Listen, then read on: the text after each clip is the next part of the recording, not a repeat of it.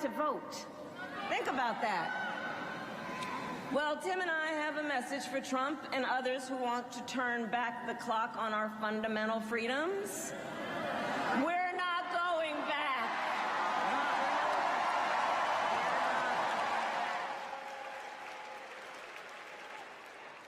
Please welcome former president of Planned Parenthood, Cecile Richards.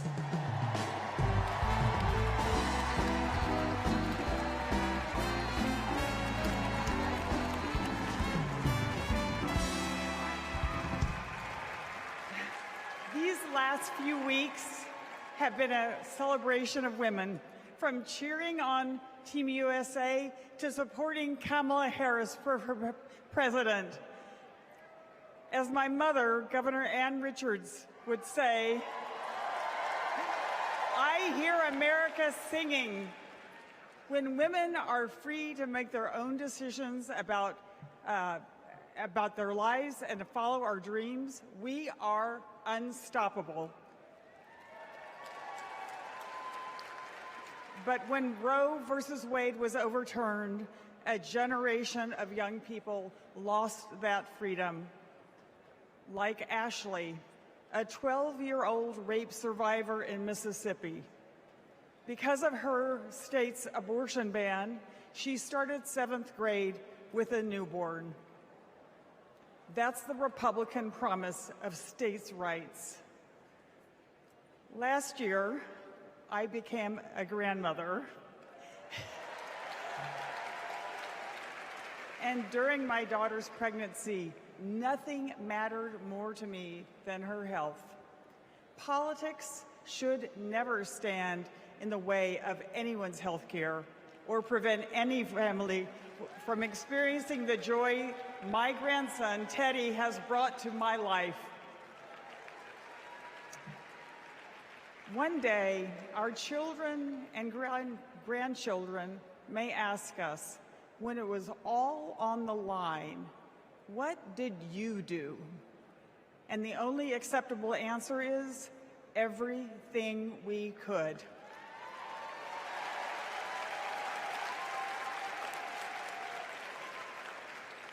This is our time. This is our time. So let's go elect Kamala Harris and Tim Walz.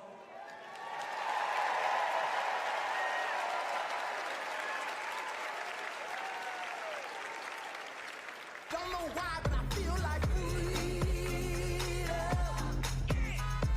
we were so lucky. We got to be the first couple married in California, in San Francisco, City Hall, no less.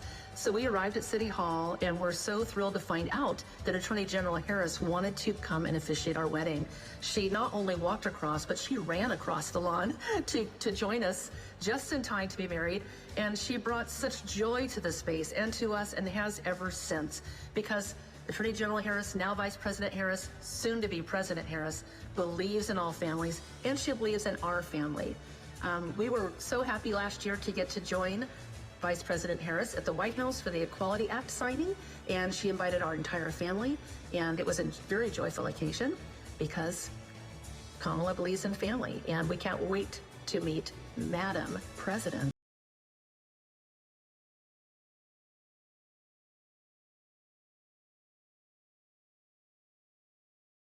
Welcome, President of the Human Rights Campaign, Kelly Robinson.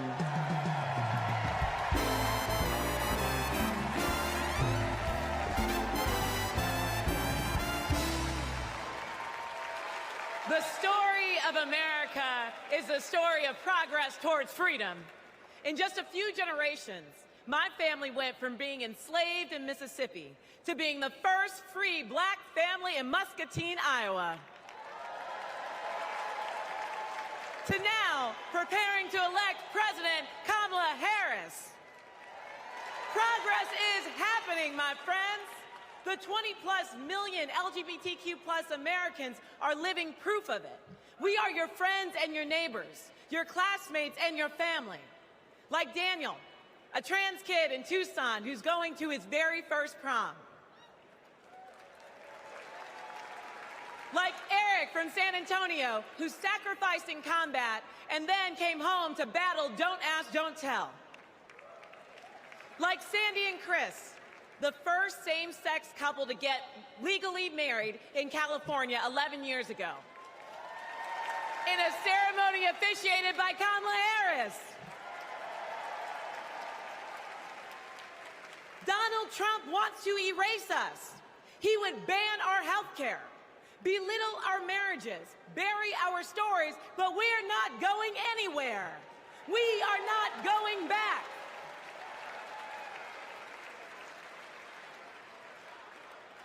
Kamala Harris.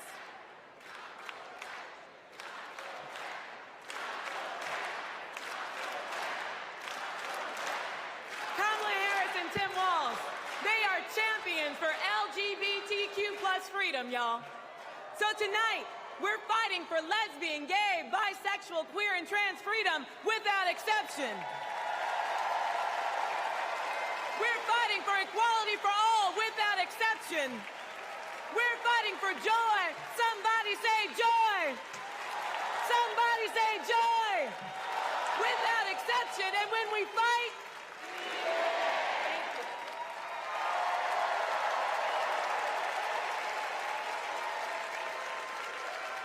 Please welcome President of Emily's List, Jessica Mackler.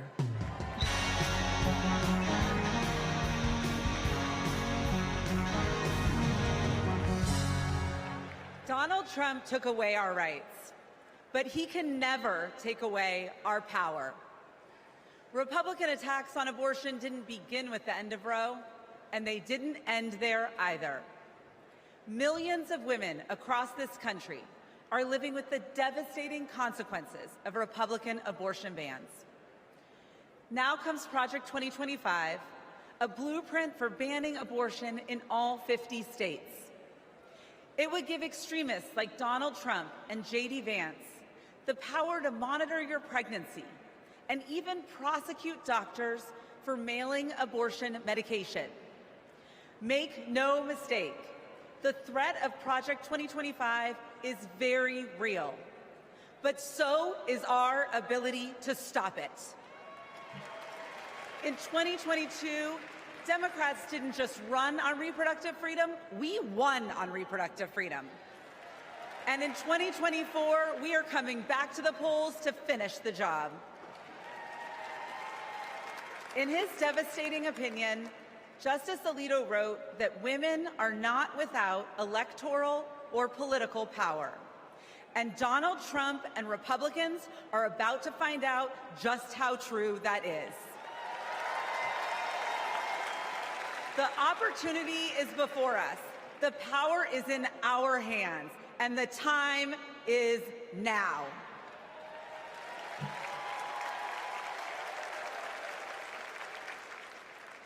Please welcome President and CEO of Voto Latino, Maria Teresa Kumar.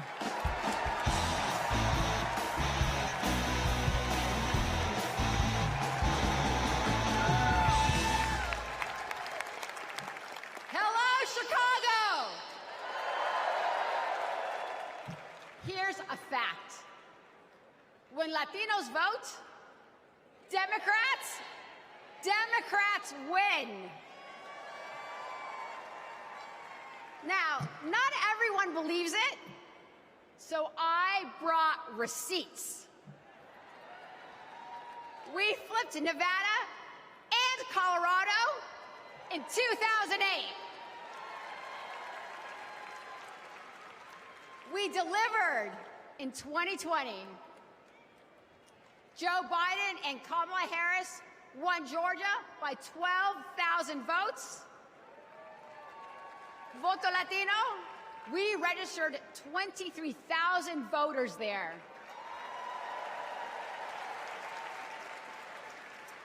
They won Arizona by 10,400 votes. We registered 34,000 voters there. Because we proved that when Latinos vote, Democrats win. Now, they're trying to suppress our vote. Boo. Our sacred and universal rights as Americans. So let me be clear. Voto Latino has registered 1.5 million voters. And we are just getting started. Because since 2020, 4 million young Latinos have become eligible to vote this election. And I couldn't be prouder because we are registering them faster than any time in our history. This year, we will prove it again. Will Latinos vote? You guys got the memo. Another fun fact. This year, more Latinos will vote than any time in our history. So that means, sí se puede, se está haciendo, sí se puede. So that means that together, we will make history and elect Kamala Harris president. Vota!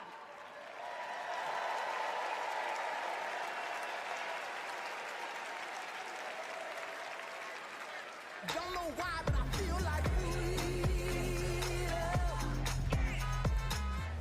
My name is Scott from Tennessee. I'm a former Trump voter. My name is Matthew. I'm from Pennsylvania, and I'm a former Trump voter. My name is Mike. I live in southeastern Pennsylvania, and I am a former Trump voter. The main reasons why I won't support Donald J. Trump for president again starts with his chaotic behavior. He doesn't care about me. He doesn't care about my family. He doesn't care about working people. 34 counts, felony counts that he was found guilty of. That's not who we want running our country. Trump scares the hell out of me. 2024 will be the first time that I have not voted for a Republican. I will be proudly voting for Kamala Harris.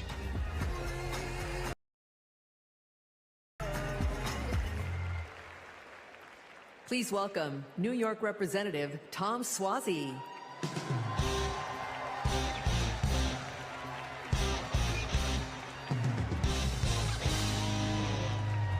I'm Tom Suozzi, and early this year, I flipped the seat from red to blue.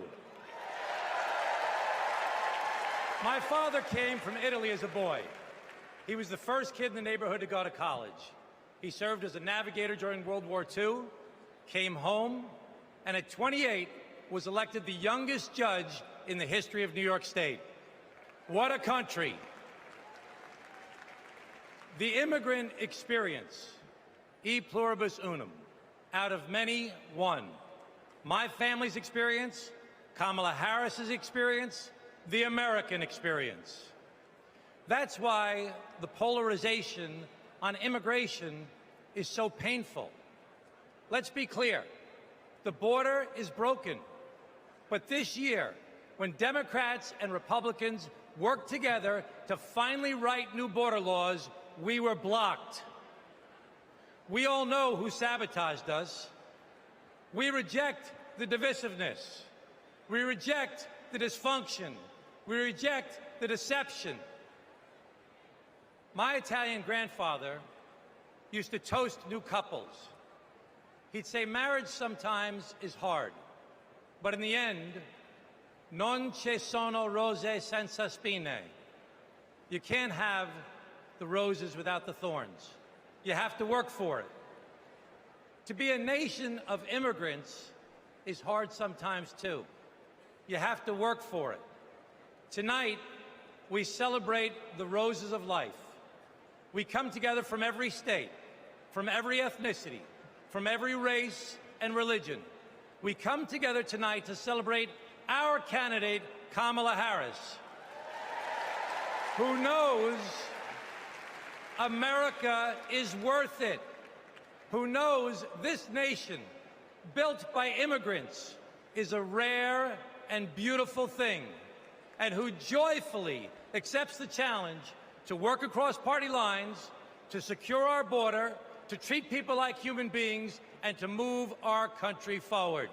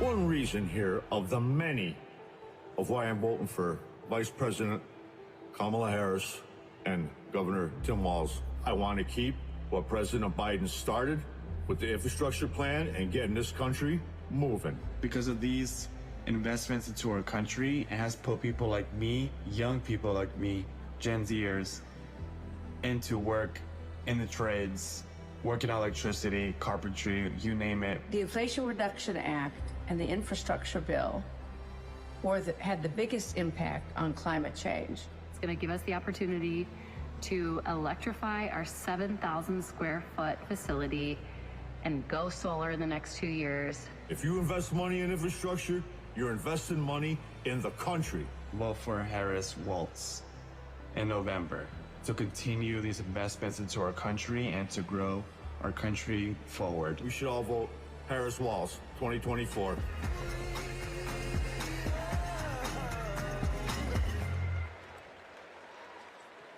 Please welcome Cincinnati Mayor Aftab Pureball and Milwaukee Mayor Cavalier Johnson.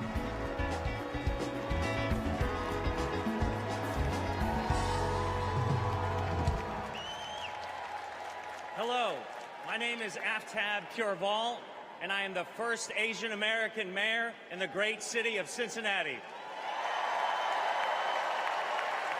As a Tibetan refugee, my mom believed deeply in the promise of America. And when I was growing up, she and my dad, who is from India, taught me that when you make a promise, you keep it. For years, politicians came through my city and promised to fix the Brent Spence Bridge, which connects Ohio to Kentucky. Donald Trump was one of them.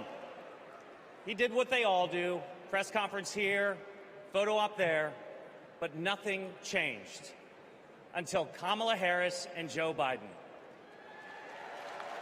Joe Biden told Cincinnatians, we're going to fix that damn bridge. And 4 months later, he signed the bipartisan infrastructure law. It gave our city the biggest infrastructure investment in history. It will stitch our communities back together, and it will fix that damn bridge once and for all. That's what leadership looks like. Not hollow promises, but solid progress. Not lip service, but true, honest-to-God public service. And under Kamala Harris, the progress will only continue.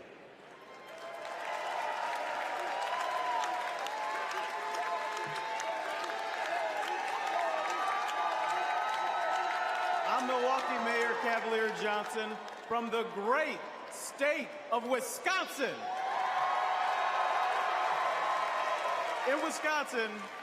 In Wisconsin, keeping promises is important. So is making amends for your mistakes. One of those mistakes happened 60 years ago in a neighborhood called Bronzeville, brimming with black music, black culture, and entrepreneurship. And then came urban renewal and the construction of Interstates 94 and 43, ripping our communities apart. 6th Street was widened and people of color were displaced. Homes destroyed, businesses shuttered, all for a quicker commute. Under Kamala Harris and Joe Biden, we're bringing Bronzeville back. With more green space, bike paths, and walkable streets to serve people who actually live there. The music is coming back. The culture is coming back. And thanks to the bipartisan infrastructure law, the opportunities are coming back. It's now my privilege to introduce two Milwaukeeans who know firsthand the power of reconnecting our communities, Rashawn Spivey and Deanna Branch.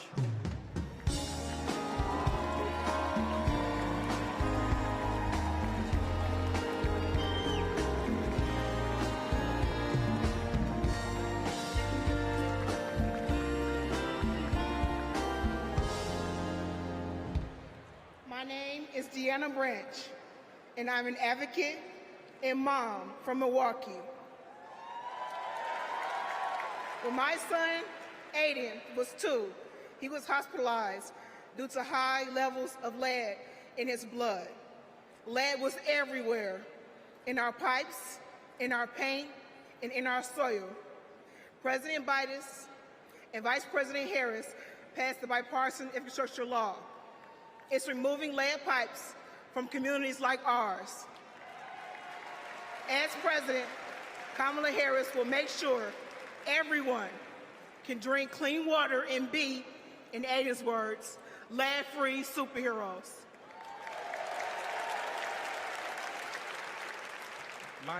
My name is Rashawn Spivey, the owner of Hero Plumbing in Milwaukee. When President Biden and Vice President Harris announced their goal to replace every lead pipe in America, Hero stepped up to help make that vision a reality. We went to work replacing lead pipes that served homes and child care communities or child care centers in our communities. Since then, we've replaced more than 1,000 pipes. That was made possible thanks to Vice President Kamala Harris. And when she visited Milwaukee 2 years ago, I got to show her our work up close.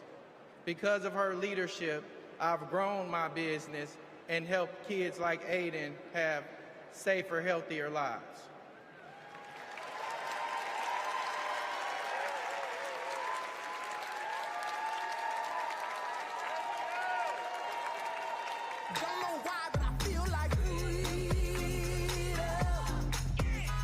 Vice President Harris came and visited my restaurant. She understands immigrant-owned businesses. She understands women-owned businesses. She understands the important role of small businesses and sees business owners not just as the backbone of our economy, but as community leaders. She has a proven track record of advocating for policies that support small businesses and push for economic equity. The sueño americano está vivo. The American dream is alive. The last 4 years have been positive, and we've experienced growth. I am truly excited to have Kamala Harris as a presidential candidate. In this election, we have another opportunity to prosper, to connect, and to unite under the American dream. I'm proud to support her for president because I believe she will lead us to a brighter future.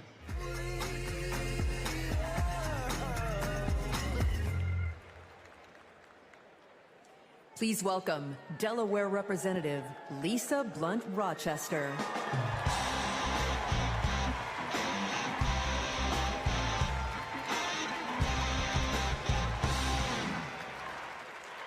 I'm Lisa Blunt Rochester, mother, grandmother, and congresswoman, and hopefully the next senator from the great state of Delaware.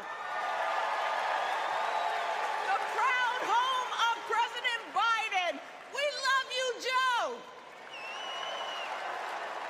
In Delaware, we know that when small businesses thrive, communities thrive.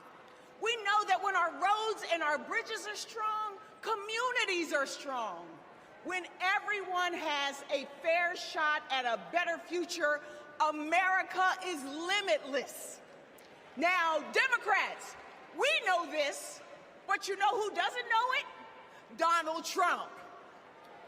He has, with his friends, said the quiet parts out loud, but not only said them out loud, he wrote a book about it.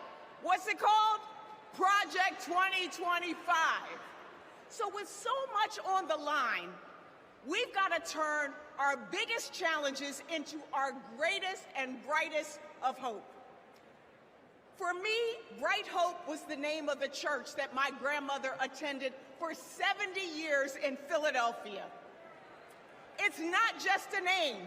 It's how I approach my life. It's how I'll lead as Delaware Senator. And it's how Kamala sees the future of America. Now, there are some who think our politics are too broken for Bright Hope. But if you want to see hope, just look. Bright Hope is record numbers of Black and brown entrepreneurs starting businesses. Bright Hope is an opportunity economy where we invest in our communities and build affordable housing. Ladies and gentlemen, Bright Hope is 4 words. Madam President Kamala Harris. Are you ready for Bright Hope? Are you ready to fight for our freedom? Are you ready to flip the House, protect the Senate, and send Kamala to the White House? Then let's go!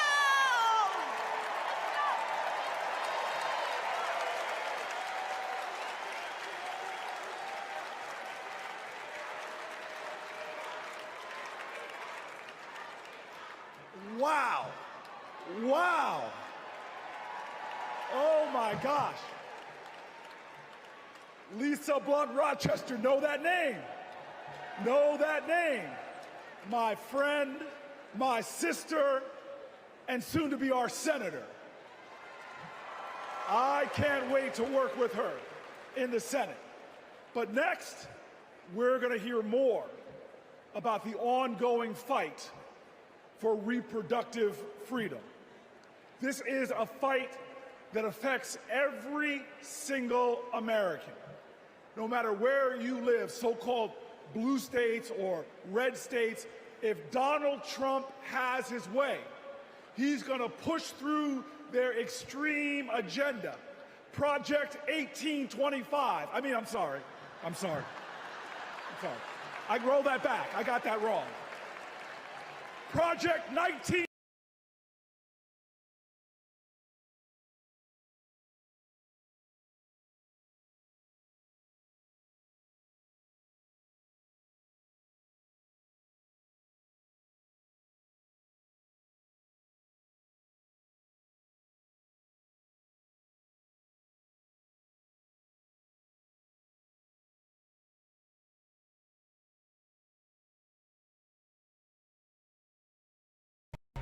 Freedom means unity.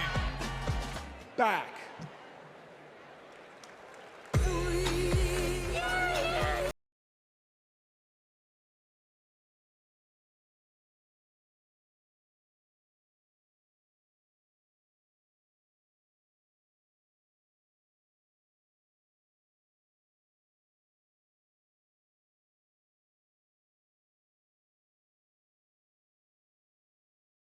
live my life. Freedom means my choice. IVF. Union strong. Basic human rights. All right. Can you make it break?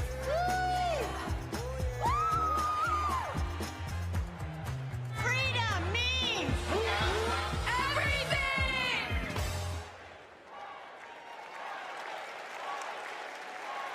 Please welcome New York Representative Grace Meng.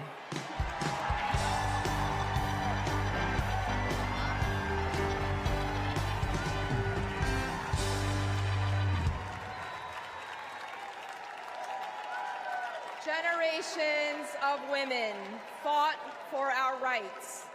Our right to vote, our right to financial independence, and our right to reproductive freedom. Our mothers and grandmothers marched for us. Because of them, my husband and I were able to choose if and when to start a family. And we have two energetic boys running around at home. Now it is our turn to take the torch for our children and grandchildren. All across our country, women are being denied life-saving health care and the right to determine their futures. And a second Trump term will be even worse. He will not stop at banning abortion. He'll let states track pregnancies. He'll put birth control and fertility treatment at risk. Trump's plan is cruel, it's dangerous, but it is not inevitable. Tonight, we mobilize for Kamala Harris. November 5th, we move forward with Kamala Harris because we are not going back.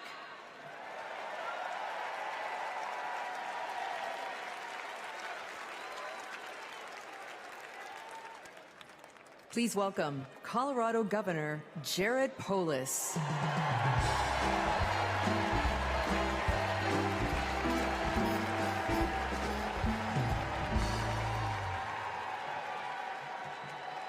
Tonight, let's talk about freedom, including our most intimate freedom, choosing when and if to have children and have a family. And let's talk about Project 2025, Donald Trump's roadmap to ban abortion in all 50 states. Look, that sounds crazy, but right here on page 562, it says that Donald Trump could use an obscure law from the 1800s to single-handedly ban abortion in all 50 states, even putting doctors in jail. Page 486 puts limits on contraception. Page 450 threatens access to IVF. On page 455, Project 2025 says that states have to report miscarriages to the Trump administration. Page 451 says the only legitimate family is a married mother and father where only the father works. You know what? I'm going to take that one out. I'm going to put that in my pocket so I can share it with undecided voters so they better understand what's at stake this election. Project 2025 would turn the entire federal government and bureaucracy into a massive machine. It would weaponize it to control our reproductive and personal choices. Look, as a Redditor, gamer, entrepreneur, and Swiftie from the free state of Colorado, I'm excited by Kamala Harris's vision for protecting and expanding our personal freedom, internet freedom, and economic freedom. Democrats welcome weird, but we're not weirdos telling families who can and can't have kids who to marry or how to live our lives. These Project 2025 people, like Trump and Vance, are not just weird, they're dangerous. They want to take us backwards. But we aren't going back, like ever, ever, ever. Let's stop Project 2025 and elect Kamala Harris president this November.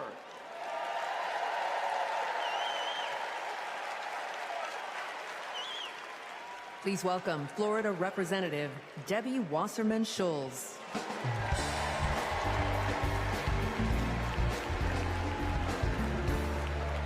Hello, America.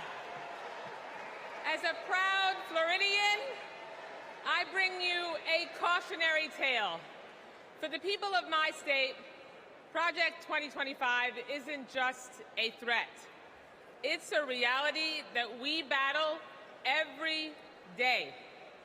From the classroom to the emergency room, Governor DeSantis turned Florida into a testing ground for the right's most egregious, dangerous policies. I can tell you firsthand, it's been devastating for families in my district and across the state. Today in Florida, state policy requires that kids are taught racist lies about so-called benefits of slavery. Books are banned. Teachers are censored. And our LGBTQ plus community, every future parent dreads her that not only would her baby not survive, her own health was in a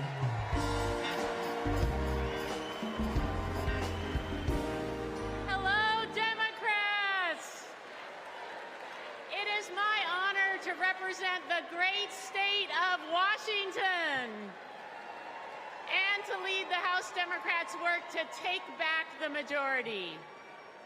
As I travel the country, I hear the same thing. People want governance that works. They don't want tax cuts for the ultra-wealthy, not a national abortion ban, or more chaos and dysfunction, or blind loyalty to Trump. In other words, they don't want Republicans in charge. We're here because we need to elect Vice President Harris and Governor Walz. And giving them a Democratic Congress is how we turn promises into progress. A Democratic majority means lowering costs and growing the middle class, expanding the child tax credit and making it permanent, protecting reproductive freedom, and yes, a Democratic House means Speaker Jeffries will certify the 2024 election. We need just 4 more seats to take back the majority. The good news is we have fantastic candidates in winnable districts all across the country. In battleground states like Michigan and Arizona, in blue states like New York and California, and even in states like Iowa and Nebraska. And we're going to make history by picking up a seat in the state where I was born, Alabama. In 2022, we came within 7,000 votes of the majority. So it's within our power to win these critical races. This election is about our rights, our freedoms, our democracy, and our future. So let's get out the vote. Let's take back the House. Let's make Hakeem Jeffries our next speaker. And let's send Kamala Harris and Tim Walz to the White House. Thank you.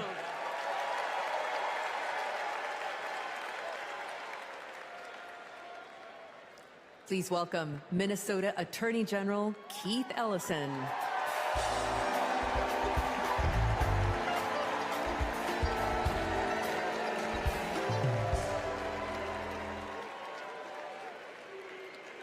Friends, I'll never forget when I first saw the video of the murder of George Floyd. I was heartbroken. I was angry. And that morning, my phone rang. And on that line was Governor Tim Walz. Tim Walz felt the exact same way I did. And a few days later, Tim appointed me to prosecute Floyd's murder. Almost a year after that, minutes after the guilty verdict came down, my phone rang again. And it was Vice President Kamala Harris calling to congratulate my team and the work. Now, Kamala and Tim, they understand the legacy of George Floyd. No one is above the law, and no one is beneath it. No one is outside the circle of our compassion. In the Republican Party, everyone thinks they're above the law. Hell, nearly a dozen of their own lawyers are facing serious charges. Even their lawyers need lawyers. These con artists are trafficking in the defective goods of division, exclusion, and fear. And friends, selling defective goods is a scam. And like Kamala Harris, I am an attorney general. And attorney generals know what a scam is when they see it. Like my friend Tish James, for example, from New York. America, we won't be scammed again. We're not going back, we are going forward. And Kamala Harris and Tim Walz are ready to lead us there. I've worked side by side with Tim Walz for 18 years. His office is right across the hall from mine. And I've seen him deliver for the people of the state of Minnesota every day. Everybody knows Minnesota is one of the best states to live in, to raise a family, to do business, and we've got the best voter turnout in America. Facts. Kamala and Tim, they fight for the people, and they also listen.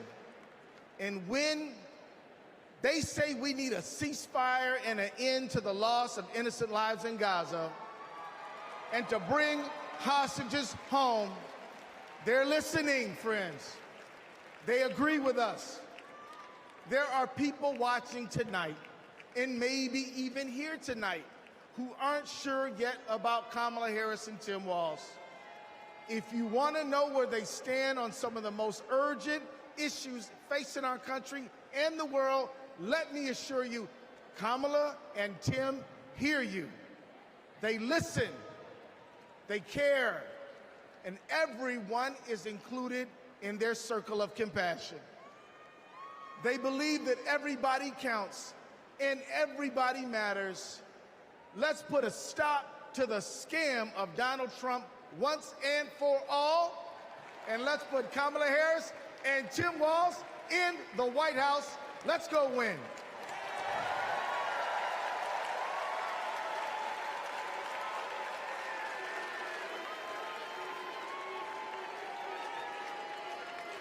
Have you ever discussed Special Counsel Mueller or his investigation with anyone?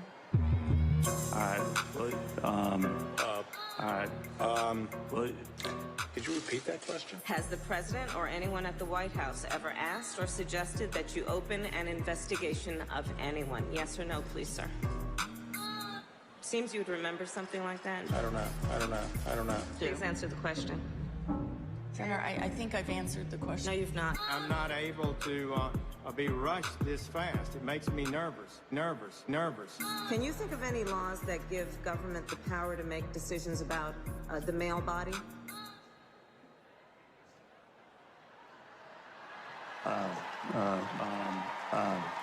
I'm not thinking of any right now.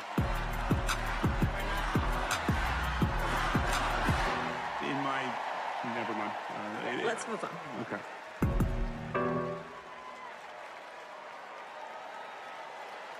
Please welcome Michigan Attorney General Dana Nessel.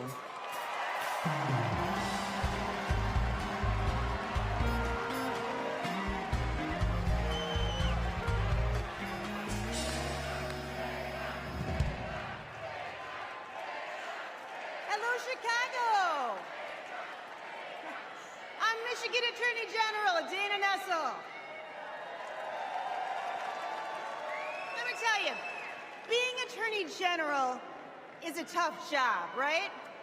But as California's Attorney General, Kamala Harris never shied away from a good fight. She's held accountable environmental polluters, sexual abusers, and transnational gangs. But what really stands out is when she stood up and protected her constituents' freedoms. In 2011, she refused to defend California's ban on same-sex marriage. She refused to argue that some families should have fewer rights than other families. It meant a lot. She was fighting for families like mine. Now, in 2022, I faced a similar situation when, after Roe v. Wade was overturned, Michigan's archaic abortion ban was resurrected. But Vice President Harris had my back, and she reminded me that protecting people's lives and defending their rights is our job.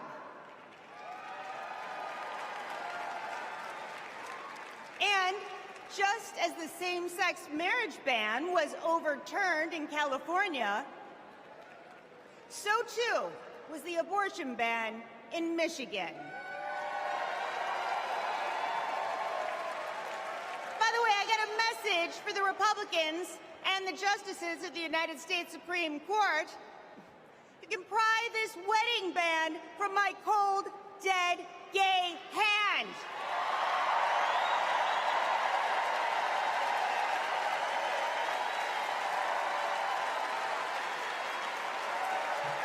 And I'm retaining a lot of water, so good luck with that.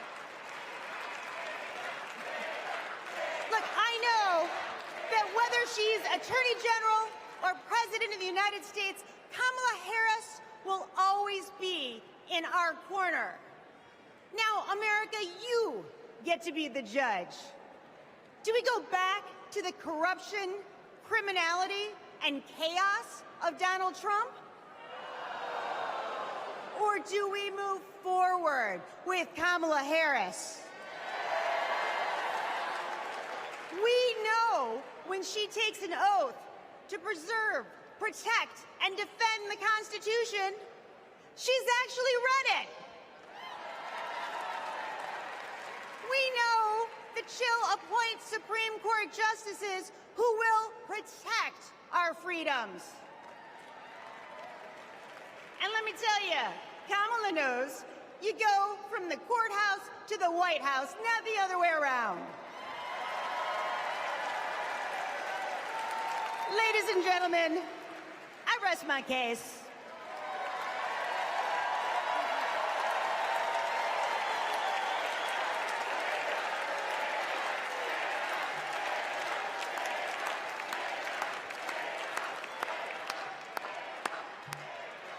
Wow. Wow. I just want to say thank you, Attorney General Nessel.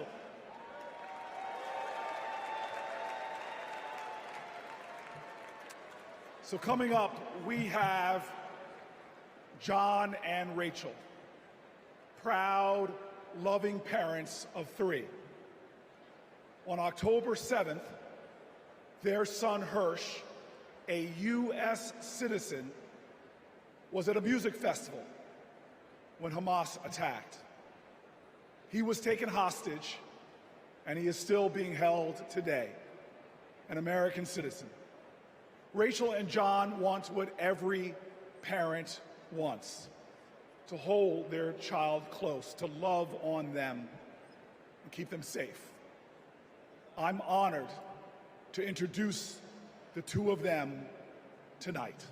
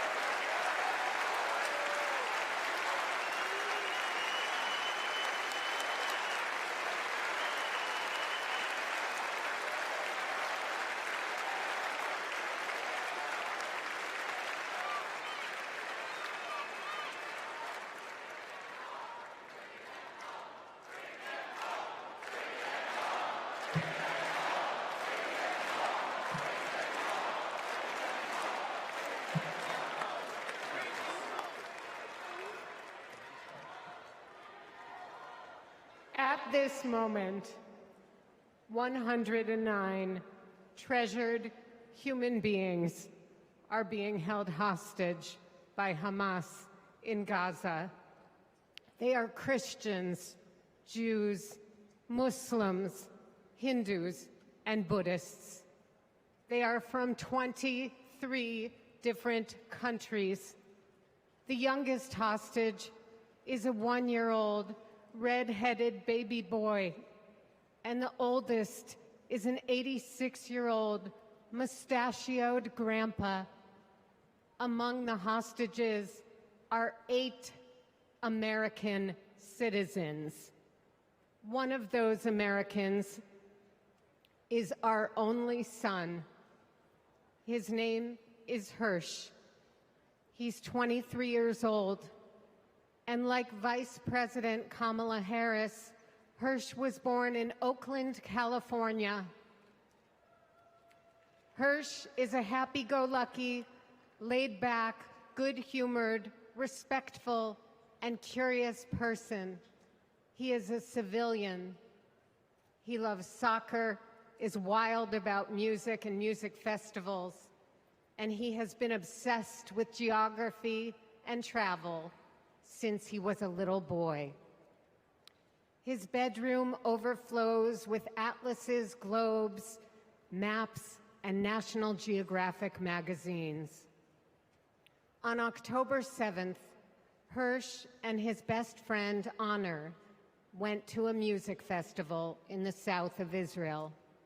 It was advertised as celebrating peace, love, and unity. They also went to celebrate Hirsch's 23rd birthday.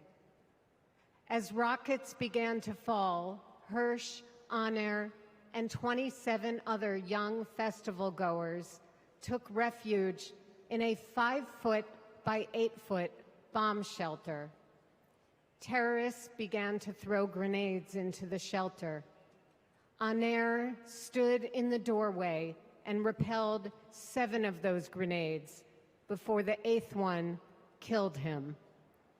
Altogether at the Nova Music Festival, 367 young music lovers were killed. This was just one of the many attacks on neighborhoods and communities in southern Israel on that terrible day. In total, 1,200 were killed, including 45 Americans. Hirsch's left forearm, his dominant arm, was blown off before he was loaded onto a pickup truck and stolen from his life and me and John into Gaza. And that was 320 days ago. Since then, we live on another planet. Anyone who is a parent or has had a parent can try to imagine the anguish and misery that John and I and all the hostage families are enduring. Rachel and I are comforted to be back in our sweet home, Chicago. We were both born and raised here, and our families still live here. This is a political convention, but needing our only son and all of the cherished hostages home is not a political issue. It is a humanitarian issue.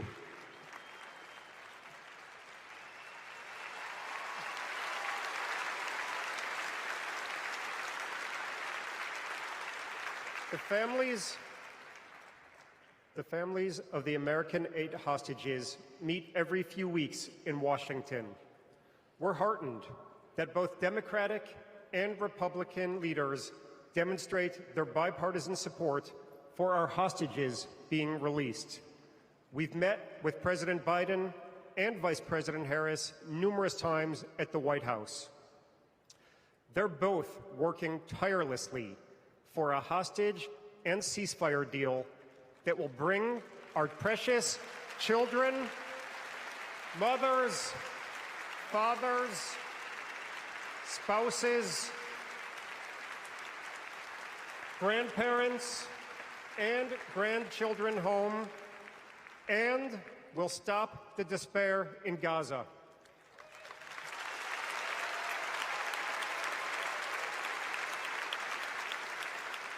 We are all deeply grateful to them.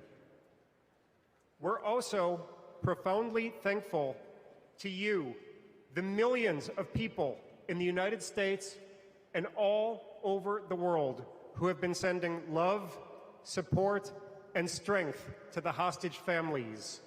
You've kept us breathing in a world without air.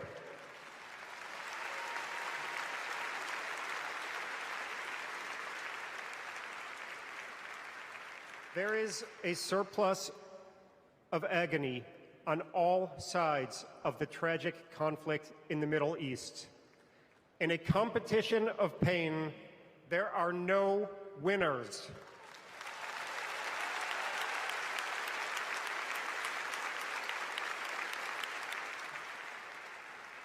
In our Jewish tradition, we say, Kol Adam Olam Umlo'o. Every person is an entire universe. We must save all these universes.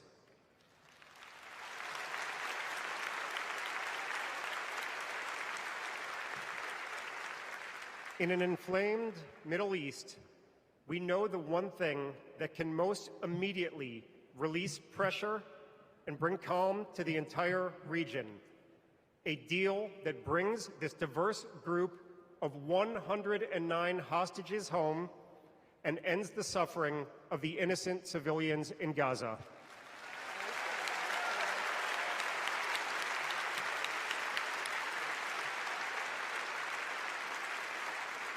The time is now.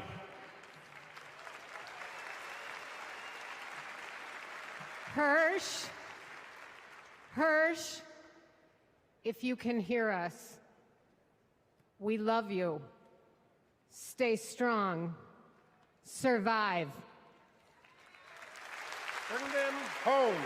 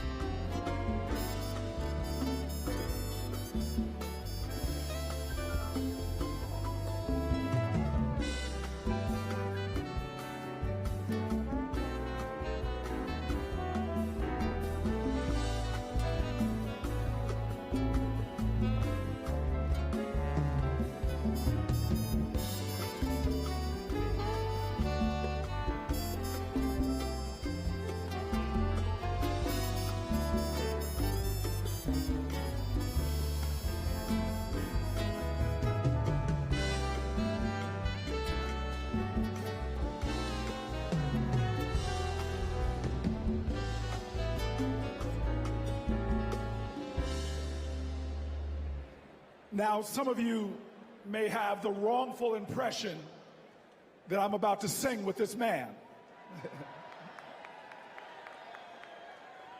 That ain't gonna happen. But I'll tell you what, I want to bring you all to a street in Newark, New Jersey called Martin Luther King Boulevard. On that street was this incredible housing project called Brick Towers. We never mistaked wealth with worth. In those towers was a tenant president named Miss Virginia Jones. Her son was murdered in the 1980s in the lobby of one of those buildings, but she was a woman of invincible joy. And I'll tell you this, I used to ask her, how are you so joyful? And she would always tell me, as church woman, she'd say, the joy I have, the world didn't give it to me. Come on now, come on now. She taught me that you've got to generate the joy, that hope is the active conviction that despair will never have the last word. And so tonight, there are so many challenges in our nation. There are so many problems that we're facing. Heck, if America hasn't broken your heart, you don't love her enough. But yet, we will be joyful warriors. We are going to bring back to the journey of our nation joy. And if there's any tradition in America that has helped us to generate that joy, it has been the artists of America. It has been those folks bringing the rock and roll and the funk, bringing the gospel and the hard rock. Well, tonight we are blessed by one of those great American artists that helps us to cleanse our spirits, to raise our hearts, and to bring in that joy. Ladies and gentlemen, I give you one of the true greats in America, someone to bring the joy to this incredible arena, Maren Morris.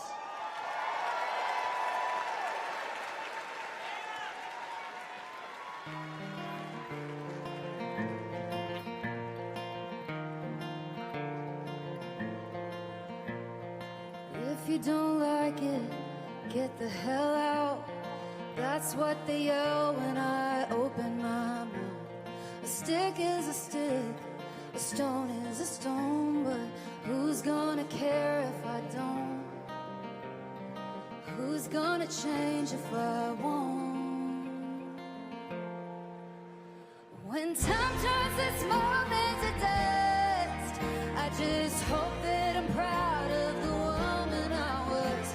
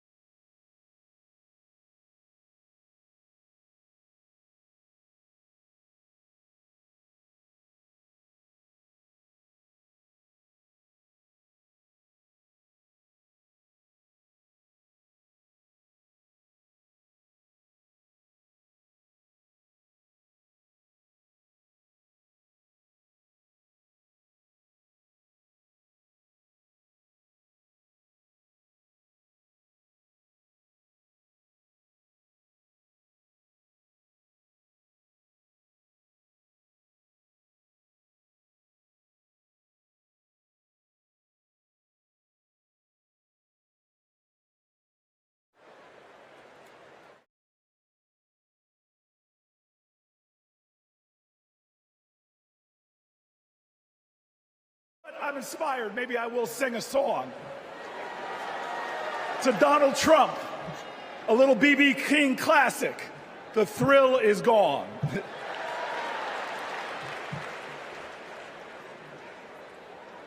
I want you all to know tonight is about joy. American history, our common history, is a testimony to taking on the insurmountable and achieving the impossible. That should bring us joy.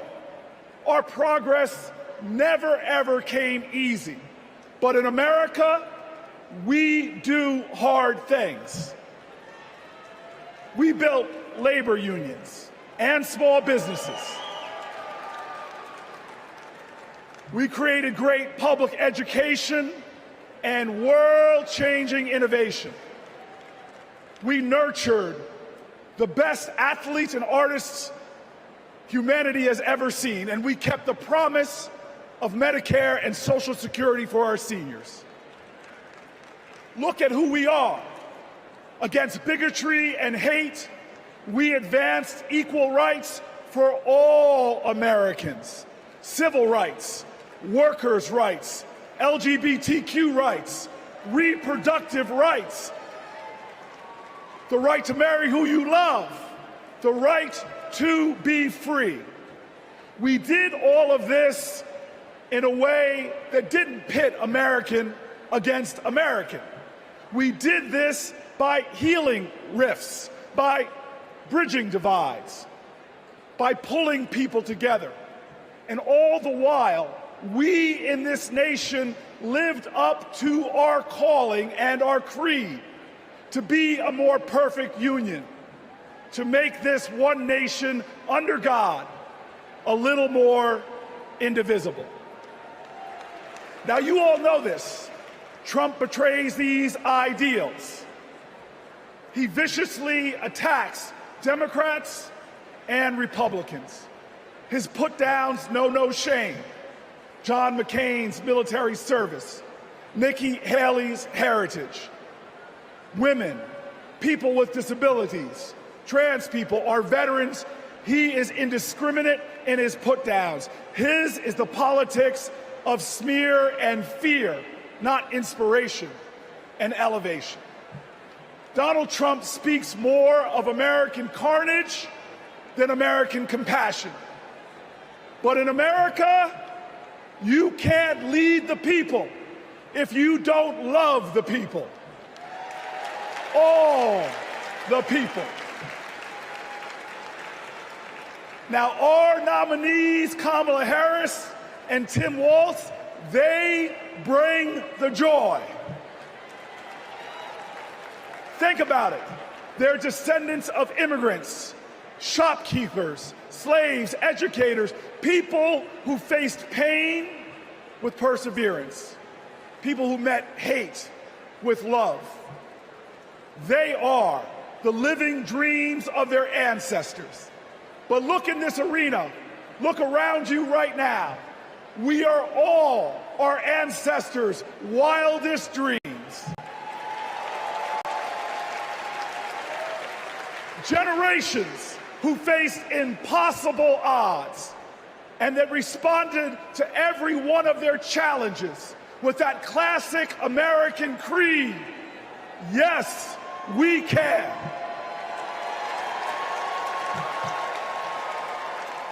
So there are doubters out there.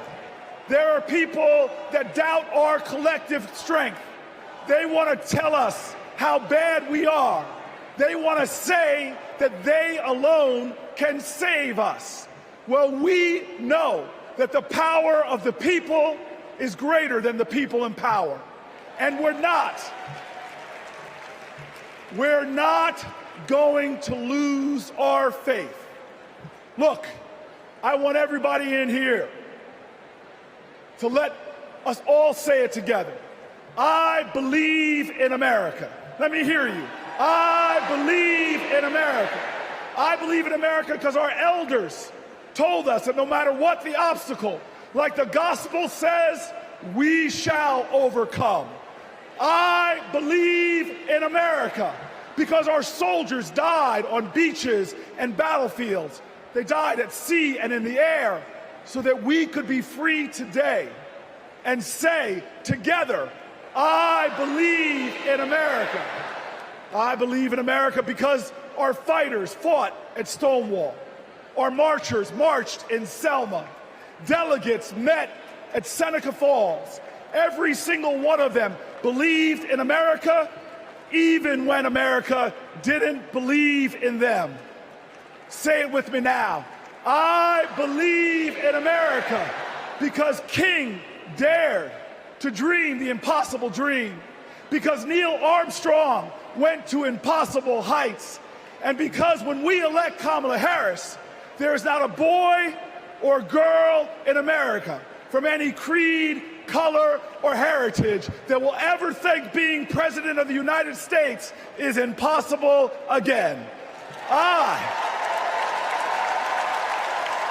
Say it with me. I believe in America, the land of hope and heroism. I believe in America, the land of courage and compassion. I believe in America, where we share common ground and common cause and one common destiny. And let me tell you, if you believe in America, if you love in America, then you will work for America.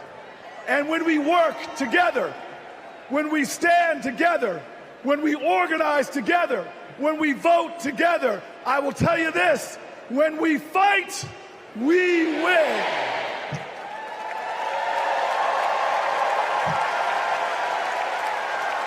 Ladies and gentlemen, Veronica Escobar.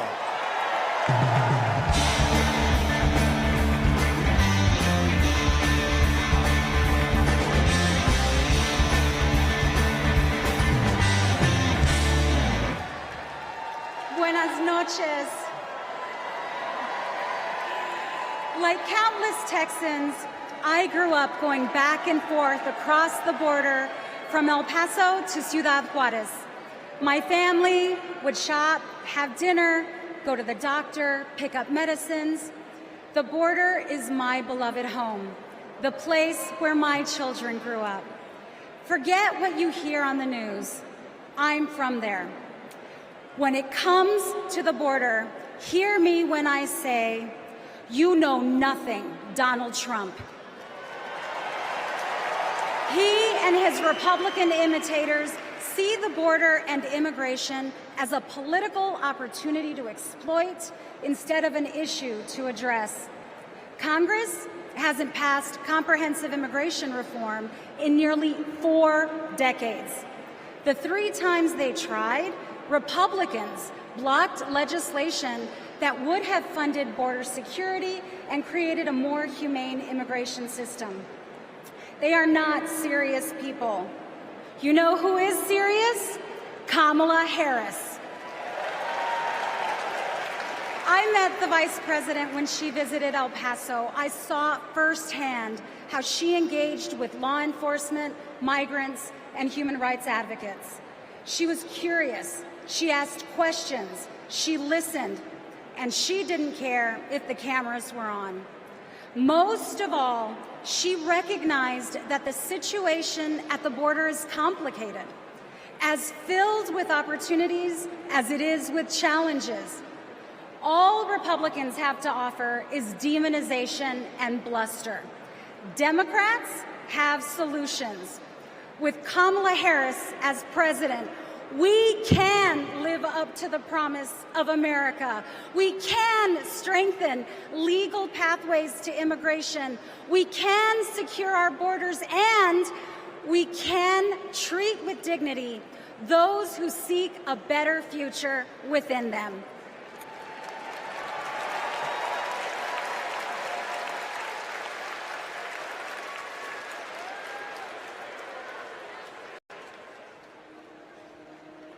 I have a question for you.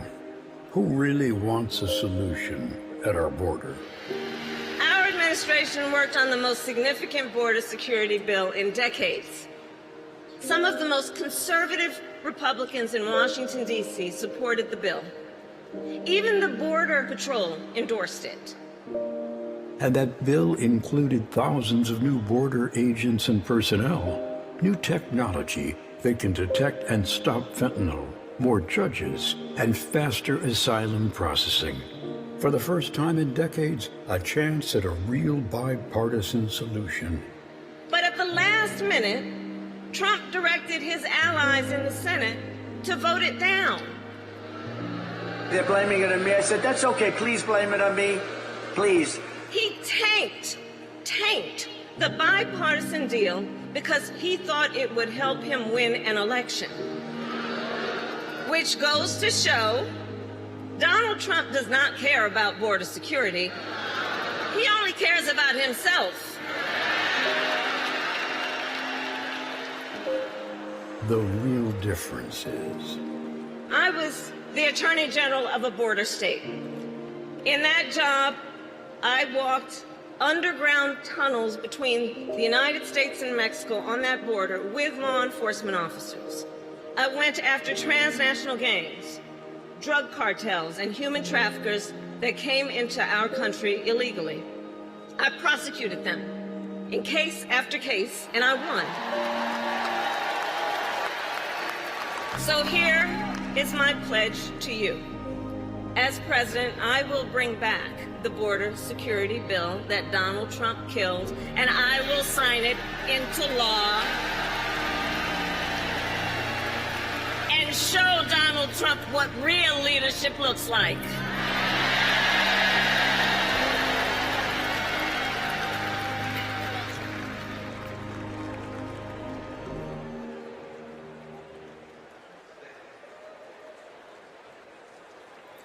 Please welcome Connecticut Senator Chris Murphy.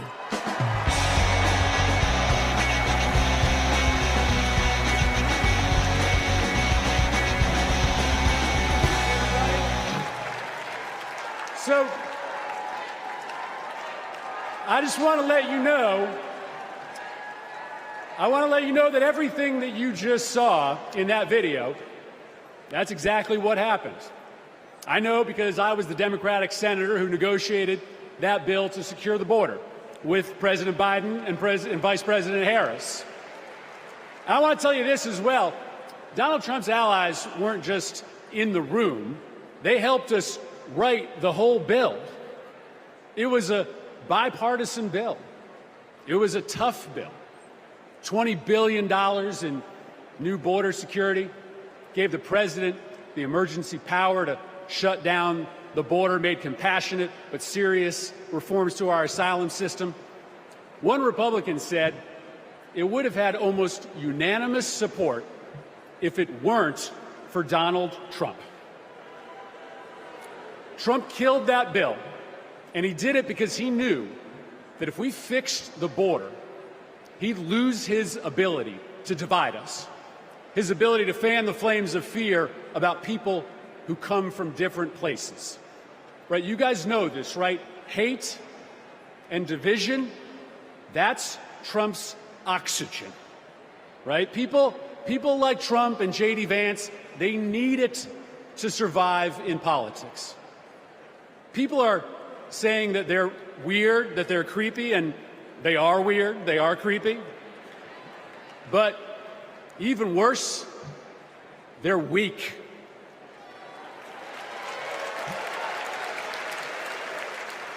Kamala Harris is not weak. For 20 years, Kamala Harris has been tough as nails when it comes to securing our border. When she was a California prosecutor, she went after drug smugglers, human traffickers. She put 100 gang members away in a single sweep. Trump says that a safe nation can't be an immigrant nation. That's flat wrong, and Kamala Harris knows it. She knows this, too. Engraved on the Statue of Liberty is a poem. The last line reads, "I lift my lamp beside the golden door."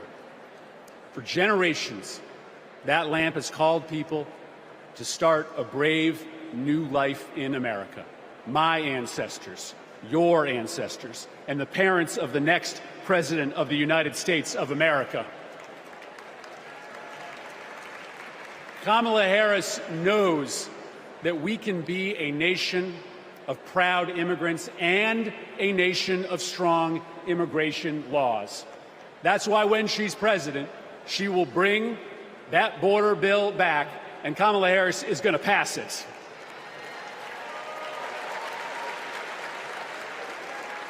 How do I know this?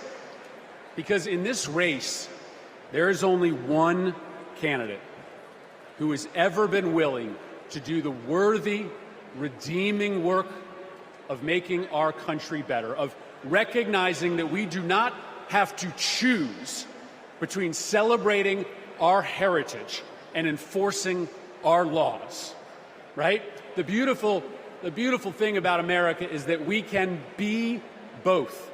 We can be a nation of immigrants who love their country and a nation with a secure border. And there is only one candidate. There is only one candidate who can deliver that vision of America, and it's Kamala Harris. Thank you very much, Democrats.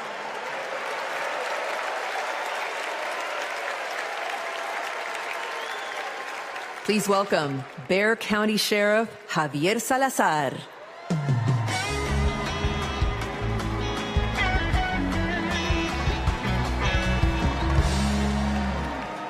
On the other side of the border, the traffickers, they pack migrants into 18-wheelers like cattle, 50, 100 at a time. Then they seal the doors. That's when the 911 calls come. We hear them, desperate, terrified, gasping for air. Now, sometimes we get there in time.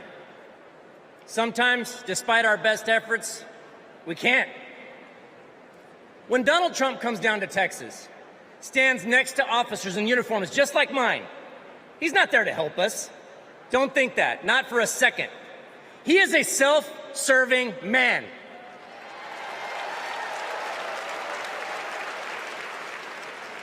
I mean, look, just like when he killed the border bill, he just made our jobs harder.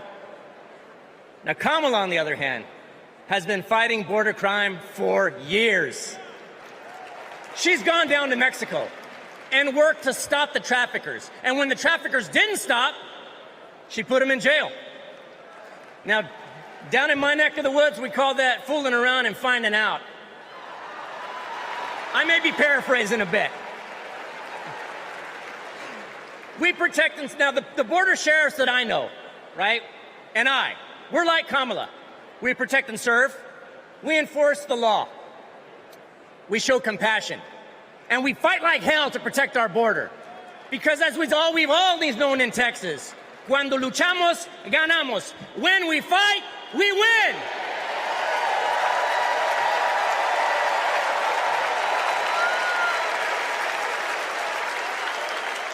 Please welcome California Representative Pete Aguilar.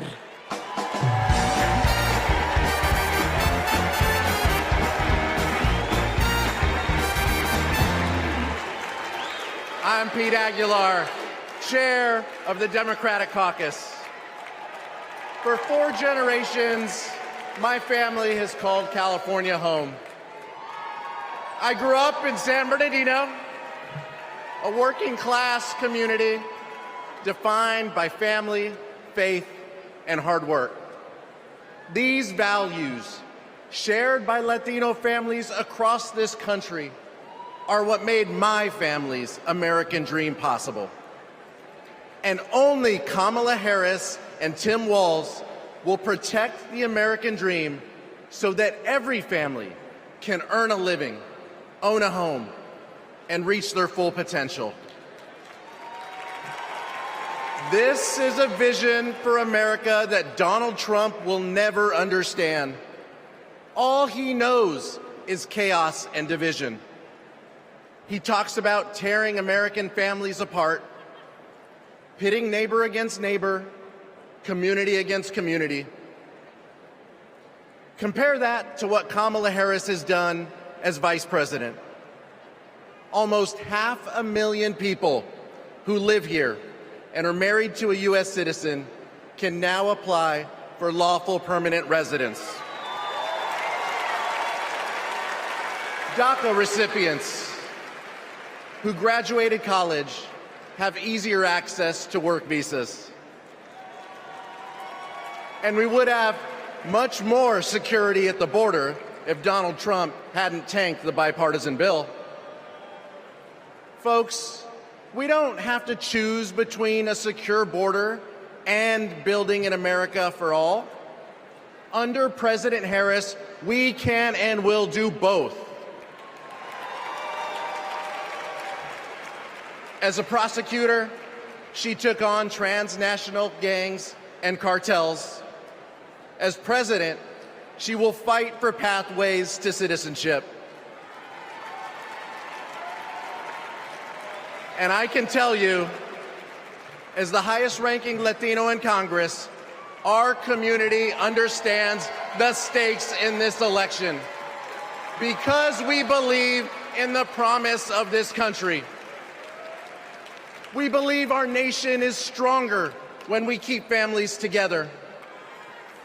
We believe our union is more perfect when dreamers become doctors, teachers, construction workers, and military service members. Latinos believe in that American dream and a brighter future. One where we secure our border, fix our broken immigration system, and unlock economic opportunity for all. And together, we will win. Thank you.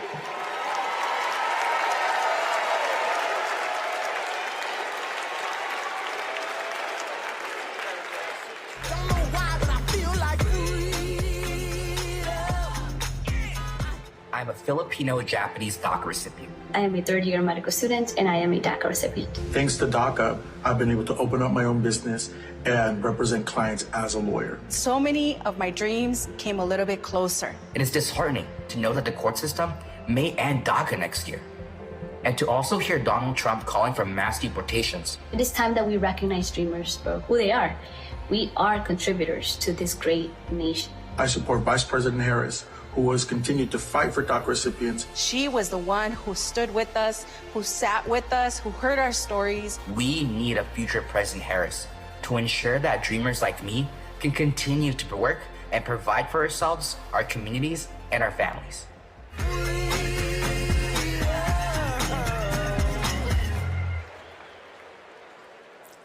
Please welcome United States Marine Corps veteran Carlos Eduardo Espina.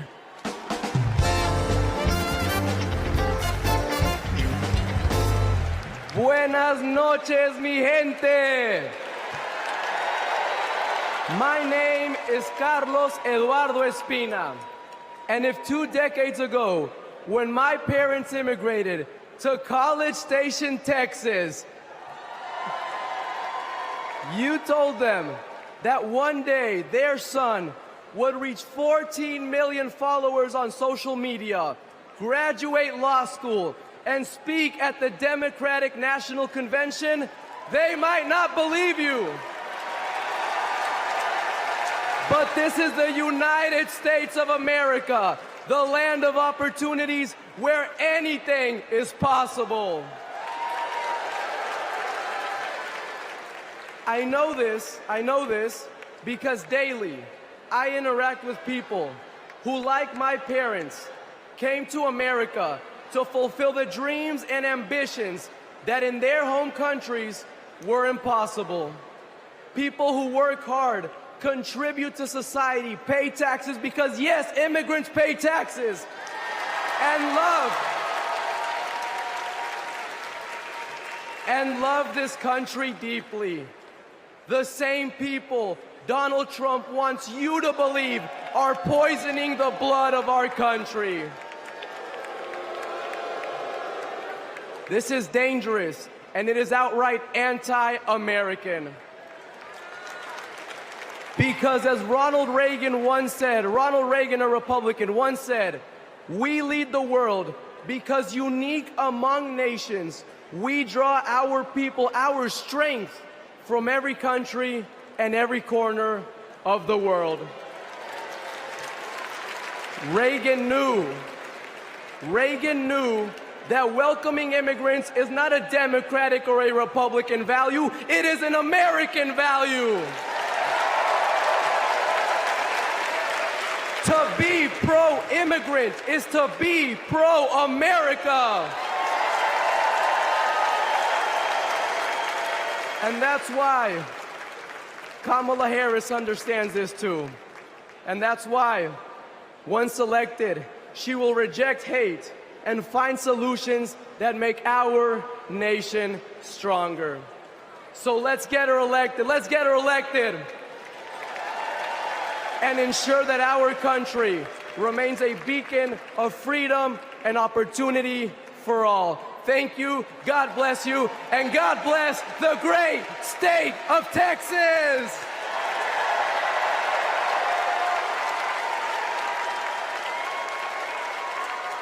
Please welcome former Homeland Security and Counterterrorism Advisor to Vice President Pence, Olivia Troy.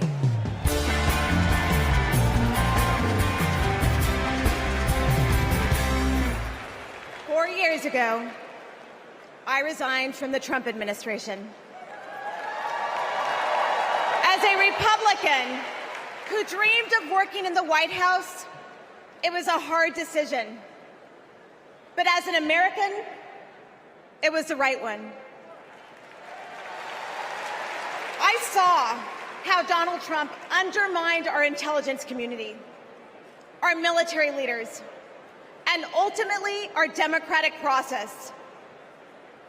Now, he's doing it again, lying and laying the groundwork to undermine this election. It's his MO, to sow doubt and division. That's what Trump wants, because it's the only way he wins. And that's what our foreign adversaries want, because it's the only way they win. As a national security expert, y como Latina, y hija de una inmigrante mexicana que realizó el sueño americano, being inside Trump's White House was terrifying. But what keeps me up at night is what'll happen if he gets back there. The guardrails are gone. The few adults in the room the first time resigned or were fired. I grew up in the kind of working family that Trump pretends to care about. Conservative, Catholic, Texan. July 4th was our most sacred holiday. Those values made me a Republican. And they're the same values that make me proud to support Kamala Harris. Not because we agree on every issue, but because we agree on the most important issue: protecting our freedom.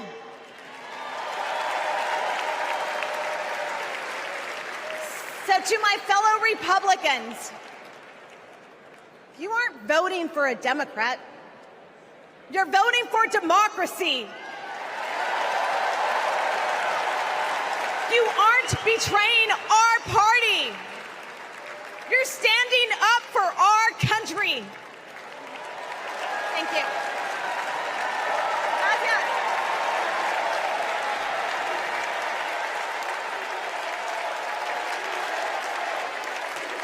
Please welcome former Georgia Lieutenant Governor Jeff Duncan.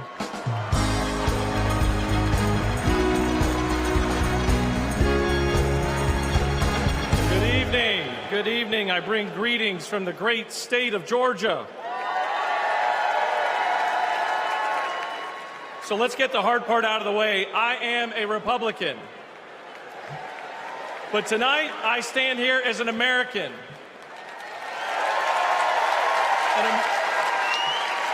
An American that cares more about the future of this country than the future of Donald Trump. My journey started to this podium years ago when I realized Donald Trump was willing to lie, cheat, and steal to try to overturn the 2020 election.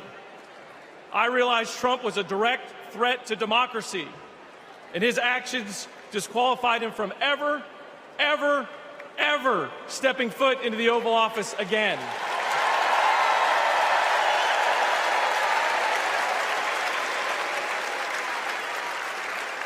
I could spend my time revving up this crowd, but I'm certain I don't have to talk anybody out of voting for Donald Trump here. So I'm going to focus my attention on the millions of Republicans and independents that are at home that are sick and tired of making excuses for Donald Trump.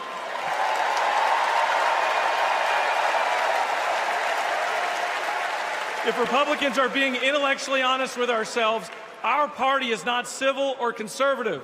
It's chaotic and crazy, and the only thing left to do is dump Trump.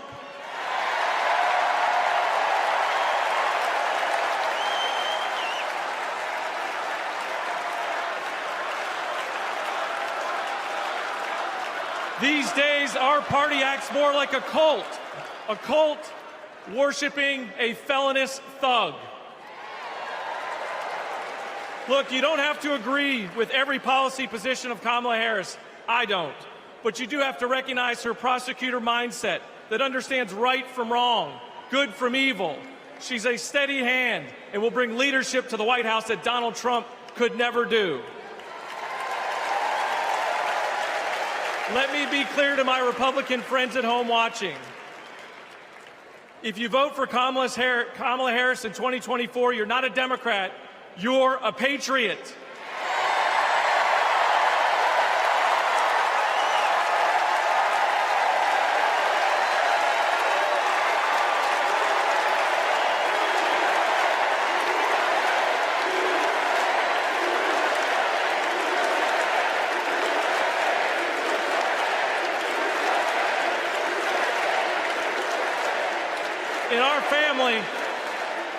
In our family, my wife Brooke and I are raising 3 boys, and we have a family motto. And it says, doing the right thing will never be the wrong thing. During 2020, during just the lowest of lows, when we had armed officers outside our house protecting us from other Republicans, Donald Trump had targeted us. My son came downstairs, and he handed me this coaster that I'd given him years before at a father-son retreat for our church. And he said, hey, Dad, doing the right thing will never be the wrong thing. Stay strong.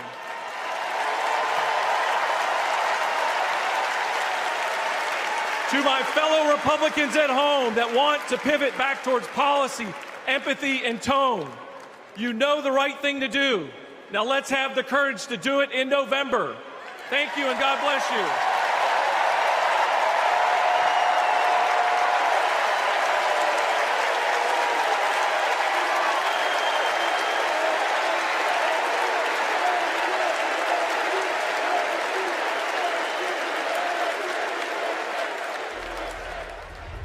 We will never give up. We will never concede. It doesn't happen. You don't concede when there's theft involved. And after this, we're going to walk down, and I'll be there with you. We're going to walk down to the Capitol, because you'll never take back our country with weakness. You have to show strength, and you have to be strong. It does look like we're going to have an ad hoc march stepping off here. There's a crowd surge heading east. Mike Pence, I hope you're going to stand up for the good of our Constitution and for the good of our country. And if you're not, I'm going to be very disappointed in you. I will tell you right now.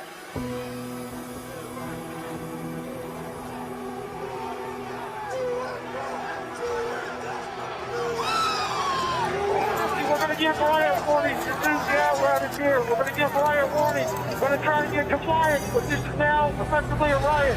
49 hours declaring it a riot. 5 to 50 be advised. They're trying to breach and get to the Capitol.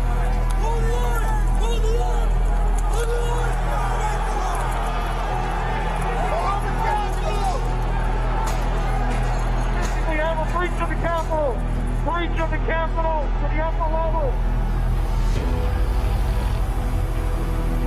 Mike Pence didn't have the courage to do what should have been done to protect our country and our Constitution. Bring out Pence! Bring out Pence! Bring out Pence!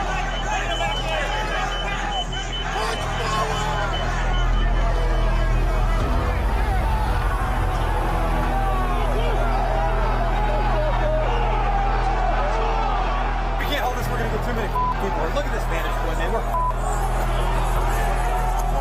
We're trying to hold the upper deck. We're trying to hold the upper deck down. We need an area for the House members. They're all walking over now through the tunnels.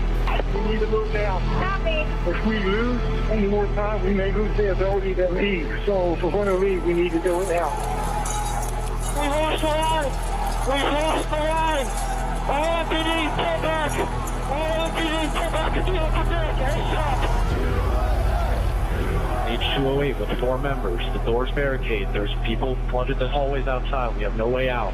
Officers still remaining on the House floor, so we can secure the members on the other side. Copy. Officers down! Get them up! Get them up!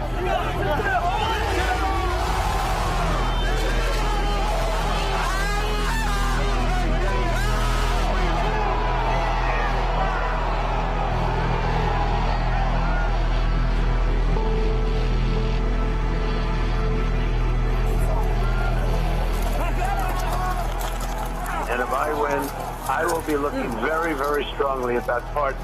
And I mean full pardons with an apology to many, an apology.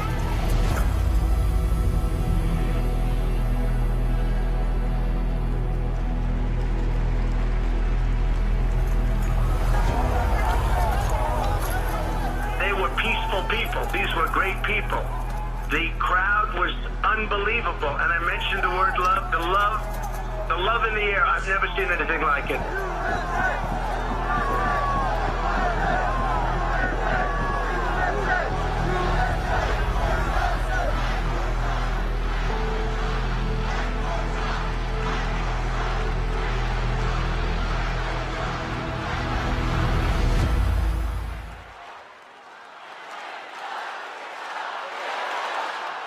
Please welcome Mississippi Representative Benny Thompson.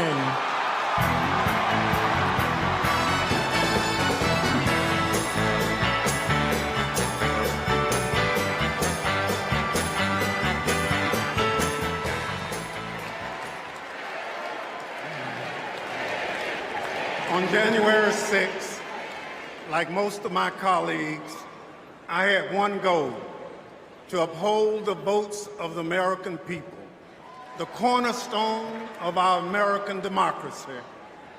But as what you've just witnessed, let me remind you that the members of that violent mob had another goal. They wanted to stop the peaceful transfer of power for the first time in American democracy. Thank God they failed. Because in this country, we settle our differences at the ballot box, not through violence. It took a long time to get here, and we are not going back. Because I remember that dark history. It's my own history. In this life, my father never cast a vote because of Jim Crow. So I dedicated my career to protecting the votes against violence and discrimination. You can imagine what I felt on January 6th when I saw with my own eyes those insurrectionists trying to take that away. They did it to rob millions of Americans of their votes. They did it because Donald Trump couldn't handle losing. He lied about the election fraud. He called his conspiracy-led mob to Washington. He would rather subvert democracy than submit to it. Now he's plotting again. His campaign proclaims that elections won't end until the moment of inauguration. We will win or it was rigged. We win or else. This is Donald Trump's America. Elections are about choice. Choose democracy, not political violence. Choose the America we've always taught our children to love. Choose Kamala Harris.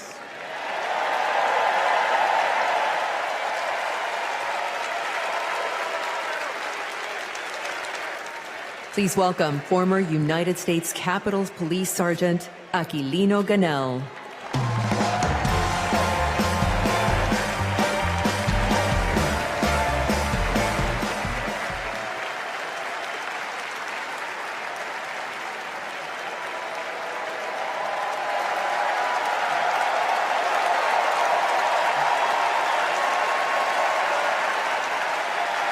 Thank you.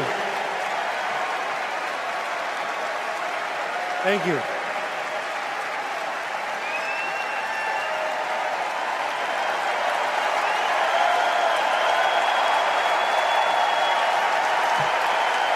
Thank you. Before I begin, I need to acknowledge the sacrifices that 5 officers who died as a result of January 6 made on that day.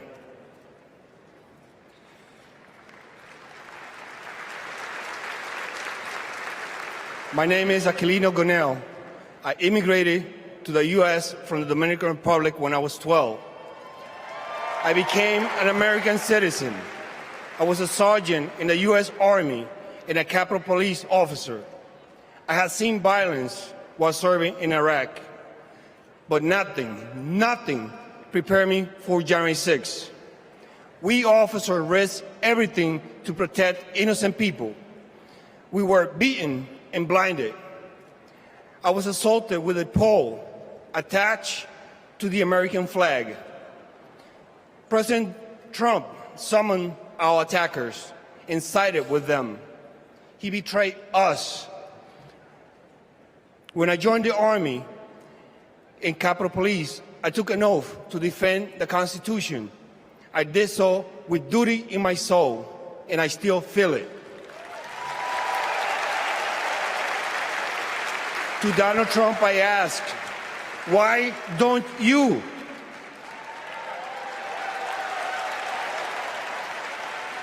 On January 6, I nearly died protecting the Capitol, and I will do it again for our democracy. The way to preserve it is to elect Kamala Harris, our first female commander-in-chief.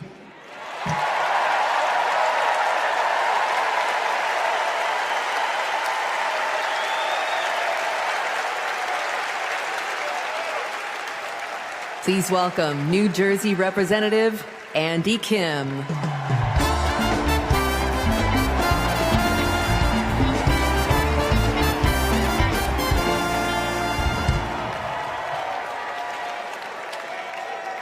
When I was a kid, my parents brought me to the Capitol.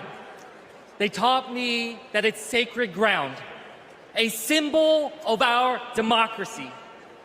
When I got to Congress, I was excited to bring my little boys to the same beautiful building. I asked them, do you like the Capitol?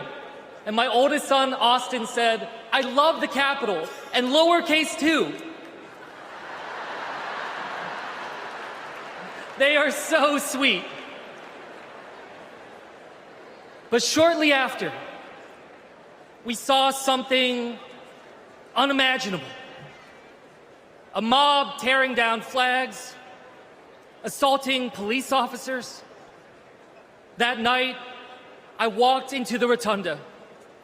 The floor was covered in broken glass and garbage, strewn with the chaos unleashed by Donald Trump. And I thought to myself, how did it get this bad? So I did the only thing I could think of. I grabbed the trash bag and started cleaning up.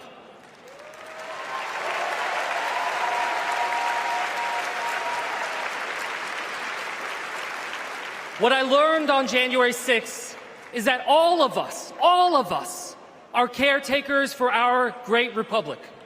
We can heal this country, but only if we try. Many of you are doing your part through your voices and your votes. Always remember, this chaos that we see, it doesn't have to be this way. As a father, I refuse to believe that our kids are doomed to grow up in a broken America. There is a hunger right now in this country for a new generation of leadership to step up. Let's choose Kamala Harris and Tim Walz. Let's do this for our kids and our grandkids. Thank you.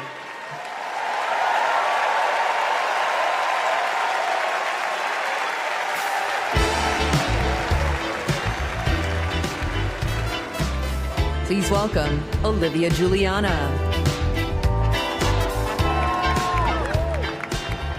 Hello from a proud Texas Democrat. This November, I'll cast my first vote in a presidential election ever. The fact is, our right to vote is under attack. I've seen it. Long wait lines. People blocked from registering to vote. Texans denied our voice. Donald Trump's Republicans are making it harder for us to vote.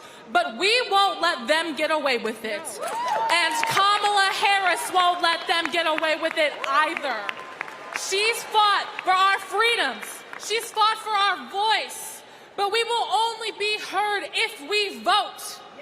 As the saying goes, if you're not at the table, you're on the menu. So Gen Z, let's take our seat in our democracy and cast our ballots this November for Kamala Harris and Tim Walz. And now, ladies and gentlemen, American icon Stevie Wonder.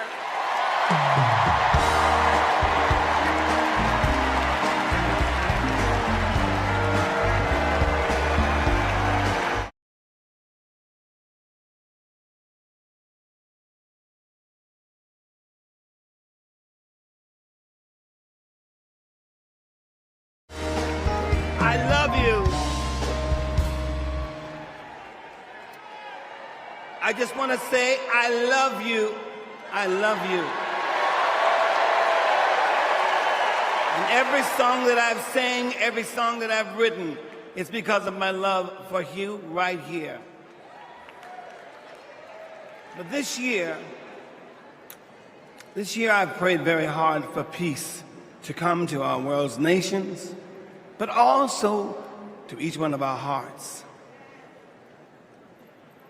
Even though our hearts have been beaten and broken, beyond prayer, I know the importance of action, and now is the time to understand where we are and what it will take to win.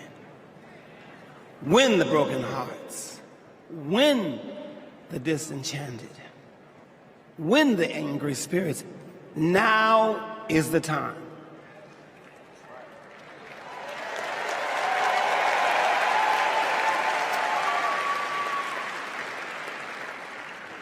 This is the moment to remember when you tell your children where you were and what you did. As we stand between history's pain and tomorrow's promises, we must choose courage over complacency.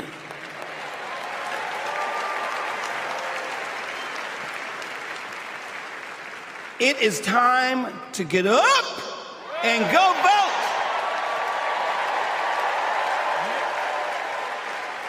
Listen, the choice is clear. Clearer than anyone else is saying. Do you hear me? Clearer than anyone else is saying. You feel me? Yeah. We need to choose joy over anger, kindness over recrimination, and peace over war. Every time.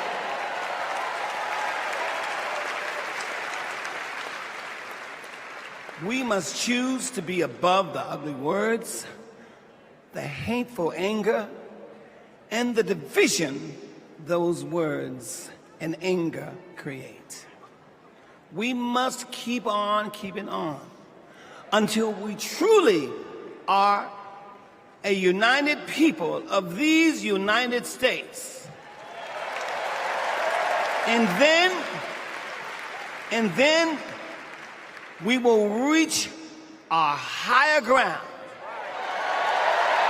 Are y'all ready?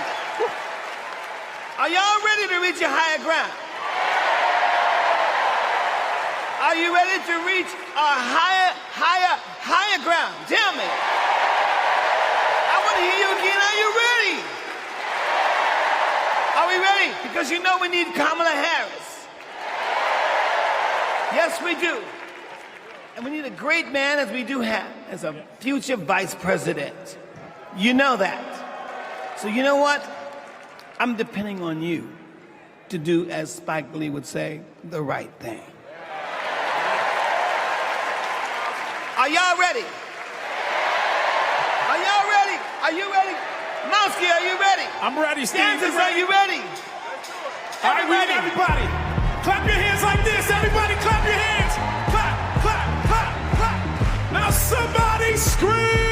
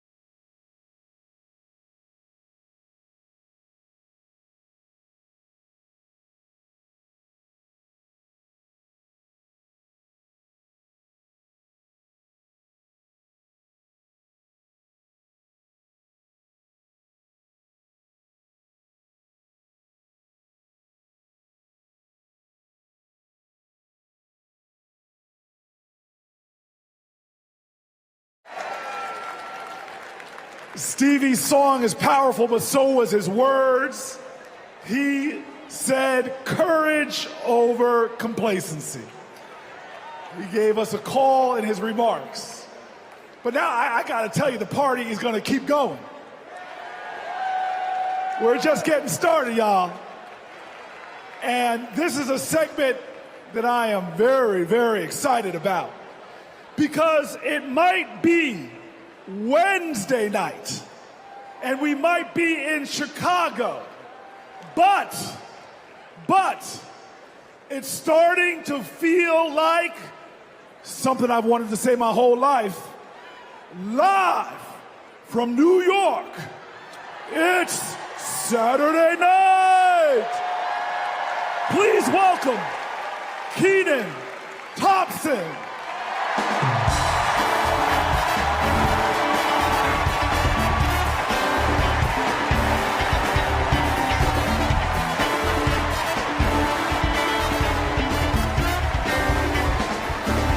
All right. What's up, DNC? All right. Y'all remember this big old book from before? When Colorado Governor Jared Polis ripped a page out of it? This is Project 2025, the Republican blueprint for a second Trump term. It is boo. It is a real document that you can read for yourself at kamalaharris.com/Project 2025. You ever seen a document that could kill a small animal and democracy at the same time? Here it is. You know how when you download an app and there are hundreds of pages there that you don't read, it's just the terms and conditions, and you just click agree, right? Well, these are the terms and conditions of a second Trump presidency. You vote for him, you vote for all of this. Let's take a look. All right, do we got Matt here with us tonight? Is Matt here? Hey, there he is. Matt, how are you, sir? All right, Matt. Now, Matt, I understand that you work as an AV tech in Nevada, and you make a decent hourly wage, is that right?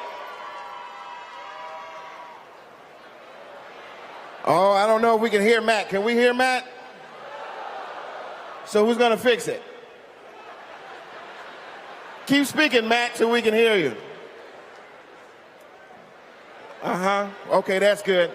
I guess we're gonna move on from Matt. And this is Becky. Becky, can we hear you? Hi, Kenan. It's great to be here. Thank you. All right, good. Now, Becky, you're married, correct?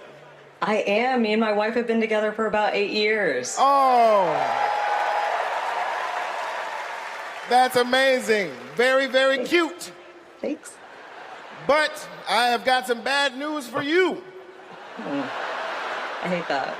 On page 584, Project 2025 calls for the elimination of protections for LGBTQ plus Americans.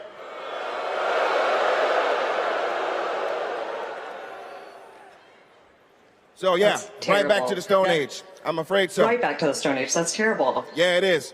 Thank you, Becky, for being here and making that wonderful point. All right, next up, we have Nirvana. Nirvana, are you with us? And your people are with us as well? All right, good. Now, Nirvana, I understand that you are on insulin to manage your diabetes, yes? Yes, and thanks to President Biden and Vice President Harris, I only pay $35 a month for my insulin. That is great. That is great. But on page 465, Project 2025 calls for millions of people like yourself to pay more for prescription drugs like insulin. Why? Why? Well, I guess maybe to help Big Pharma make more money that they can donate to Republican politicians, I assume. Yeah, that makes sense. Yes, unfortunately, it does make sense. All right, let's talk to Anita. Anita, are you there? Yes. Hello, Anita. Hello. And Anita, what do you do for a living? I'm an OBGYN who delivers babies and does surgery. An OBGYN. She is an OBGYN that delivers babies. Uh-oh. Uh-oh, yeah. It's bad news, isn't it? It sure is. On page 459, Project 2025 resurrects a law from the 1800s called the Comstock Act to ban abortion nationwide and throw healthcare providers in jail. Oh my God, that is awful. Yes, it is awful. All right, let's do one more. Is Sharia with us? Sharia, are you there? Hey, Keenan, I'm here. Yes, Sharia, I love it. All right, let's talk to you. I understand that you work for the federal government? Yes, sir. I'm in the United States Department of Education. I'm a proud civil servant and a proud union president. She works for the Department of Education and she's a proud civil servant. Well, unfortunately for you, on page 78, Project 2025 calls for President Trump to purge the civil service of everyone who isn't a MAGA loyalist. Are you a MAGA loyalist? Now, Keenan, absolutely not. I'm just asking. I mean, you might as well be, because also page 319 calls for the complete elimination of the Department of Education. There's a bunch of stuff in here, but that's all we have time for at the moment. Just remember, everything that we just talked about is very real. It is in this book. You can read it online at kamalaharris.com/Project 2025. And most importantly, you can stop it from ever happening by electing Kamala Harris as the next president of the United States.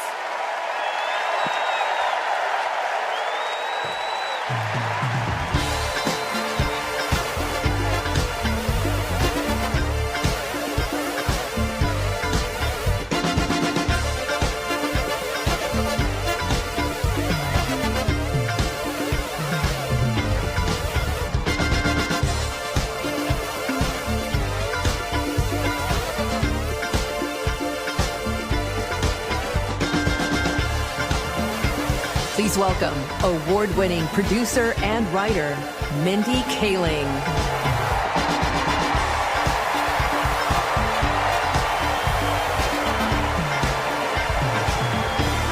Good evening, everyone. Hello. Hello and welcome.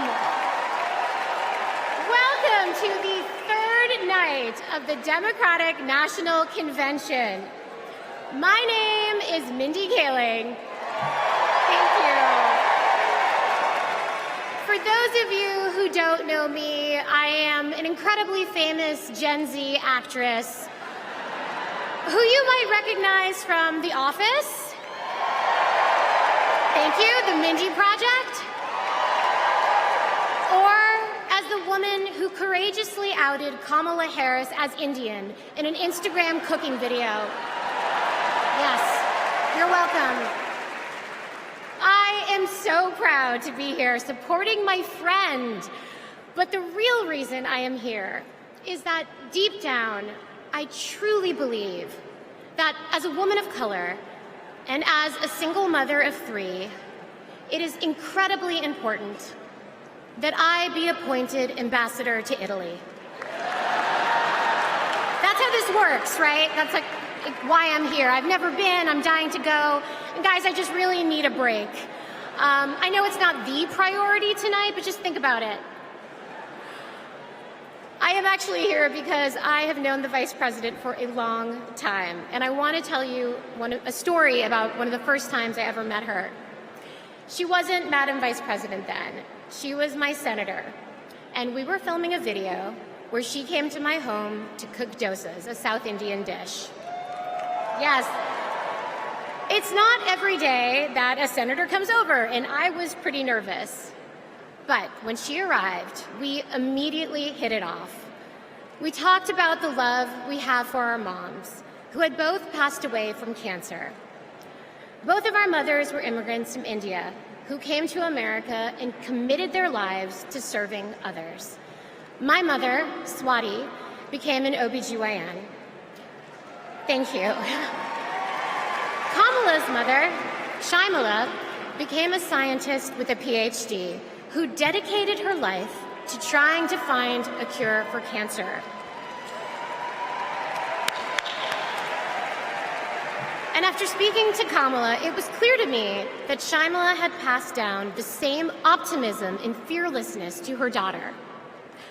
But the thing I remember the most about the vice president is that Kamala Harris can cook.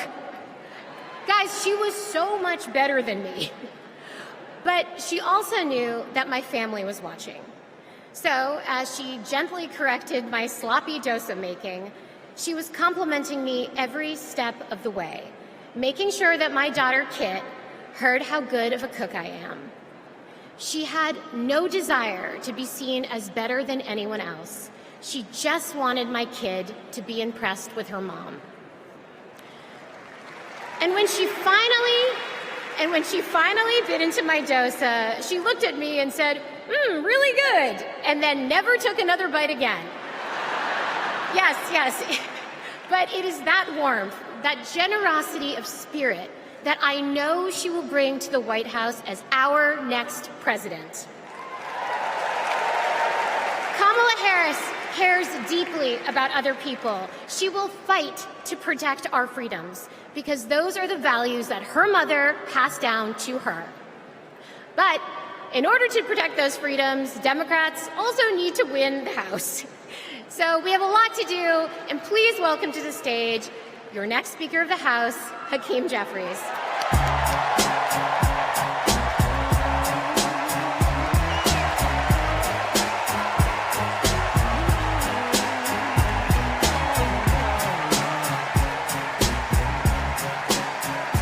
Good evening, Democrats. It's a high honor and a distinct privilege as a Brooklynite, New Yorker, and as an American to stand before you today and unequivocally express my support for Kamala Harris and Tim Walz to be the next president and vice president of the United States of America. Over the last few years, House Democrats have been hard at work, and we could not have asked for a better leader to partner with than President Joseph Robinette Biden, who will go down as one of the most consequential presidents of all time. Last month, President Biden selflessly passed the torch to Vice President Kamala Harris, who is ready, willing, and able to fight for the people. Kamala Harris is a courageous leader, a compassionate leader, and a common sense leader who will deliver real results for everyday Americans. Kamala Harris is fighting for our freedom. Kamala Harris is fighting for our families. Kamala Harris is fighting for our future. Together, let's make Kamala Harris the 47th President of the United States of America.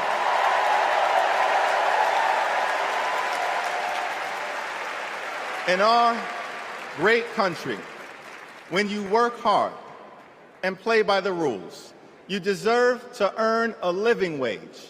You deserve to have an affordable place to call home.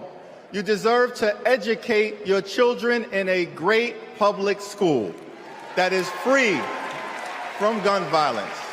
And you deserve high-quality, affordable health care, and you deserve the chance to one day retire with grace and with dignity.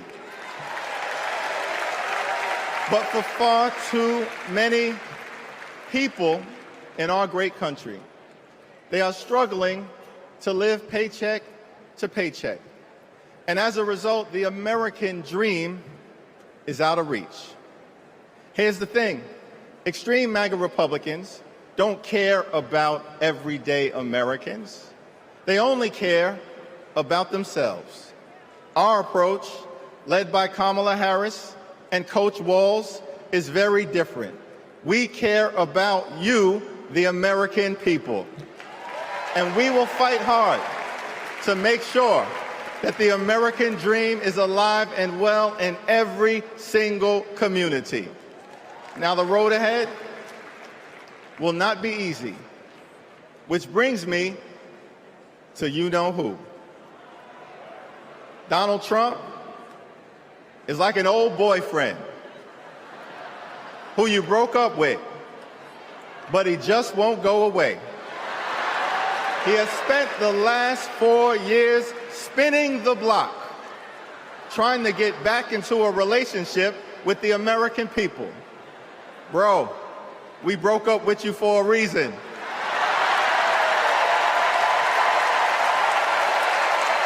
Trump was the mastermind of the GOP tax scam, where 83% of the benefits went to the wealthiest 1% in America. Trump failed our country during the COVID-19 pandemic.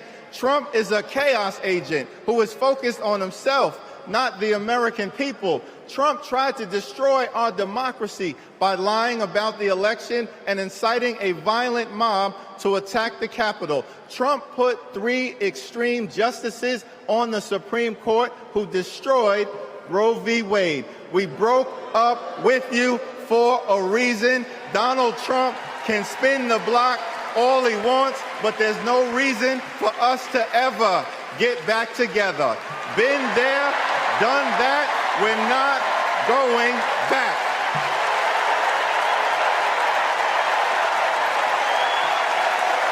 Kamala Harris and House Democrats will always put people over politics. Kamala Harris and House Democrats will lower costs and grow the middle class. Kamala Harris and House Democrats will fix our broken immigration system and secure the border. Kamala Harris and House Democrats will strengthen the relationship between the police and the community. Kamala Harris and House Democrats will continue to combat the climate crisis with the fierce urgency of now. Kamala Harris and House Democrats will protect Social Security, protect Medicare, protect Medicaid, protect the Affordable Care Act, protect working families, protect small businesses, protect the middle class, protect free enterprise, protect our children, protect our seniors, protect our veterans, protect our unions, protect our dreamers, and always protect a woman's freedom to make her own reproductive health care decisions.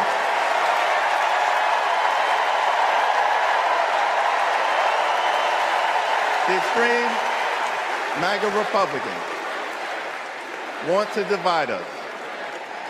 But the Constitution promises equal protection under the law. We are one nation, under God, indivisible, with liberty and justice for all. Together, let's build a brighter future for our children and our grandchildren. In the Old Testament, book of Psalms, the scripture tells us that weeping may endure during the long night, but joy will come in the morning. Here's how we do it. Strategize on Sunday. Meet the moment on Monday. Take it to them on Tuesday. Work it out on Wednesday. Thank the Lord on Thursday. Fight the power on Friday. Set it off on Saturday. Get a few hours of sleep, wake up the next day, and do it all over again until joy comes in the morning.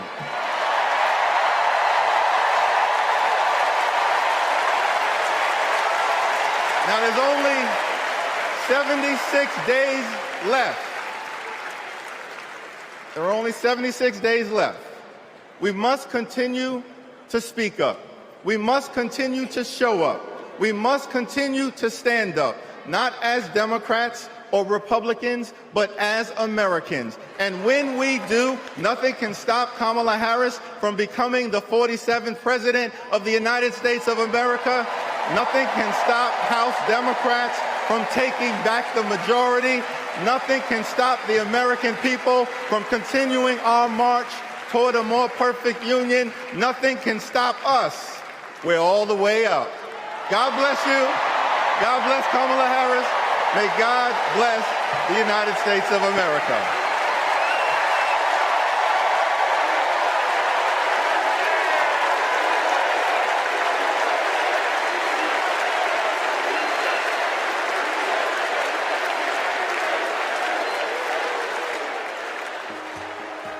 You want to go outside today? Yeah. Want to go put your shoes on? Yes. Let's go outside. Ruby is 2 years old. I'm starting to think, will she be an iron worker like her dad? I hate to break it to you, but I'm not a billionaire. Donald Trump talked a big game about bringing jobs back to America, but it was all talk, like Foxconn. This is the 8th wonder of the world. Foxconn, by most estimates, has not even come close to meeting expectations. This whole project was a scam. He is not looking out for the residents. He's looking out for himself. You know what Trump delivered? $2 trillion in tax cuts focused on his billionaire buddies and big corporations. You're rich as hell. It makes me angry. Billionaires don't pay their share of the load.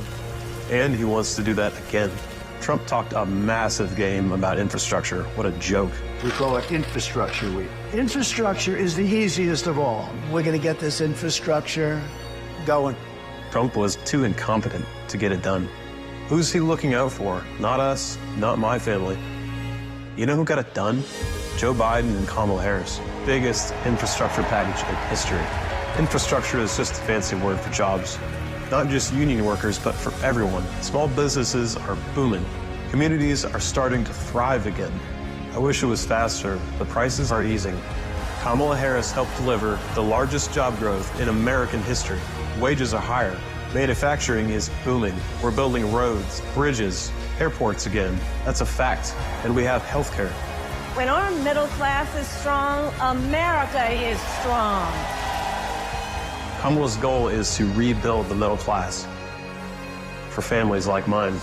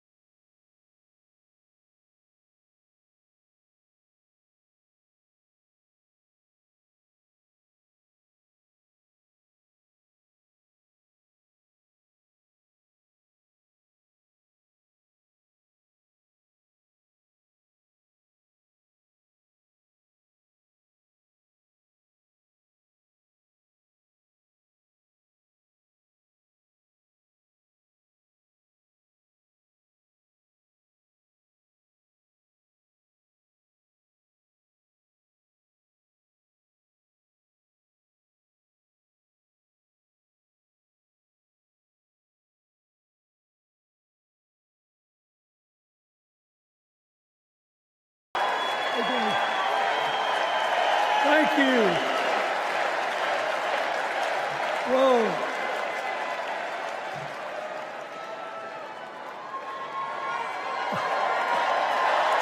Let me ask you something.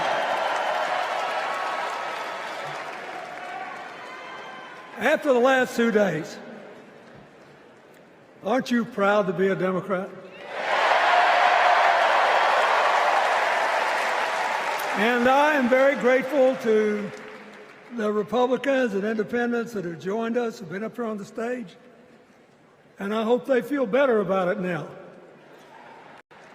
Because I've seen all these things that even I have to be reminded of from time to time when I get my spirits down. I love seeing the Obamas here. I love seeing President Biden. And I thought Hillary gave a great speech, too. And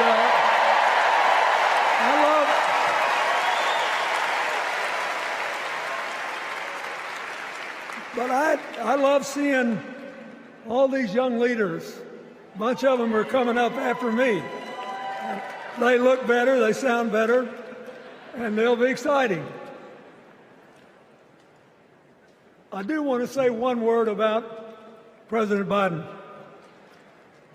Remember, he had an improbable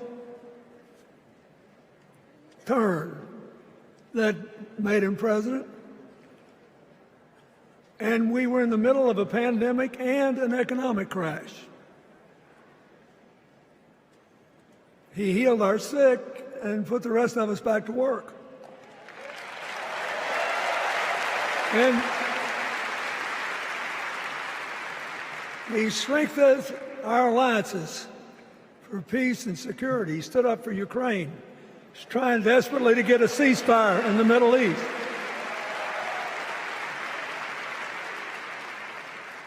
And then he did something that's really hard for a politician to do. He voluntarily gave up political power. And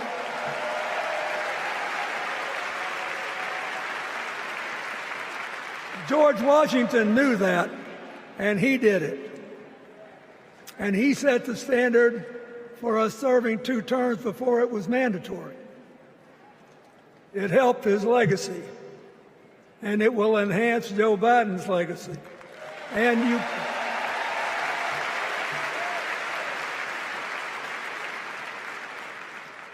it's a stark contrast to what goes on in the other party. So I want to thank him for his courage, compassion, his class, his service, his sacrifice.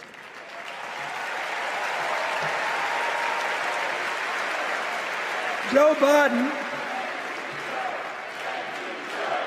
thank you. And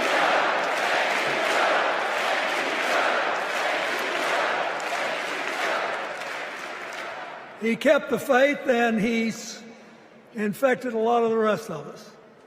Now let's cut to the chase. I am too old to gild the lily. 2 days ago, I turned 78, the oldest man in my family of 4 generations. And the only personal vanity I want to assert is I'm still younger than Donald Trump.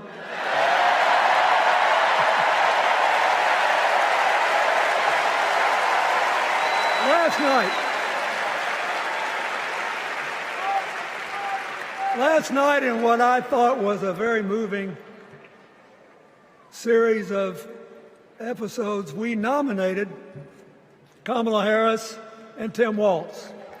And just think about that.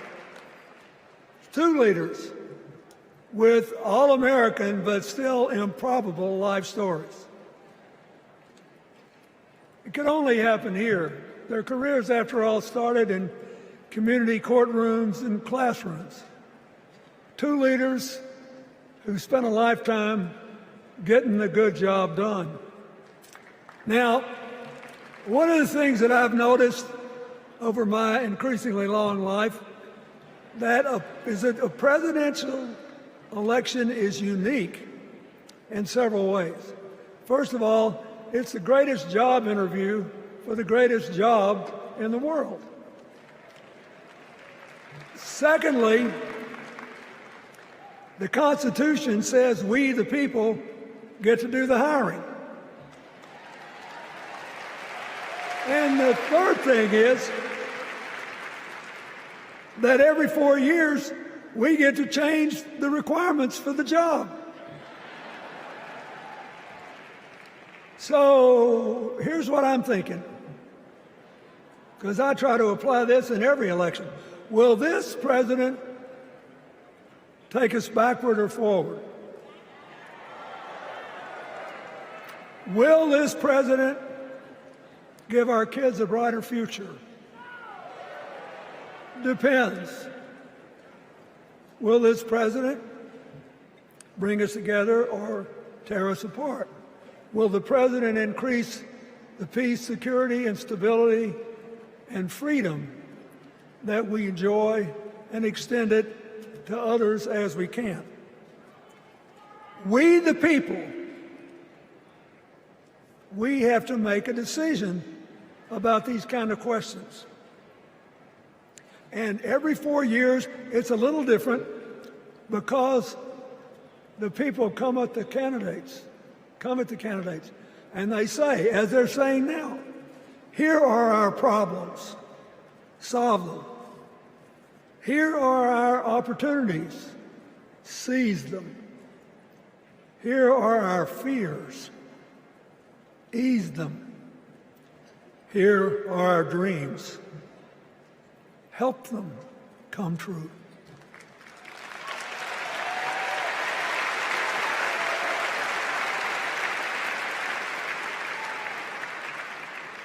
A president can answer that call by saying, I'll do my part, but you have to help me. We have to work together.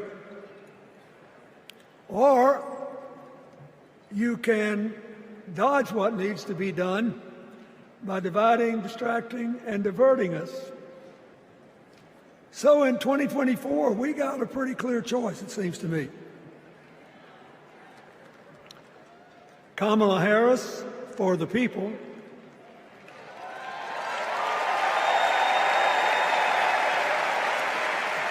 and the other guy who's proved even more than the first go-around that he's about me, myself, and I. I know which one I like better for our country.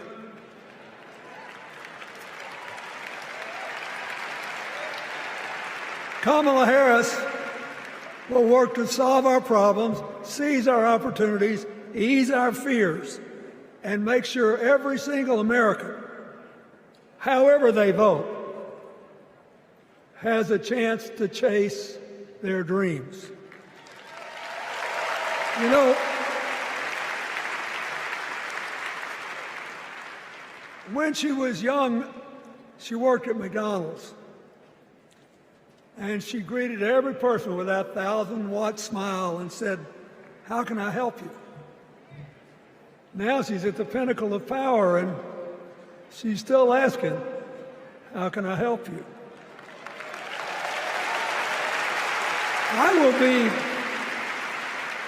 I'll be so happy when she actually enters the White House as president, because she will break my record as the president who spent the most time at McDonald's.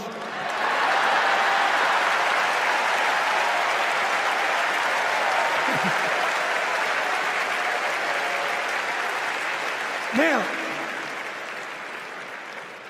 but we got an election to win. And remember, we've got a guy that's pretty good at what he does. Donald Trump has been a paragon of consistency. He's still dividing, he's still blaming, he's still belittling other people. He creates chaos, and then he sort of curates it as if it were precious art. Let me say, not a single day goes by, even though I've been gone for well over 23 years from the White House, not a day goes by that I don't thank the Lord for the chance I had to serve and what it meant. And one of the reasons, thank you. Wait.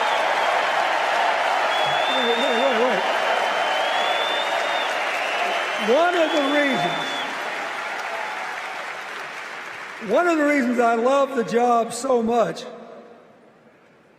is that in the toughest times, even on the darkest days, if you tried hard enough, there was always something good you could do for somebody else. Now, some days that's not easy to do. You've got to deal with all these emergencies, or there's something going on here, there, or yonder. But Kamala Harris is the only candidate in this race who has the vision, the experience, the temperament, the will, and yes, the sheer joy to get something done.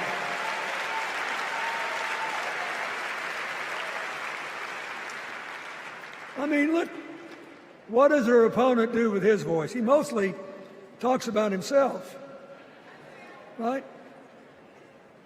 So the next time you hear him, don't count the lies. Count the eyes.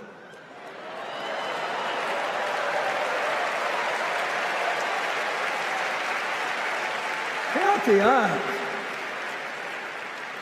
His vendettas, his vengeance, his complaints, his conspiracies.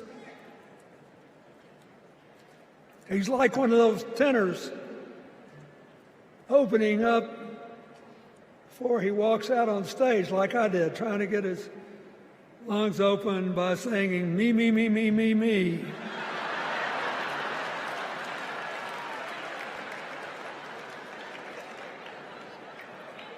When Kamala Harris is president, every day will begin with you, you, you, you.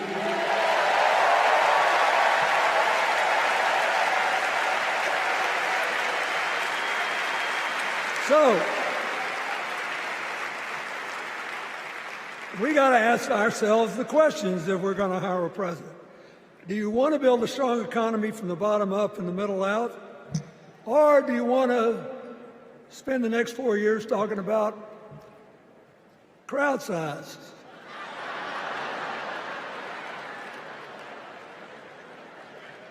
You're going to have a hard time believing this, but so help me, I triple-checked it. Since the end of the Cold War in 1989, America has created about 51 million new jobs. I swear I checked this 3 times. Even I couldn't believe it. What's the score? Democrats 50, Republicans 1.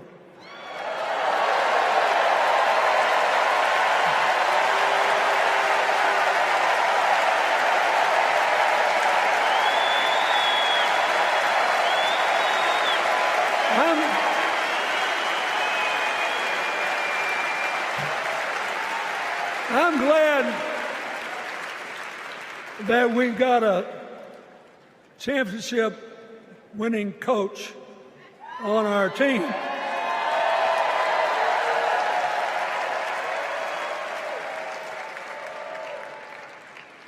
But even the most limited of us in what we know about football or any other sport knows that if you're got 50 and the other side's got 1, you're ahead.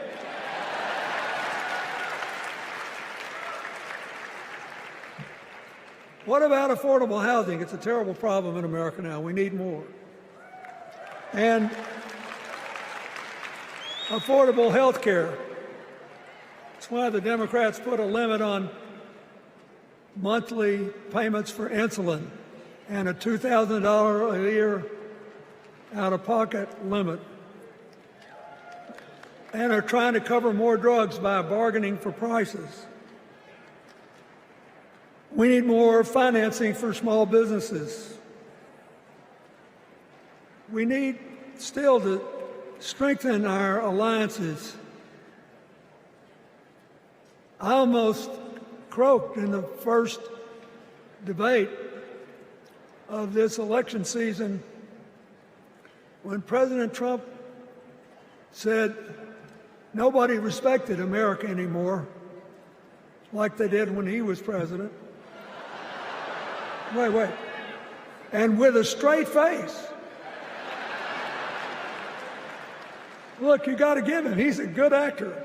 With a straight face, he cited as evidence of the respect that existed for us when he was there the presidents of North Korea and Russia.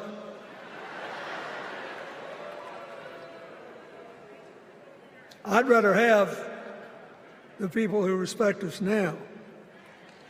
And one of the things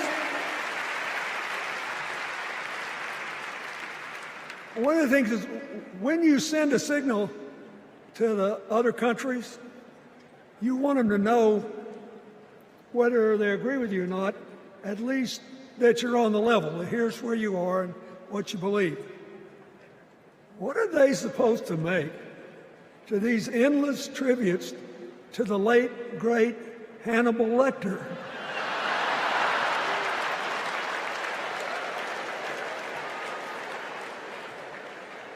I mean, President Obama once gave me the great honor of saying I was the explainer-in-chief. Folks, I've thought and thought about it, and I don't know what to say.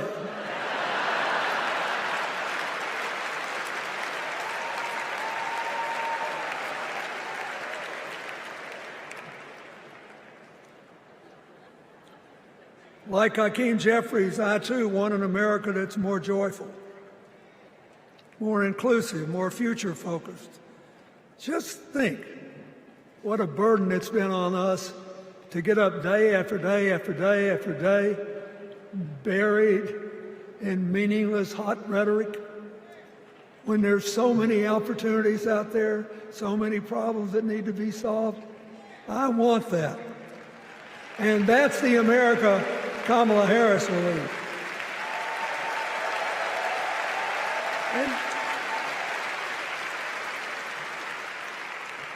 she's already made her first presidential decision, and she knocked it out of the park when she asked Governor Tim Walz to be her nominee for vice president.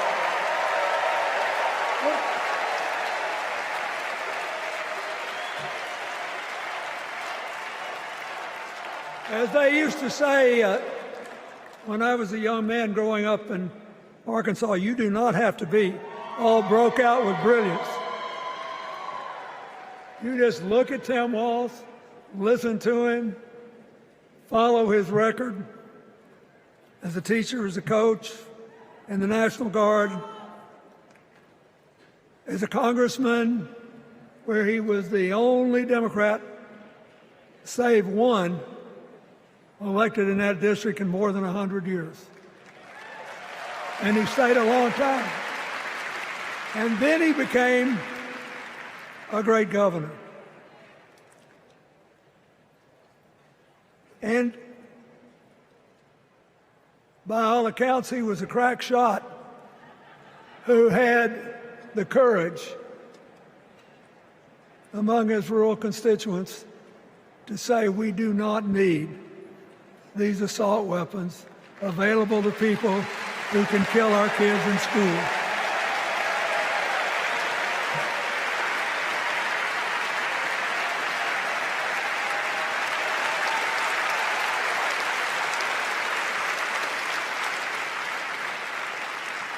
So, armed with her first decision, Kamala Harris confronts an interesting dilemma. We're going to walk out of here feeling pretty good, I think. We've got energy, we are happy, we feel like a load's off our shoulders. And we know we're just being asked to fight the same fight that the forces of progress have had to fight for 250 years.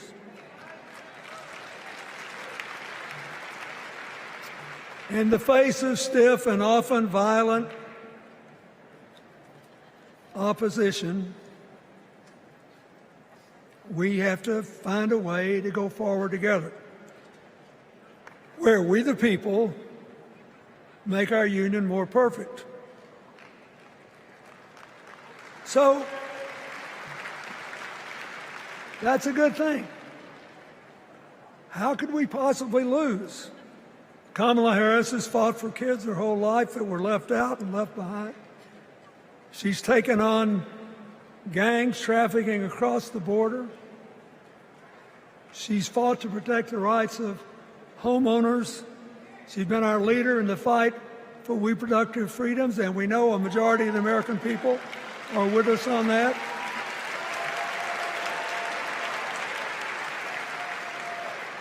And she's gained an invaluable amount of experience as vice president, advancing our values and interests around the world.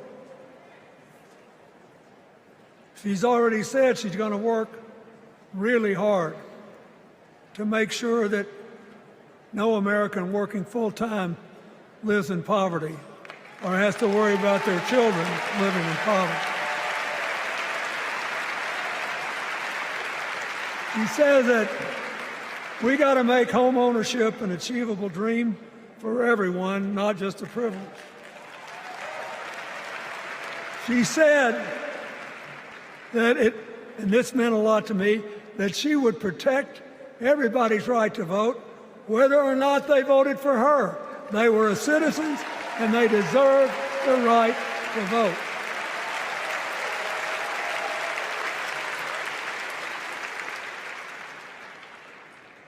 The other day, her opponent implied that as his people voted one more time, they'd be able to rig it from now on and they wouldn't have to vote again. You think they're kidding, but I know a lot of these folks, and most of them are really good people, but some of them think that they are bound to dominate America politically, economically, and socially, and they have to use politics to do it, and they should rig the system. I don't believe that. And so here's what I want to tell you. We've seen more than one election slip away from us when we thought it couldn't happen, when people got distracted by phony issues or overconfident. This is a brutal, tough business. I want you to be happy. One of the reasons that President-to-be Harris is doing so well is that we're all so happy.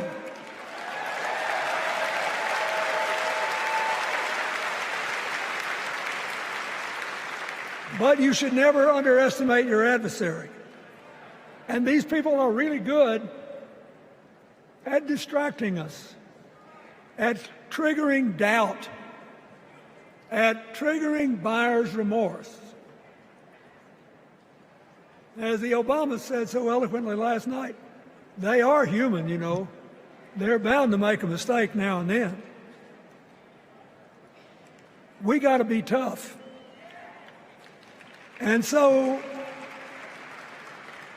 as somebody who spends a lot of time in small towns and rural areas in New York and Arkansas and other places,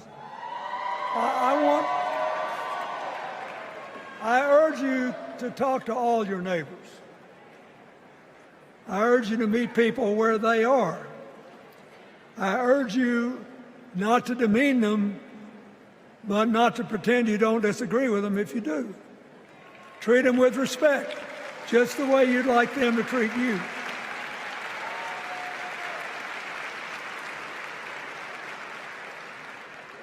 Ask for their help and then follow our leader, Kamala, and ask them, how can I help you?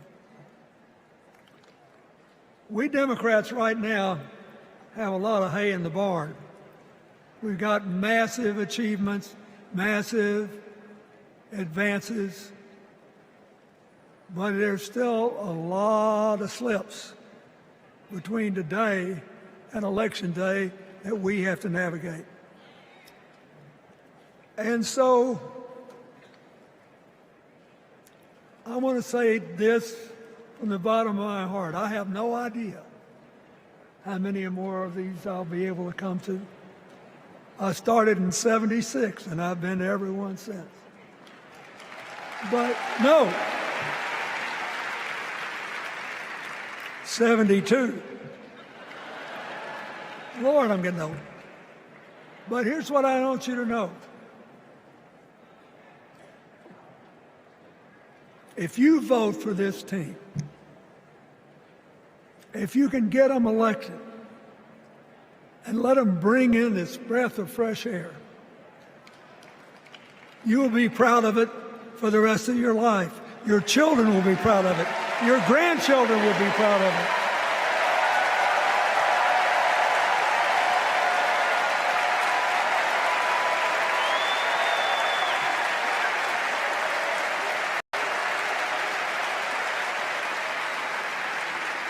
Take it from a man who once had the honor to be called in this convention the man from hope. We need Kamala Harris, the president of joy, to lead us. So,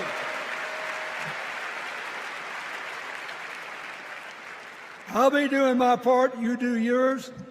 I'll see you when we're making a real joyful noise when the votes are counted. God bless you, and God bless America.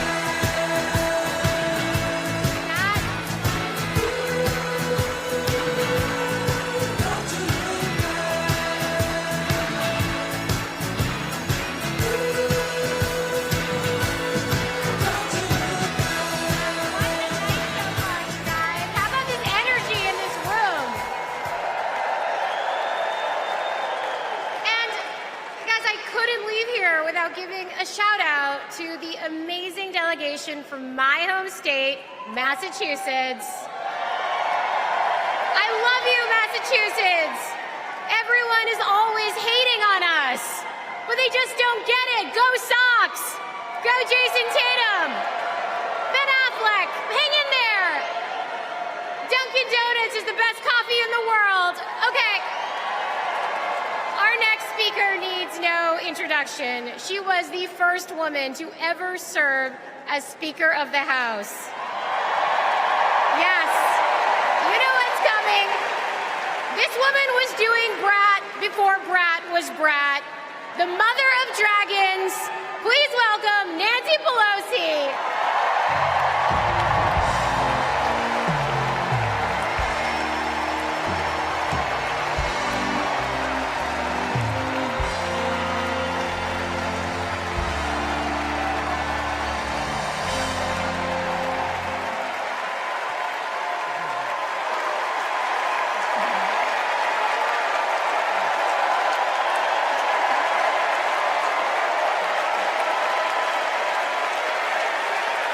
Hello, California. Hello, Maryland. Hello, Democrats.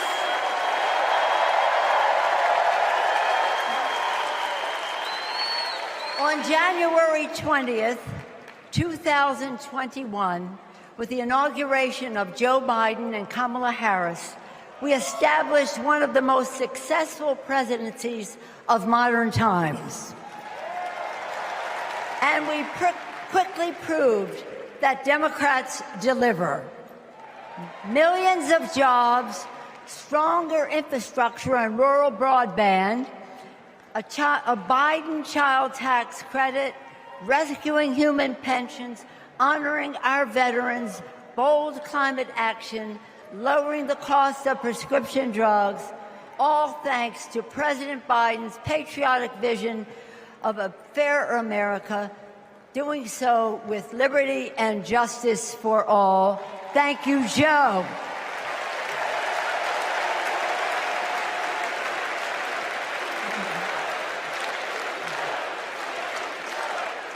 And I know that Vice President Harris is ready to take us to new heights. I've known Kamala Harris for for decades. Personally, I know her a person of deep faith, which is reflected in her community care and service. Officially, she is a leader of strength and wisdom and eloquence on policy, most recently demonstrated fighting for women's right to choose.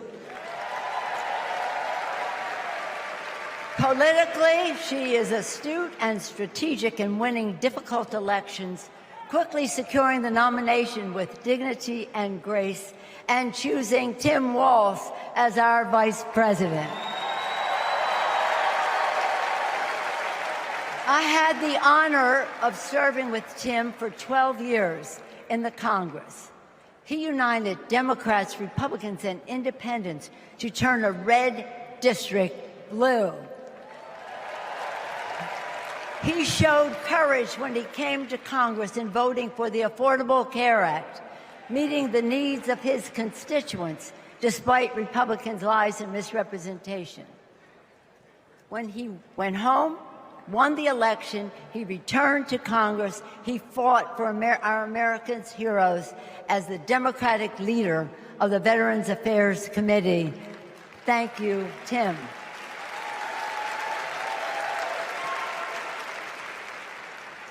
January 6th was a perilous moment for our democracy.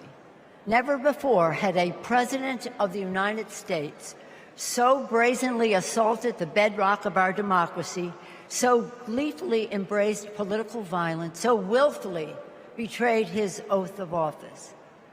Let us not forget who assaulted democracy on January 6th. He did.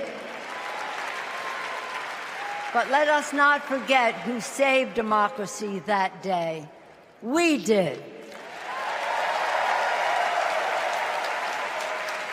And thank God we had a Democratic House of Representatives then. We returned to the Capitol that very same night. We insisted on certifying the election results on the floors of the House and the Senate. And we demonstrated to America and to the world that American democracy prevailed.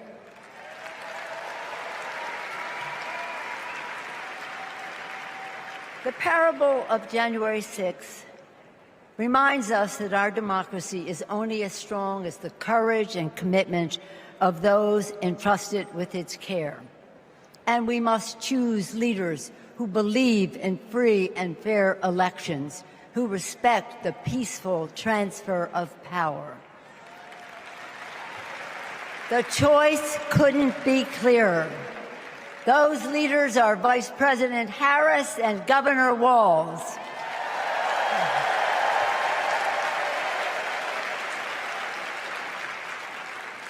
When the sun rose on January 7th, as our national anthem declares, we gave proof through the night that our flag was still there.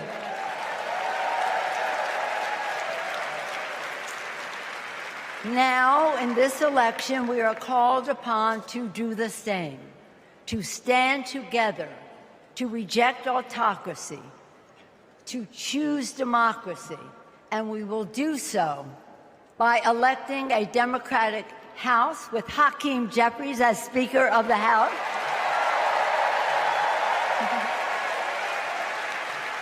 electing a Democratic Senate, electing Tim Walz as Vice President of the United States, and electing Kamala Harris as the President of the United States. Onward to victory!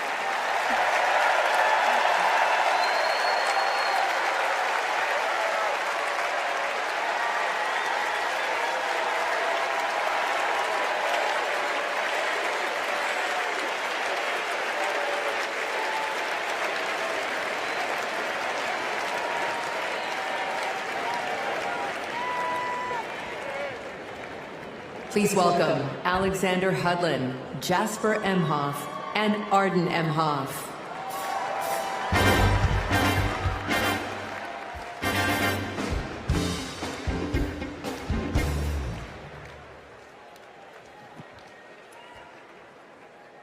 Kamala Harris is our auntie. She'll be a president who cares for all of us. She'll lift us up. In 2016, we celebrated Auntie's Senate win. We saw Trump winning. I was only 9, but I knew enough to be concerned. Auntie said, "Do you know what superheroes do? They fight back. And we will too." She will make time for what matters. You know, no one is busier than my auntie, but she always makes time for family. From moments as simple as cooking and sharing a meal, to exchanging stories and jokes.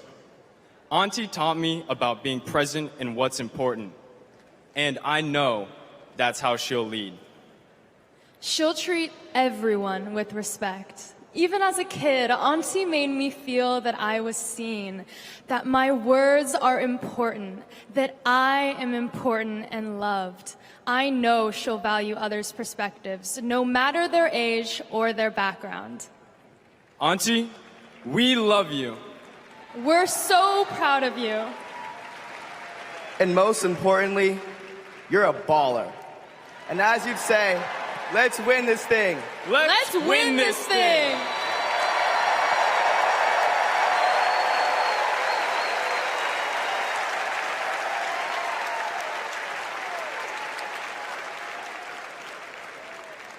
Please welcome nominee for U.S. Congress in California, Latifa Simon.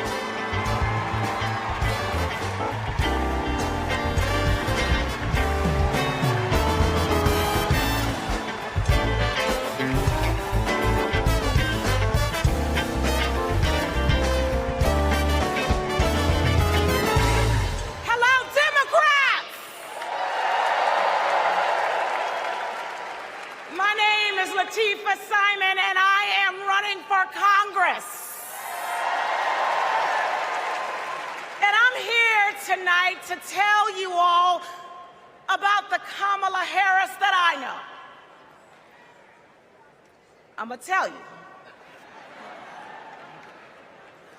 When Kamala Harris was the district attorney in San Francisco, California, I was a teen mother running an organization working to end sex trafficking among beautiful young women and girls, to build the self-determination and power among those girls. And Kamala learned about the work that I was doing, and she asked me to join her team. And I joined her team.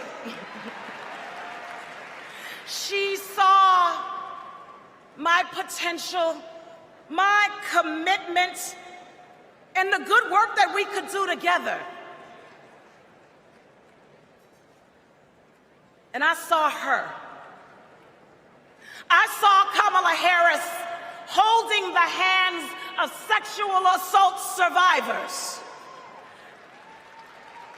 I saw scores of mothers who lost their babies to gun violence, lining up day after day at the courthouse, waiting only to speak to Kamala because they knew that she would hear them, that she would truly see them. Because there's something about Kamala Harris. For those who know her, you know. When she hears your story, she carries it with her. When she sees you, she truly sees you. She truly sees you. She is the best among us. After working with Kamala Harris day in and day out for 5 years to create programs that supported young people to get out of the criminal justice system once and for all, with good jobs, with opportunity. She wanted to get to the root cause of a broken criminal justice system. I saw her chip away.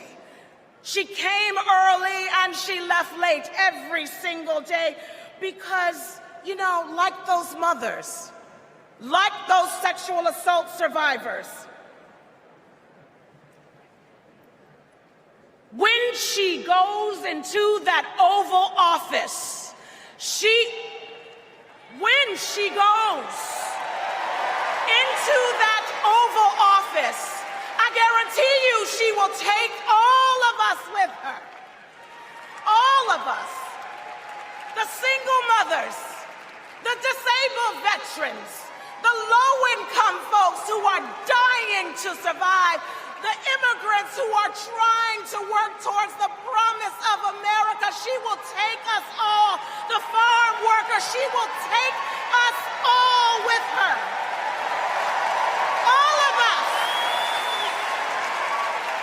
That is the Kamala Harris that I know so deeply. That is the Kamala Harris that I love. A woman of the people. A woman, a fierce woman for the people. Good night, Democrats.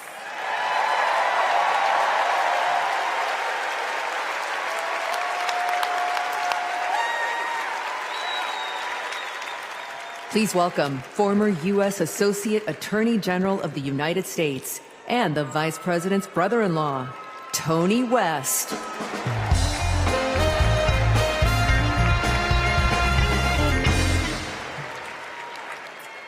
"35 years ago, in my first week at law school, I met a new classmate, Maya Harris. We became best friends, but the way Kamala tells the story, we'd already fallen in love by graduation day. And when Maya and I married, I not only gained a life partner I love, a daughter I adore, and a mother-in-law I revered, someone I affectionately called Mother Harris, I also gained a sister I cherish, Kamala. Now, Maya, Kamala, and I each pursued different legal careers, but we were motivated by the same values: a belief in equal opportunity, a yearning for fairness, a passion for justice. Values Mother Harris taught those two little girls, values that powered Kamala's public service from the very beginning. You know, one of Kamala's very first cases in the district attorney's office, it involved a woman, an innocent woman, wrongfully arrested in a police raid. It was a Friday afternoon, and the courthouse was shutting down for the weekend. And look, most prosecutors, they would have gone home and dealt with the matter the following Monday. But not Kamala. You see, my sister-in-law knew that if the judge didn't see this woman that afternoon, she'd spend the entire weekend in jail. And Kamala, she wondered, does this woman work weekends? Would she lose her job? Does she have young kids at home? Who'd feed those kids? So Kamala pleaded for the judge to return to the bench and to hear the matter. And the judge agreed. And within minutes, that woman was released back to her family that night. Now, it may seem small, but that's what it means to stand up for justice. That's what it means to stand for the people. And as Kamala says, when you know what you stand for, you know what to fight for. And look, believe me when I tell you, as a sister, a daughter, an auntie, and a mother, I've seen Kamala fight for her family. As district attorney, attorney general, U.S. Senator and Vice President of the United States, I have watched her fight in the halls of power for those who have no voice there. And as President, I know she'll fight for you. She'll fight for all of us. Because, friends, when Kamala fights, we win. Thank you. God bless you.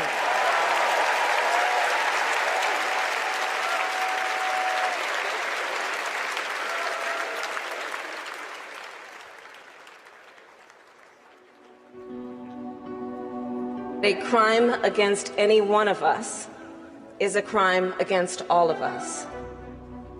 The work that she did as Attorney General was taking on issues to help people who were trying to make a life for themselves and their families. When Kamala Harris came into office in 2011, the most urgent economic crisis facing communities throughout California was the foreclosure crisis.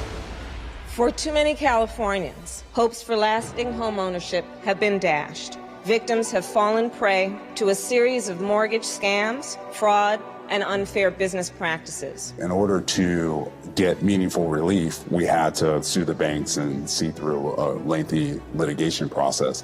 When Kamala was sitting at the table negotiating, it wasn't just about the money, it was about real people. I vividly remember her thinking about Mommy, who could finally afford to buy her first home, and how proud Mommy was. So Kamala knew what was at stake for families and even whole communities. We are very proud to announce a tremendous victory for California. She truly believes that every single person, every American is worthy of the promise and the prosperity of this country. And every time Kamala has run for a bigger office, it's because she believes that she can have a bigger impact. We are making a commitment tonight with this celebration of this Senate race to bring our country together. In the Senate, to get a position on the Intelligence Committee is very coveted because it is about protecting our nation's security. And Kamala hit the ground running. She would not let a witness off easily. Did you have any communications with Russian officials for any reason during the campaign that have not been disclosed? I don't recall it. I need to be correct as best I can. I do want you to be honest. I'm not able to be rushed this fast. It makes me nervous. Her questioning of Attorney General Sessions was historic, and she earned the respect of colleagues on both sides of the aisle. Kamala, as a senator, was a truth teller. She was there to expose what some of these guys were and what they intended to do. Can you think of any laws that give government the power to make decisions about the male body?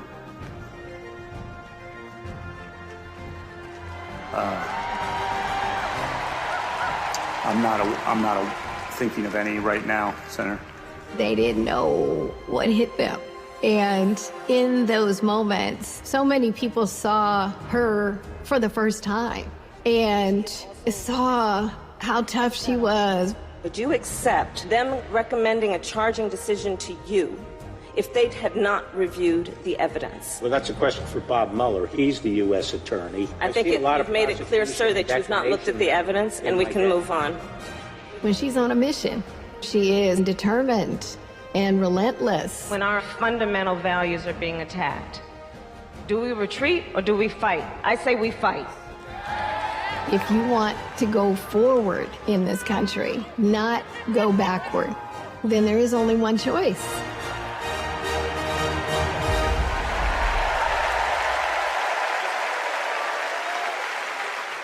Please welcome Nevada Senator Katherine Cortez Masto.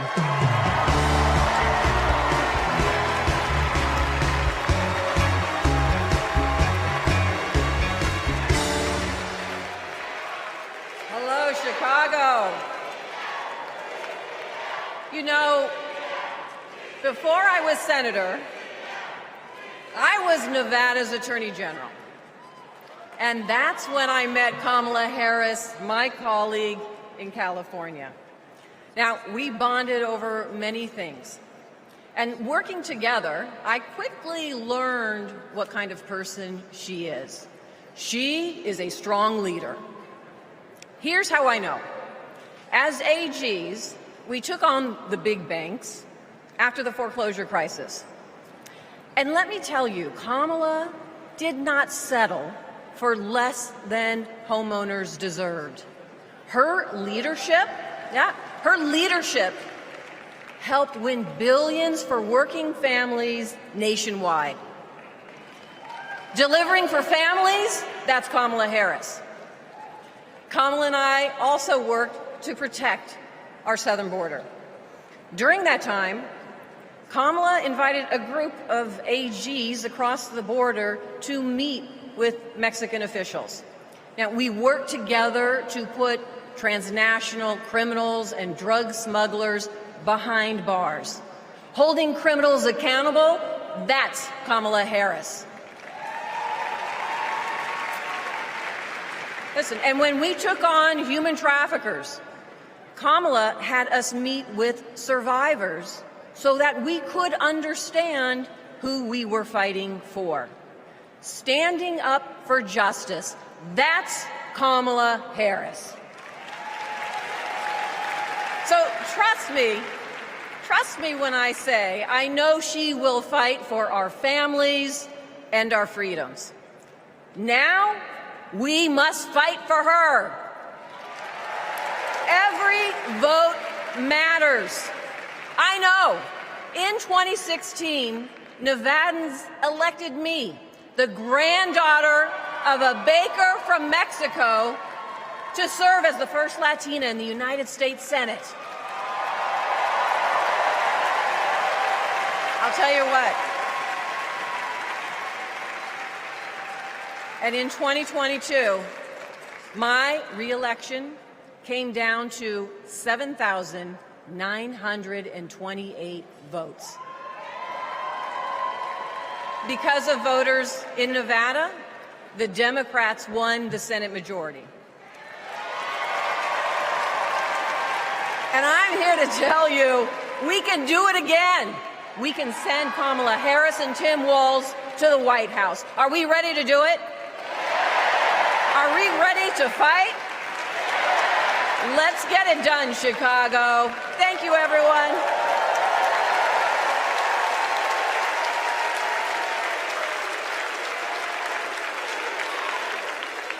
Please welcome Pennsylvania Governor Josh Shapiro.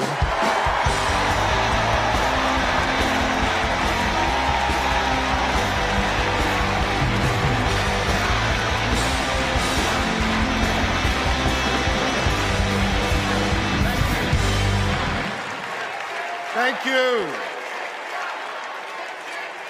2.5 centuries ago in Philadelphia, a band of patriots declared their independence from a king and set ourselves on a path of self-determination. Generation after generation has embraced that responsibility. Ordinary Americans rising up, demanding more, seeking justice. And in every chapter of our American story, we've made progress and advanced the cause of freedom. Today we find ourselves writing that next chapter. Will we be a nation defined by chaos and extremism? Or will we choose a path of decency, honor, and continued progress? Kamala Harris, well, she has spent her entire career making progress. Donald Trump, a man with no guardrails, wants to take away our rights and our freedoms. And listen, while he cloaks himself in the blanket of freedom, what he's offering isn't freedom at all. Because hear me on this, it's not freedom to tell our children what books they're allowed to read. No, it's not. And it's not freedom to tell women what they can do with their bodies.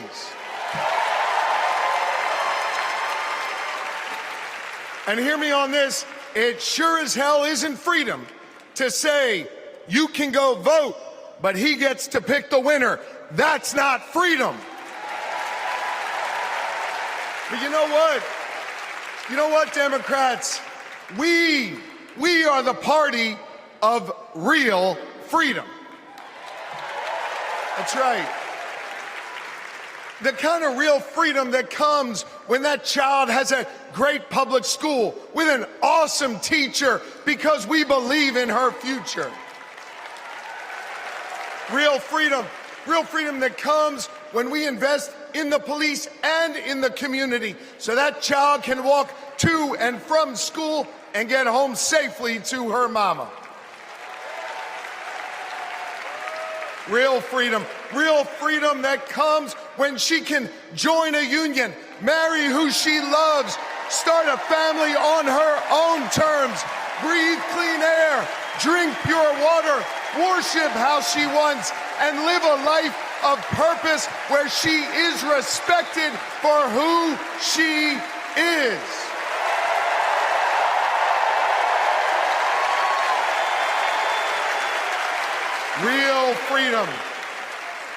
Real freedom that comes when she can look at Madam President and know that this is a nation where anything and everything is possible. That is real freedom, and that is what we are fighting for.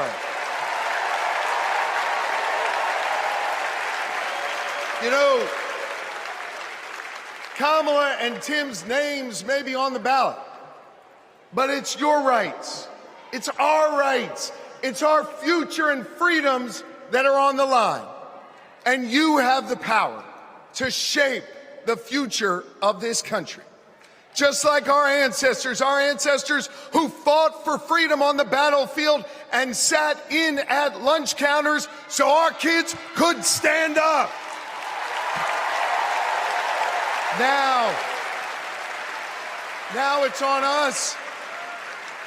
It's on us, my friends, to organize in our communities and on our For You pages around three basic American principles. We value our freedom, we cherish our democracy, and we love this country. And listen,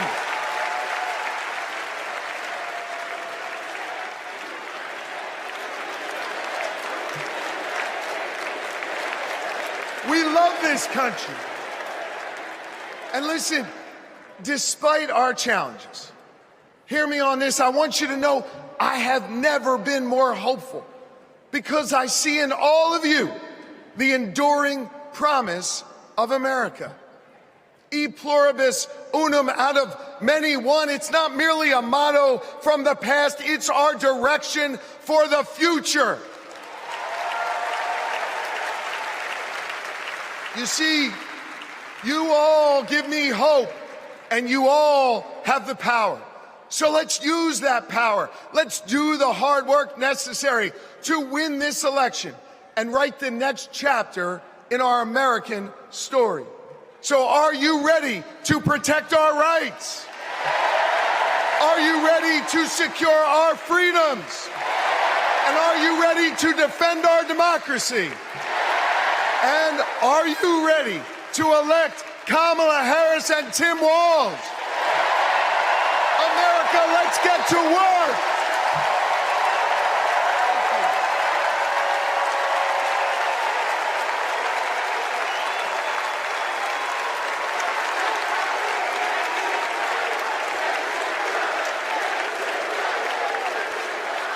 Please welcome author, activist, and youngest presidential inaugural poet in American history, Amanda Gorman.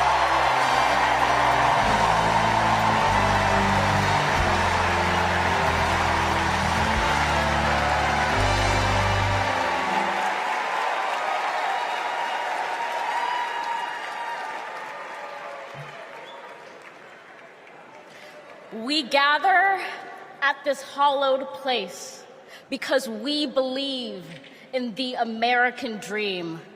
We face a race that tests if this country we cherish shall perish from the earth, and if our earth shall perish from this country. It falls to us to ensure that we do not fall, for a people that cannot stand together cannot stand at all.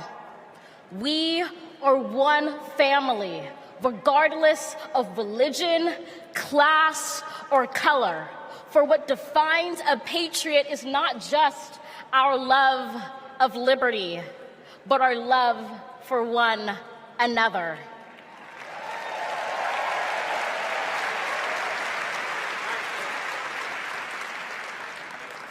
This is loud in our country's call because while we all love freedom, it is love that frees us all.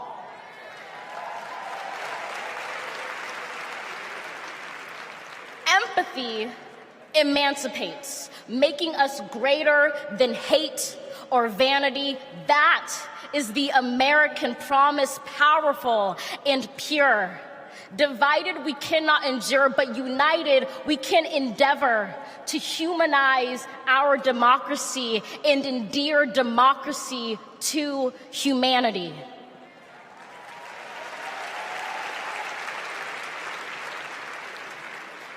And make no mistake, cohering is the hardest task history ever wrote. But tomorrow is not written by our odds of hardship, but by the audacity of our hope, by the vitality of our vote.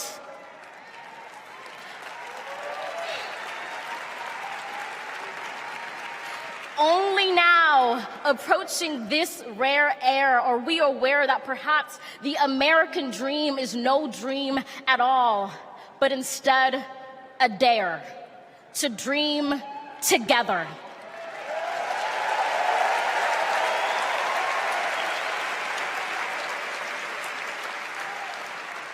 Like a million roots tethered, branching up humbly, making one tree. This is our country, from many won, from battles won, our freedoms sung, our kingdom come has just begun.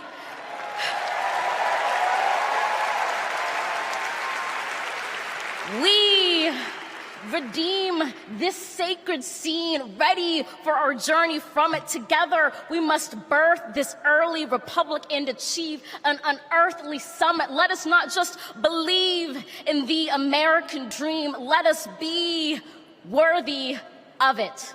Thank you.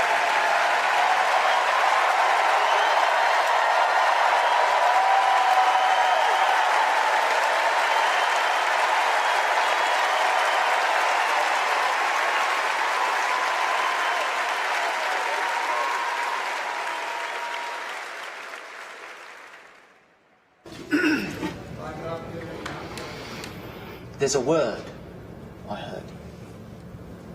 The word is called freedom. Can you tell me what it means? Interesting. Let me think about that for a second. The spirit of freedom. For me? Oh, yeah. Freedom, to me, means choice. The ability to laugh with friends. Be who you want to be. Go where you want to go. Living your life day to day. Having new chapters in that life. I believe in having your own words and being able to do what you want to. The freedom to raise our family in healthy communities. The idea that I can turn to my partner, my husband, and say I love you with every being of my soul. Being able to start a family when I want to, being able to, support the missions that I want to go to the church that I want to. Not everyone has the same opportunities, but the United States is, of anywhere I've ever been, just the one place where you can accomplish more. The big, fantastic thing about America is that it is the land of opportunity. I know it sounds trite, but it's the truth. I grew up with a single mom, and she really imbued in me these qualities that you just really have to care about your neighbors and your family and your friends. I feel like the American dream is having opportunities, having the opportunity to go to college if you want to, having the opportunity to get any job you can, no matter who you are or where you come from. The American dream is about having the ability to make choices about your medical care and do whatever you want to do with your life without anybody telling you if it's good enough. We are in an incredible moment in history. We've seen women stripped of their most fundamental right to autonomy over their bodies. The freedom to make choices about your body, your life, your career should be entirely in your control.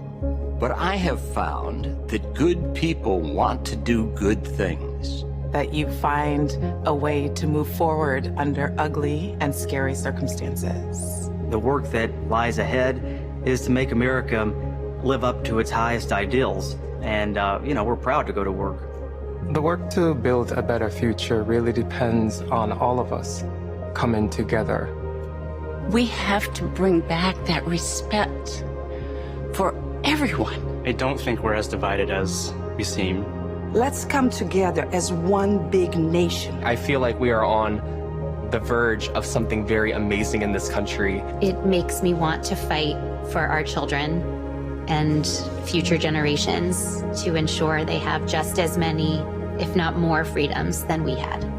I believe in a future where my mom can feel safe no matter where she is in the country. A future that is filled with a healthy and vibrant planet, where families are not separated by fences or jail bars. A future in which we all get what we need. I want to say that for people who are younger than me. Hopefully the kids I teach can chase their dreams and believe in what they want to be. I want a future for him that he knows that he's covered and protected.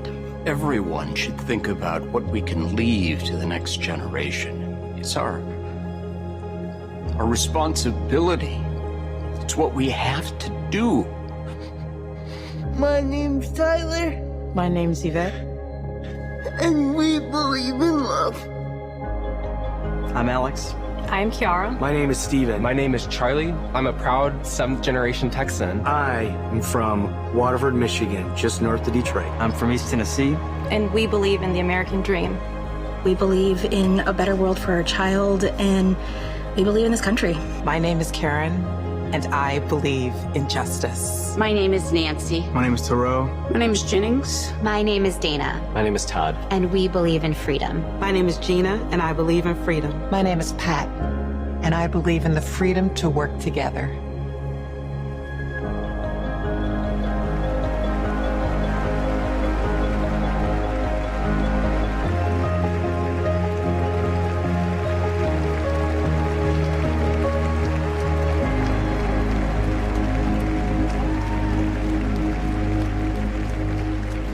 Please welcome Oprah.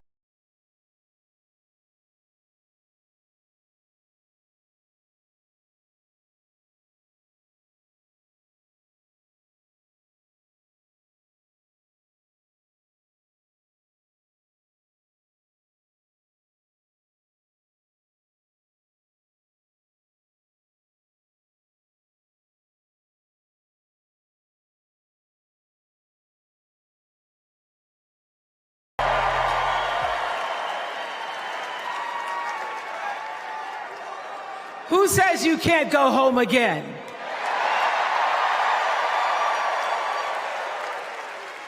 After watching the Obamas last night, that was some epic fire, wasn't it? Some epic fire. We're now so fired up, we can't wait to leave here and do something.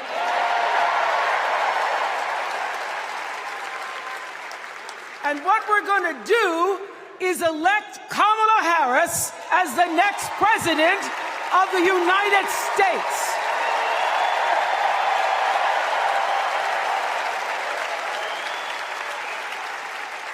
I am so honored to have been asked to speak on tonight's theme about what matters most to me, to you, and all of us Americans: freedom. There are people who want you to see our country as a nation of us against them, people who want to scare you, who want to rule you, people who'd have you believe that books are dangerous and assault rifles are safe, that there's a right way to worship and a wrong way to love, people who seek first to divide and then to conquer. But here's the thing. When we stand together, it is impossible to conquer us.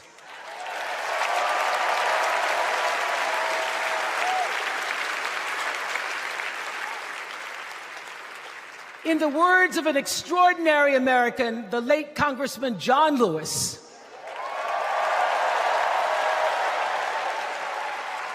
he said, no matter what ship our ancestors arrived on, we are all in the same boat now. Congressman Lewis knew very well how far this country has come because he was one of the brilliant Americans who helped to get us where we are. But he also knew that the work is not done. The work will never be done because freedom isn't free. America is an ongoing project. It requires commitment. It requires being open to the hard work and the heart work of democracy. And every now and then, it requires standing up to life's bullies.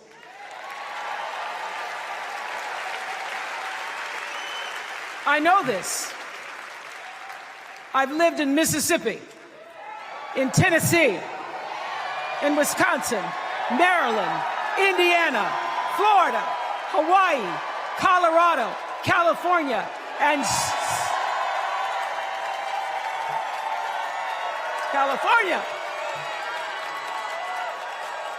sweet home Chicago, Illinois.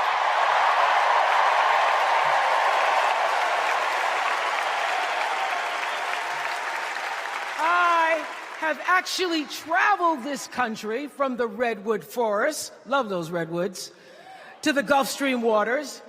I've seen racism and sexism and income inequality and division. I've not only seen it, at times I've been on the receiving end of it. But more often than not, what I've witnessed and experienced are human beings, both conservative and liberal, who may not agree with each other, but who'd still help you in a heartbeat if you were in trouble. These are the people who make me proud to say that I am an American.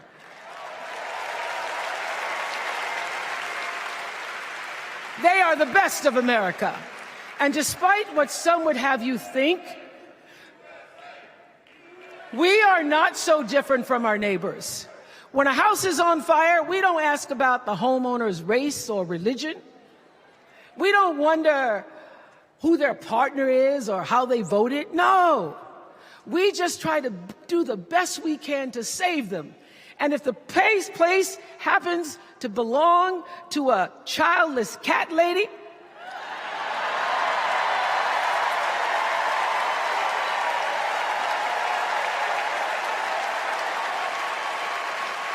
well, we try to get that cat out too.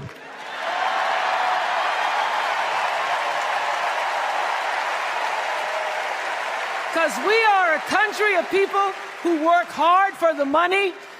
We wish our brothers and sisters well, and we pray for peace. We know all the old tricks and tropes that are designed to distract us from what actually matters, but we are beyond ridiculous tweets and lies and foolery. These are complicated times, people, and they require adult conversation. And I welcome those conversations because civilized debate is vital to democracy, and it is the best of America. Now, over the last couple of nights, we have all seen brave people walk onto this stage and share their most private pain. Amanda and Josh, Caitlin, Hadley, they told us their stories of rape and incest and near-death experiences from having the state deny them the abortion that their doctor explained was medically necessary. And they've told us these things for one reason, and that is to keep what happened to them from happening to anybody else. Because if you do not have autonomy over this, if you cannot control when and how you choose to bring your children into this world and how they are raised and supported, there is no American dream.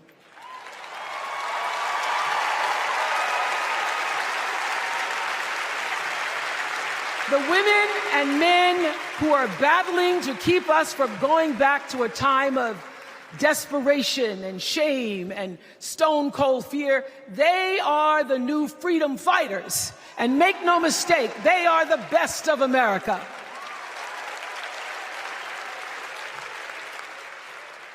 I want to talk now about somebody who's not with us tonight. Tessie Prevost Williams was born in New Orleans not long after the Supreme Court ruled that segregated public schools were unconstitutional. That was in 1954, same year I was born. But I didn't have to head to first grade at the all-white McDonough 19 school with a U.S. Marshal by my side like Tessie did. And when I got to school, the building wasn't empty like it was for Tessie. You see, rather than allowing McDonough to be integrated, parents pulled their kids out of the school, leaving only Tessie and two other little black girls, Gail Etienne and Leona Tate, to sit in a classroom with the windows papered over to block snipers from attacking their 6-year-old bodies. Tessie passed away 6 weeks ago. And I tell this story to honor her tonight because she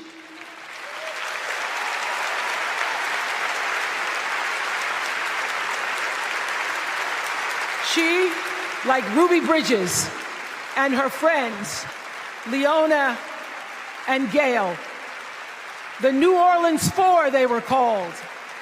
They broke barriers and they paid dearly for it. But it was the grace and guts and courage of women like Tessie Prevost Williams that paved the way for another young girl who 9 years later became part of the second class to integrate the public schools in Berkeley, California. And it seems to me that at school and at home, somebody did a beautiful job of showing this young girl how to challenge the people at the top and empower the people at the bottom. They showed her how to look at the world and see not just what is, but what can be. They instilled in her a passion for justice and freedom and the glorious fighting spirit necessary to pursue that passion. And soon, and very soon,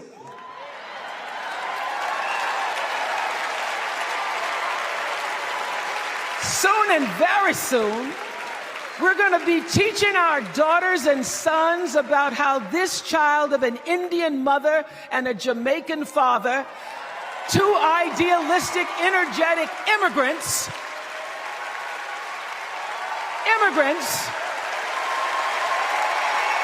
how this child grew up to become the 47th president of the United States.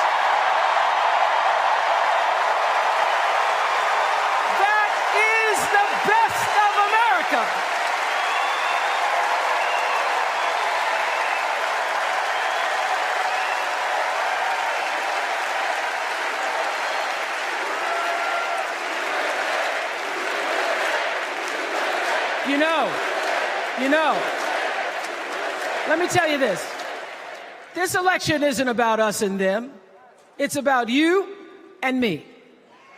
and what we want our futures to look like. There are choices to be made when we cast our ballot.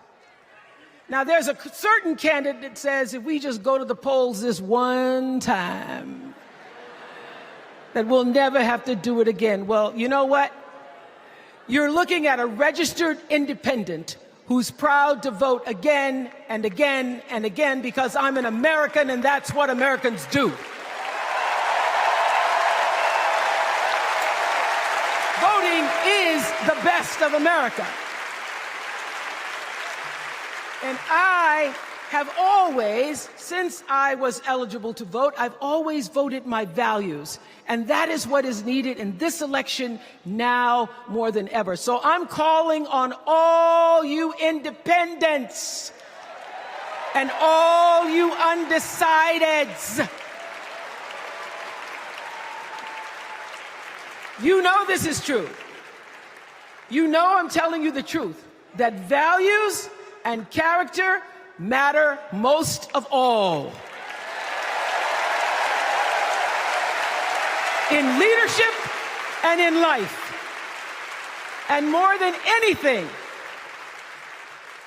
you know this is true, that decency and respect are on the ballot in 2024.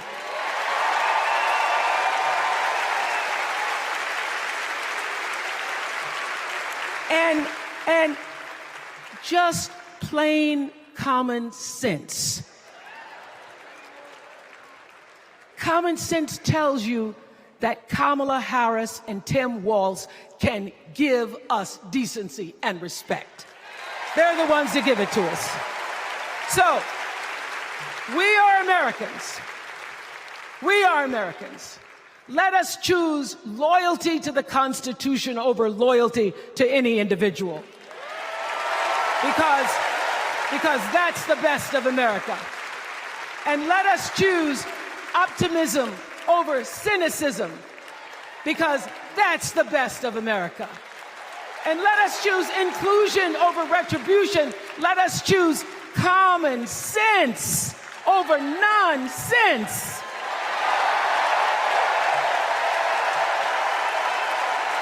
Because that's the best of America.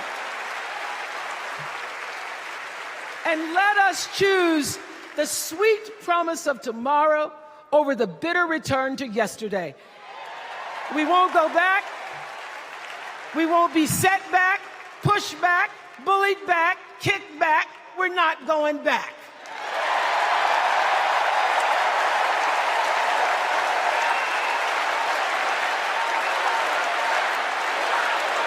Not going back. We're not going back. So, let us choose. Let us choose truth. Let us choose honor. And let us choose joy.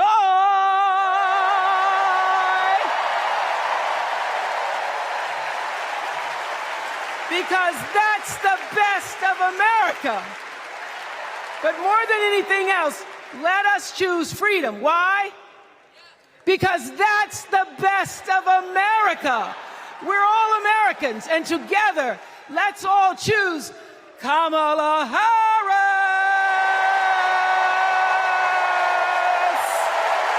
Thank you, Chicago. Thank you, America.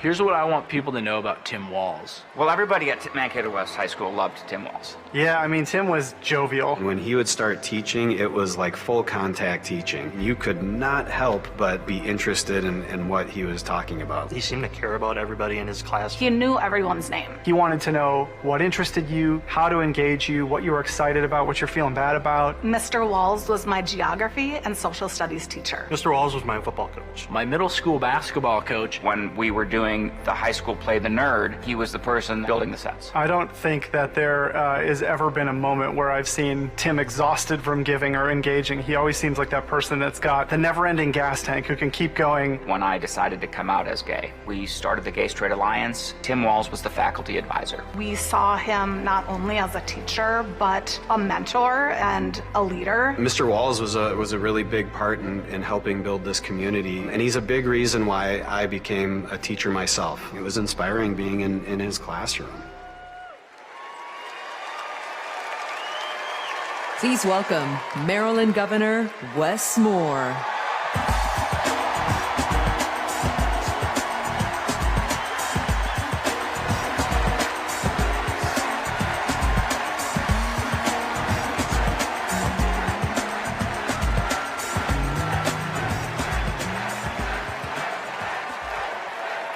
Thank you. Thank you. On March 26th, at 1:30 in the morning, a container ship the length of 3 football fields slammed into the Francis Scott Key Bridge in Baltimore, and the bridge collapsed. A port that drives 13% of our state's economy was now closed. Thousands of workers were hours away from waking up and realizing they no longer had a job. 6 Marylanders who had been on the bridge in the middle of the night fixing potholes lost their lives. And one of the first phone calls that I got that morning started with these 3 words. Gov, it's Kamala. She said, I know you spoke to the president, and I want you to know we are here with you every step of the way.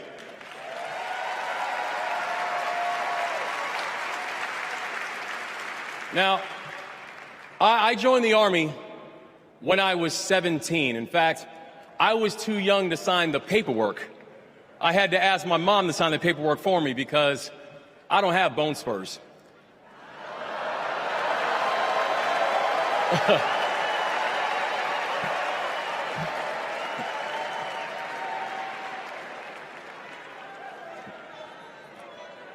I led soldiers in combat in Afghanistan.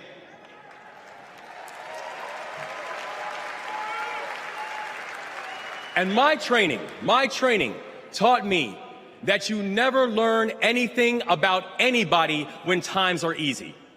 You learn everything you need to know about somebody when times are hard and when the temperature gets turned up. And America, I saw that Kamala Harris is the right one to lead in this moment firsthand.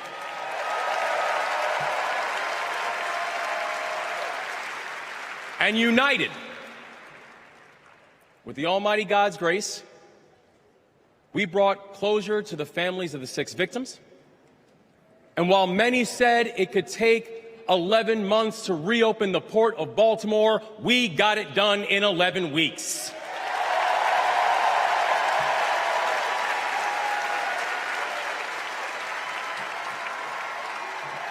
Because that is the story of America.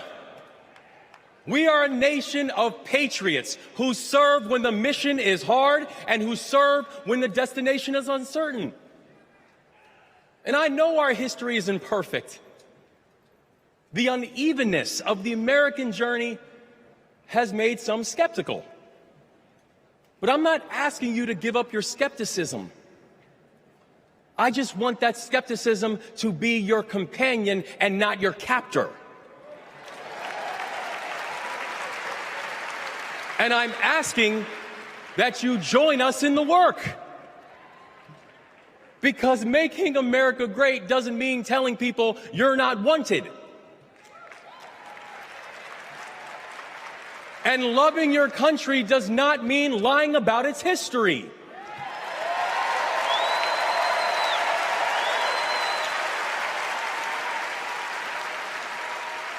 Making America great means saying the ambitions of this country would be incomplete without your help. It's the legacy of those 6 workers who fixed potholes on a bridge while we slept, who were born in a different country, but who knew that America was big enough for them too.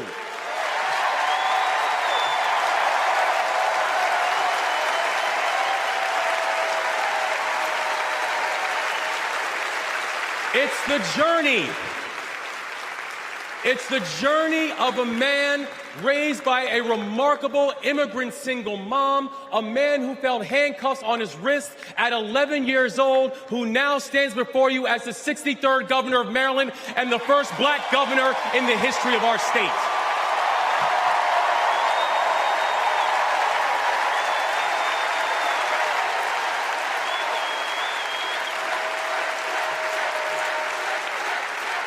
It's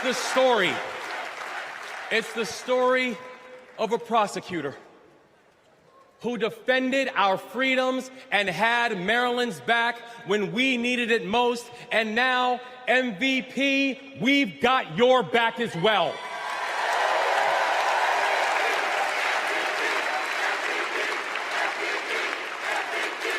That's right.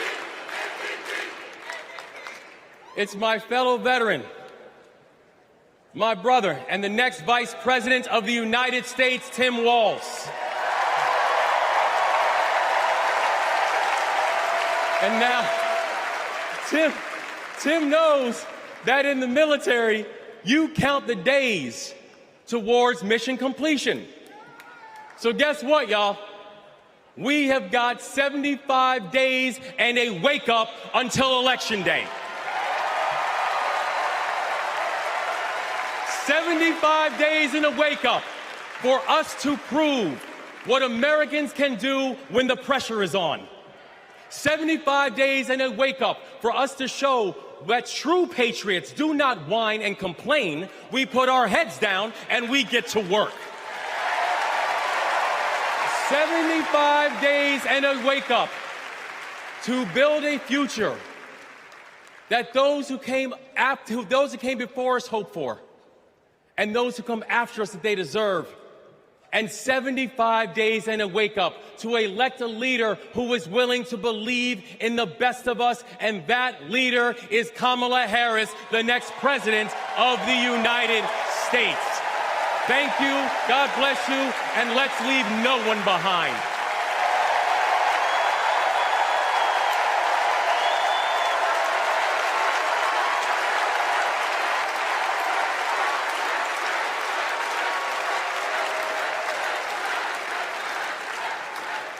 Please welcome former South Bend, Indiana Mayor Pete Buttigieg.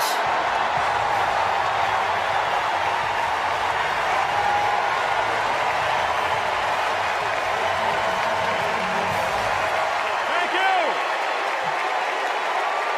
Thank you. Good evening, Democrats. Thank you, Chicago. Here's a sentence I never thought I'd hear myself saying. I'm Pete Buttigieg, and you might recognize me from Fox News.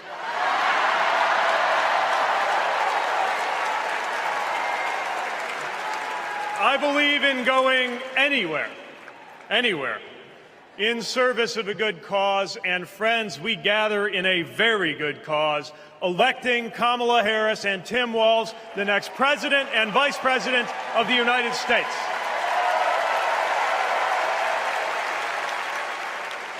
The choice could not be clearer. Donald Trump rants about law and order, as if he wasn't a convicted criminal running against a prosecutor. As if we were going to forget that crime was higher on his watch. Talks about the forgotten man, hoping we'll forget that the only economic promise that he actually kept was to cut taxes for the rich. And don't even get me started on his new running mate.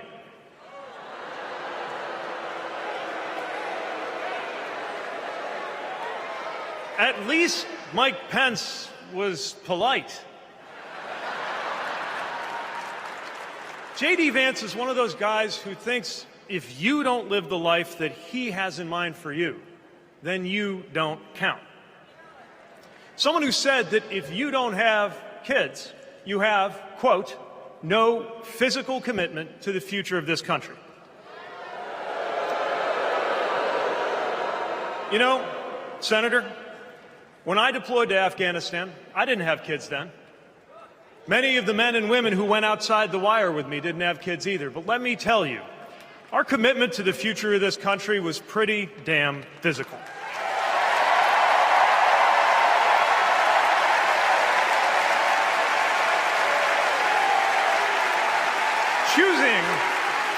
Choosing a guy like J.D. Vance to be America's next vice president sends a message. And the message is that they are doubling down on negativity and grievance. Committing to a concept of campaigning best summed up in one word: darkness. Darkness is what they are selling. The thing is, I just don't believe that America today is in the market for darkness. I believe America is ready for a better kind of politics. Yes, politics at its worst can be ugly, crushing, demeaning, but it doesn't have to be. At its best, politics can be empowering, uplifting. It can even be a kind of soul craft. My faith teaches me that the world isn't made up of good people and bad people, but rather that each of us is capable of good and bad things. And I believe leaders matter because of what they bring out in each of us, the good or the bad. Right now, the other side is appealing to what is smallest within you. They're telling you that greatness comes from going back to the past. They're telling you that anyone different from you is a threat. They're telling you that your neighbor or nephew or daughter who disagrees with you politically isn't just wrong, but is now the enemy. I believe in a better politics, one that finds us at our most decent and open and brave. The kind of politics that Kamala Harris and Tim Walz are offering. And as you have felt these many days, that kind of politics also just feels better to be part of. There is joy in it, as well as power. And if all of that sounds naive, let me insist that I have come to this view not by way of idealism, but by way of experience. Not just the experience of my unlikely career. Someone like me serving in Indiana, serving in Washington, serving in uniform. I'm thinking of something much more basic. I'm thinking of dinner time at our house in Michigan. When the dog is barking and the air fryer is beeping and the mac and cheese is boiling over, and it feels like all the political negotiating experience in the world is not enough for me to get our 3-year-old son and our 3-year-old daughter to just wash their hands and sit at the table. It's the part of our day when politics seems the most distant, and yet the makeup of our kitchen table, the existence of my family, is just one example of something that was literally impossible as recently as 25 years ago, when an anxious teenager growing up in Indiana wondered if he would ever find belonging in this world.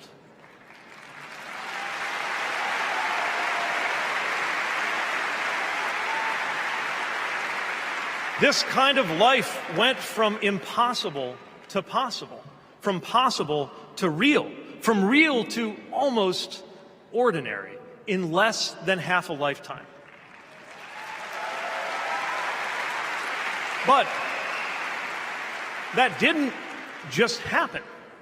It was brought about through idealism and courage, through organizing and persuasion and storytelling, and yes, through politics, the right kind of politics. The kind of politics that can make an impossible dream into an everyday reality. I don't presume to know what it's like in your kitchen, but I know, as sure as I am standing here, that everything in it, the bills you pay at that table, the shape of the family that sits there, the fears and the dreams that you talk about late into the night there, all of it compels us to demand more from our politics than a rerun of some TV wrestling death match.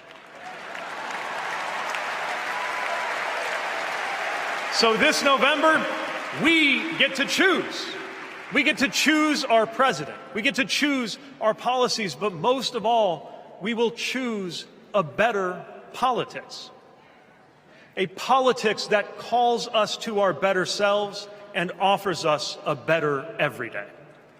That is what Kamala Harris and Tim Walz represents. That is what Democrats represent. That is what awaits us when America decides to end Trump's politics of darkness once and for all. That is what we choose when we embrace the leaders who are out there building bridges and reject the ones who are out there banning books.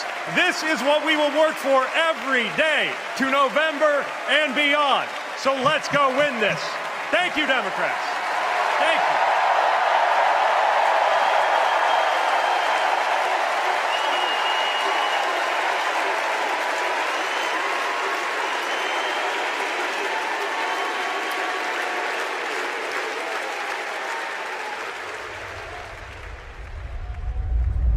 Seeing Governor Walz going to Congress and then becoming governor, I see the guy that was a first sergeant. I see a guy that's full of energy, always busy. And like he says, you got enough time to sleep when you're dead. I first met Governor Walz and Congressman Walz when I was transitioning out of the Marine Corps, going back to school. He really wanted to know what the experience was of those that were actually using the GI Bill and how it could be improved. It seemed to be a continuation of focus on improving the lives of veterans. Governor Walz in our unit always would say his catchphrase was, "We'll get it done." And we always did. The way I've seen him carry himself over the years in Congress and the way he works for veterans, there's no excuse making, there's no scapegoating, it's just accomplish the mission. Governor Walz has been that way and always will be that way. Having Governor Walz on the House Veteran Affairs Committee was instrumental in getting the post-9/11 GI Bill not only introduced, but also passed. When Governor Walz wants change, it'll happen. Back to the Guard. We'll get it done.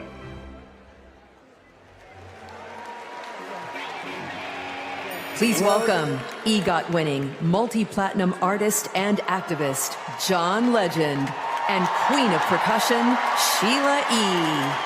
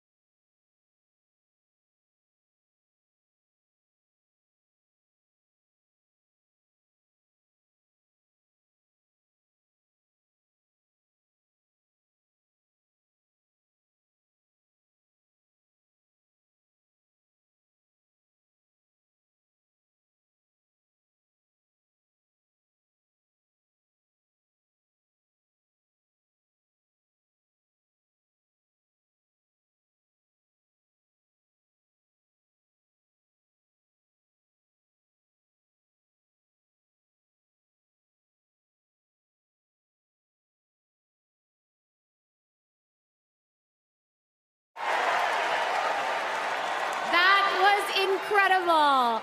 I just want to say I feel so motivated after tonight. It's like never been more clear that if Kamala Harris and Tim Walz are elected this November, they're going to protect our freedoms. The freedom to read whatever books you want. The freedom to work one job and afford your rent. And Kamala Harris and Tim Walz will protect your freedom to start a family on your own terms. And if you ask me, that is something worth fighting for. So guys, let's do it. It's time. Let's nominate the next Vice President of the United States, Minnesota Governor Tim Walz. And to take us there, please welcome to the stage Minnesota Senator Amy Klobuchar.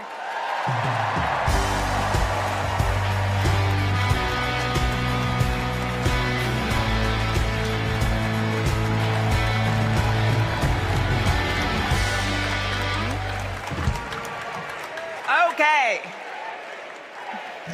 that was a warm-up act. On behalf of the great state of Minnesota, where purple reigns, I stand before you in support of our next Vice President, Tim Walz. In Minnesota, we trust a coach who turned a team that was 0-27 into state champions.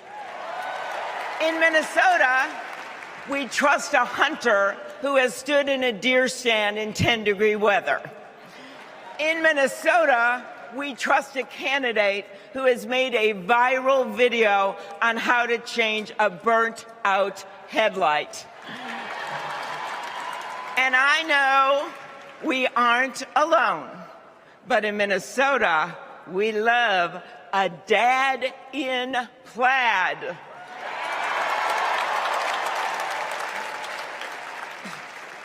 So Tim and I go way back. He taught high school right down the road from where my husband John grew up. My mother-in-law even brought him and Gwen a Parmesan chicken dinner when their son was born. That's what we do in America. We look out for our neighbors. Tim has been doing that his whole life, on the farm and in the factory, with his students and his fellow service members. And the truth is, that matters. Who better to take on the price of gas than a guy who could pull over to help change your tire? Who better to serve our nation than a guy who has served in uniform? Who better to find common ground than a guy with Midwestern common sense? A former football coach knows how to level the playing field. And a former public school teacher knows how to school the likes of J.D. Vance.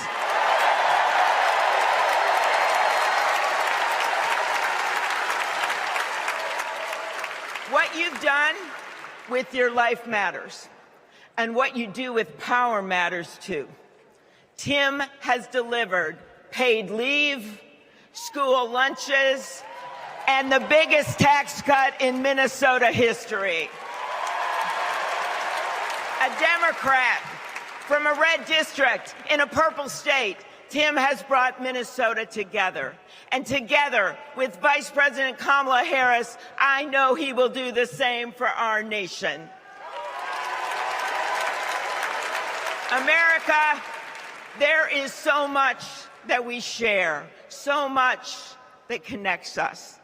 Way up north in Minnesota, out of Lake Itasca, flows the Mississippi River. It starts small and it grows wider. It flows down to Wisconsin and to Iowa. It goes down to Illinois and to Missouri. It goes to Kentucky and Tennessee. It goes to Arkansas. And it goes way down to Mississippi. And then it goes all the way down to New Orleans, Louisiana, where the spirit of our nation's resilience abounds. So let us commit here and now to cross the river of our divides to get to a higher ground. And let us join together to elect Kamala Harris and Tim Walz.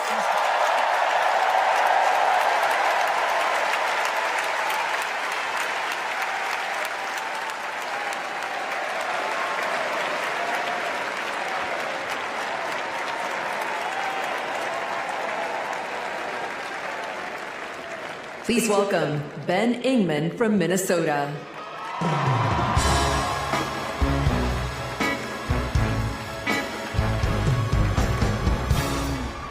Tim Walz is the kind of guy you can count on to push you out of a snowbank. I know this because Tim Walz has pushed me out of a snowbank. I grew up next door to the Walzes in Mankato. Mr. Walz was also my geography teacher and my coach. Not for high school football, but for 7th grade basketball and track. So what was a high school football coach doing, coaching 7th grade basketball and track? Well, there was a kid in the high school who couldn't afford to pay for lunch, and he ran up a lot of debt. And Tim and Gwen decided they'd help pay it off. They started calling around the district to see if there were any positions they could fill to make a little extra money, and that's how he wound up coaching us 7th graders. That's right. Coach Walz got us excited about what we might achieve together. He believed in us, and he helped us believe in each other. And his leadership stuck. That track team went on to win a state title, just like the football team. That's right. Speaking of which, come on out, Scarlets. Yeah!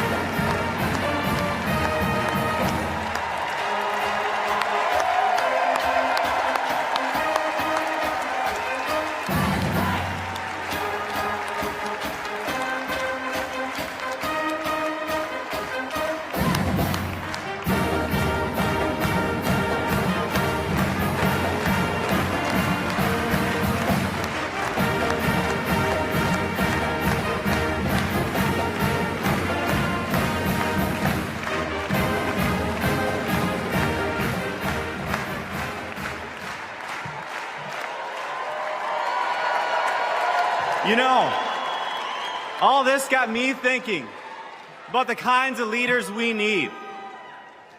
We want the people in charge to be genuine, compassionate, and trustworthy. The thing is, there are people in our neighborhoods who fit this description. The kind of people who display quiet leadership by helping kids pay for their lunches, by bringing teams together to believe in each other. And when we're stuck in the snow, they push us out. Well, in my neighborhood, we always wish that people like that would run for office. Well, in my neighborhood, someone like that did run for office. And he's going to be a wonderful vice president. Thanks very much.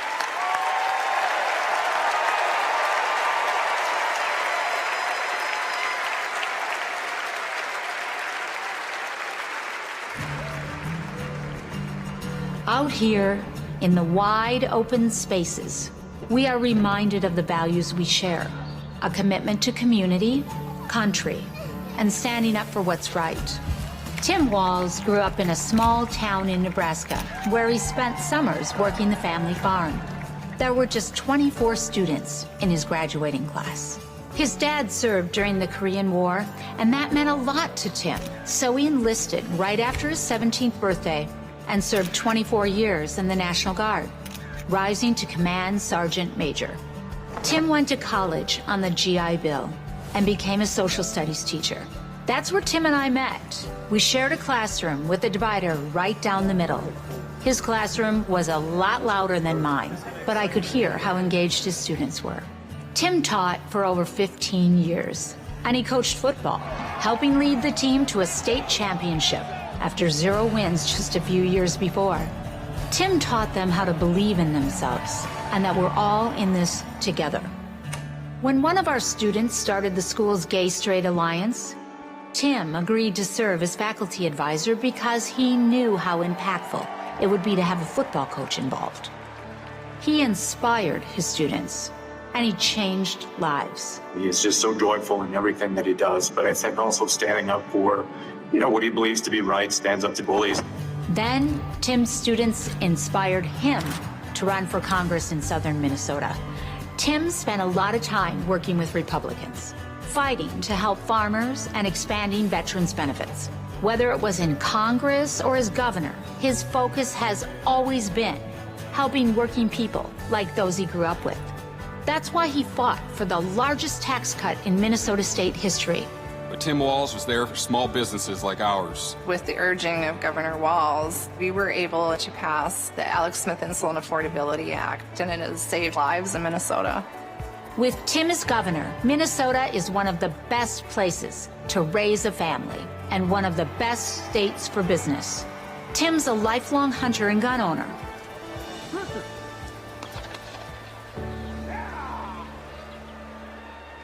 But after the Sandy Hook school shooting, he knew that we had to do something. So he's fought for background checks and red flag laws. But of all the things he's done, Tim loves being a dad. We struggled to have kids, and fertility treatments made it possible. There's a reason our daughter is named Hope.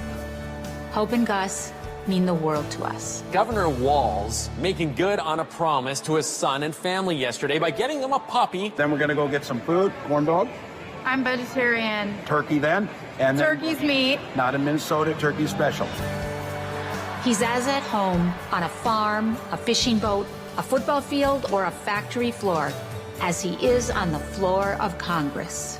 Tim's commitment to service all comes back to the values we grew up with. Love your country, help your neighbor, and fight for what's right. Because that's what America is all about. 2 middle-class kids. One, a daughter of Oakland, California. The other, a son of the Nebraska Plains, only in America. Is it possible for them together to make it all the way to the White House?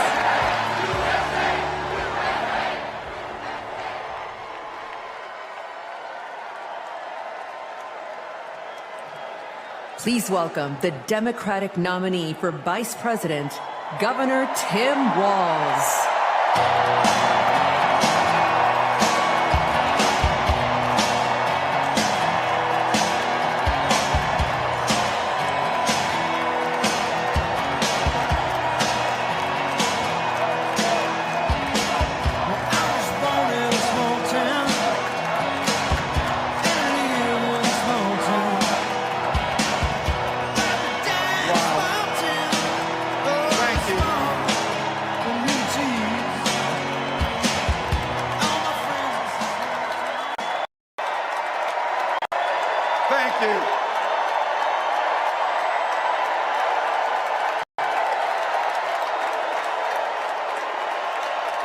Thank you.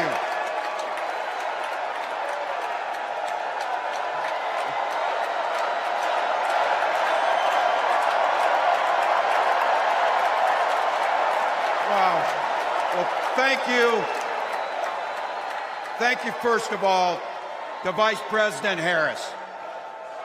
Thanks for putting your trust in me and for inviting me to be part of this incredible campaign. And a thank you to President Joe Biden for 4 years of strong, historic leadership.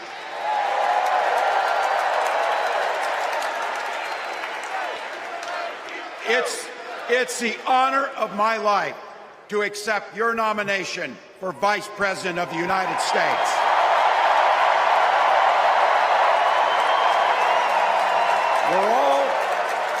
We're all here tonight for one beautiful, simple reason. We love this country. So thank you to all of you here in Chicago and all of you watching at home tonight. Thank you for your passion. Thank you for your determination. And most of all, thank you for bringing the joy to this fight.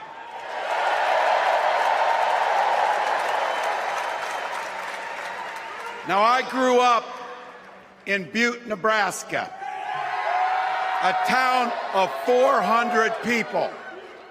I had 24 kids in my high school class, and none of them went to Yale. But I'll tell you what, growing up in a small town like that, you learn how to take care of each other. That family down the road, they may not think like you do. They may not pray like you do. They may not love like you do, but they're your neighbors. And you look out for them, and they look out for you. Everybody belongs, and everybody has a responsibility to contribute. For me, it was serving in the Army National Guard. I joined up 2 days after my 17th birthday, and I proudly wore our nation's uniform for 24 years. My dad, a Korean War-era Army veteran, died of lung cancer a couple years later. He left behind a mountain of medical debt. Thank God for Social Security survivor benefits. And thank God for the GI Bill that allowed my dad and me to go to college, and millions of other Americans. Eventually, like the rest of my family, I fell in love with teaching. Three out of 4 of us married teachers. I wound up teaching social studies and coaching football at Mankato West High School. Go Scarlets! We ran a 44 defense. We played through to the whistle on every single play, and we even won a state championship. Never closed the yearbook, people. But it was those players and my students who inspired me to run for Congress. They saw in me what I had hoped to instill in them, a commitment to the common good, an understanding that we're all in this together, and the belief that a single person can make a real difference for their neighbors. So there I was, a 40-something high school teacher with little kids, 0 political experience, and no money, running in a deep red district. But you know what? Never underestimate a public school teacher. Never.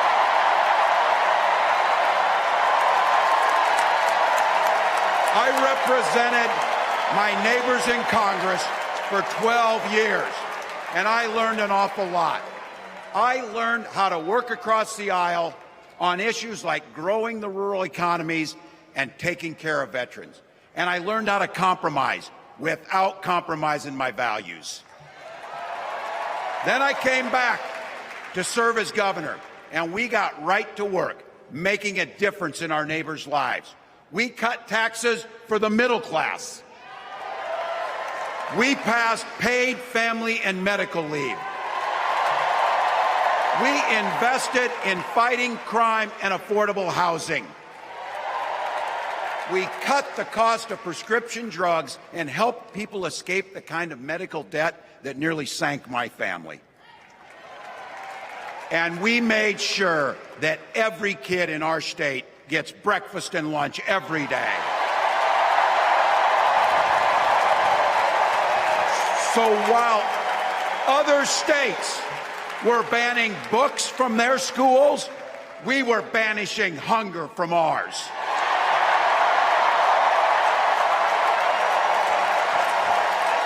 We also protected reproductive freedom because in Minnesota, we respect our neighbors and the personal choices they make. And even if we wouldn't make those same choices for ourselves, we've got a golden rule. Mind your own damn business.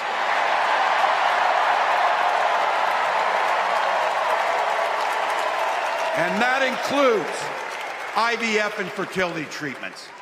And this is personal for Gwen and I. If you've never experienced the hell that is infertility, I guarantee you, you know somebody who has. And I can remember praying each night for a phone call. The pit in your stomach when the phone had rang, and the absolute agony when we heard the treatments hadn't worked. It took Gwen and I years, but we had access to fertility treatments. And when our daughter was born, we named her Hope. Hope, Gus, and Gwen, you are my entire world, and I love you.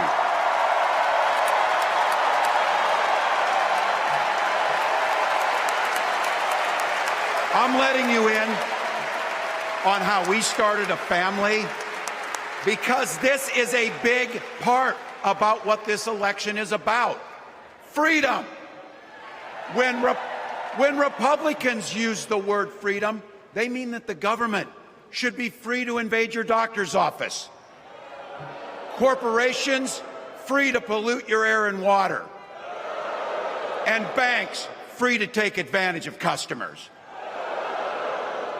But when we Democrats talk about freedom, we mean the freedom to make a better life for yourself and the people that you love. Freedom to make your own health care decisions. And yeah, your kids' freedom to go to school without worrying about being shot dead in the hall. Look, I know guns. I'm a veteran. I'm a hunter. And I was a better shot than most Republicans in Congress, and I got the trophies to prove it. But I'm also a dad. I believe in the Second Amendment, but I also believe our first responsibility is to keep our kids safe.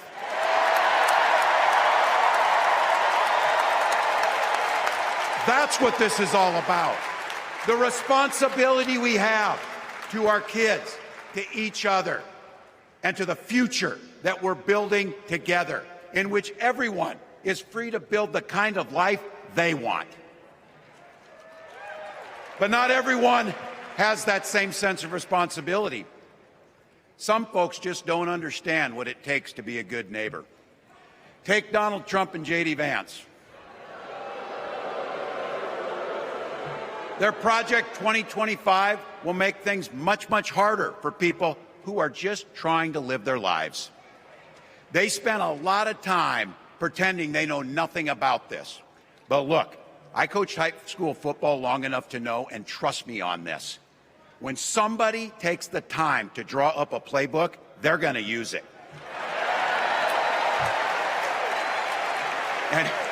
And we know if these guys get back in the White House, they'll start jacking up the costs on the middle class. They'll repeal the Affordable Care Act. They'll gut Social Security and Medicare. And they will ban abortion across this country, with or without Congress. Here's the thing.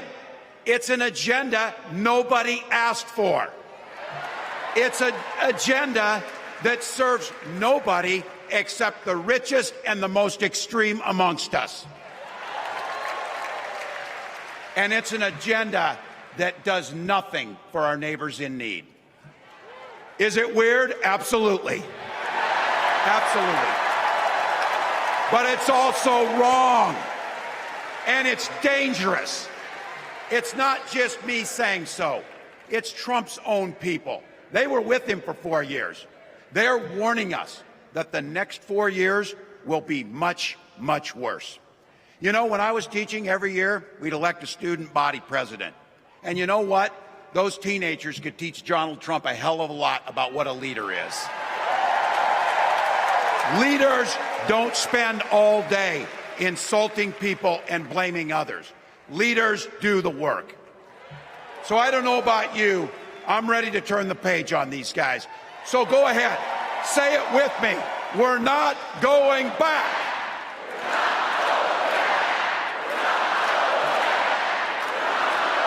We've got something better to offer the American people. It starts with our candidate, Kamala Harris.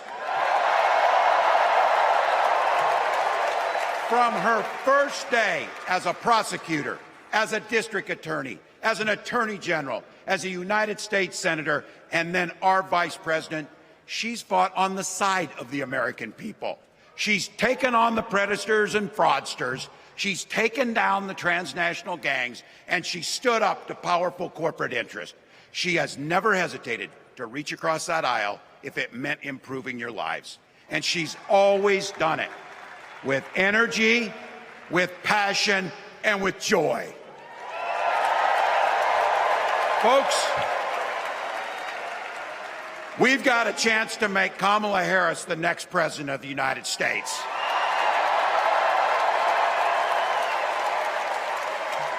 But I think we owe it to the American people to tell them exactly what she'd do as president before we ask them for their votes.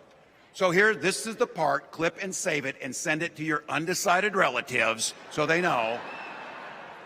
If you're a middle-class family or a family trying to get into the middle class, Kamala Harris is going to cut your taxes. If you're getting squeezed by prescription drug prices, Kamala Harris is going to take on Big Pharma. If you're hoping to buy a home, Kamala Harris is going to help make it more affordable. And no matter who you are, Kamala Harris is going to stand up and fight for your freedom to live the life that you want to lead. Because that's what we want for ourselves, and it's what we want for our neighbors. You know, you might not know it, but I haven't given a lot of big speeches like this. But I have given a lot of pep talks. So let me finish with this, team. It's the fourth quarter. We're down a field goal, but we're on offense and we've got the ball. We're driving down the field. And boy, do we have the right team. Kamala Harris is tough. Kamala Harris is experienced, and Kamala Harris is ready. Our job for everyone watching is to get in the trenches and do the blocking and tackling. 1 inch at a time, 1 yard at a time, 1 phone call at a time, 1 door knock at a time, 1 $5 donation at a time. Look, we got 76 days. That's nothing. There'll be time to sleep when you're dead. We're going to leave it on the field. That's how we'll keep moving forward. That's how we'll turn the page on Donald Trump. That's how we'll build a country where workers come first. Healthcare and housing are human rights. And the government stays the hell out of your bedroom.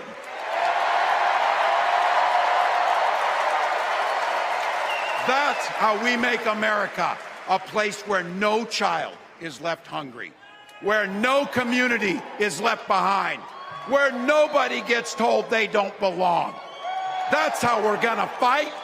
And as the next president of the United States always says, when we fight, we When we fight, thank you. God bless.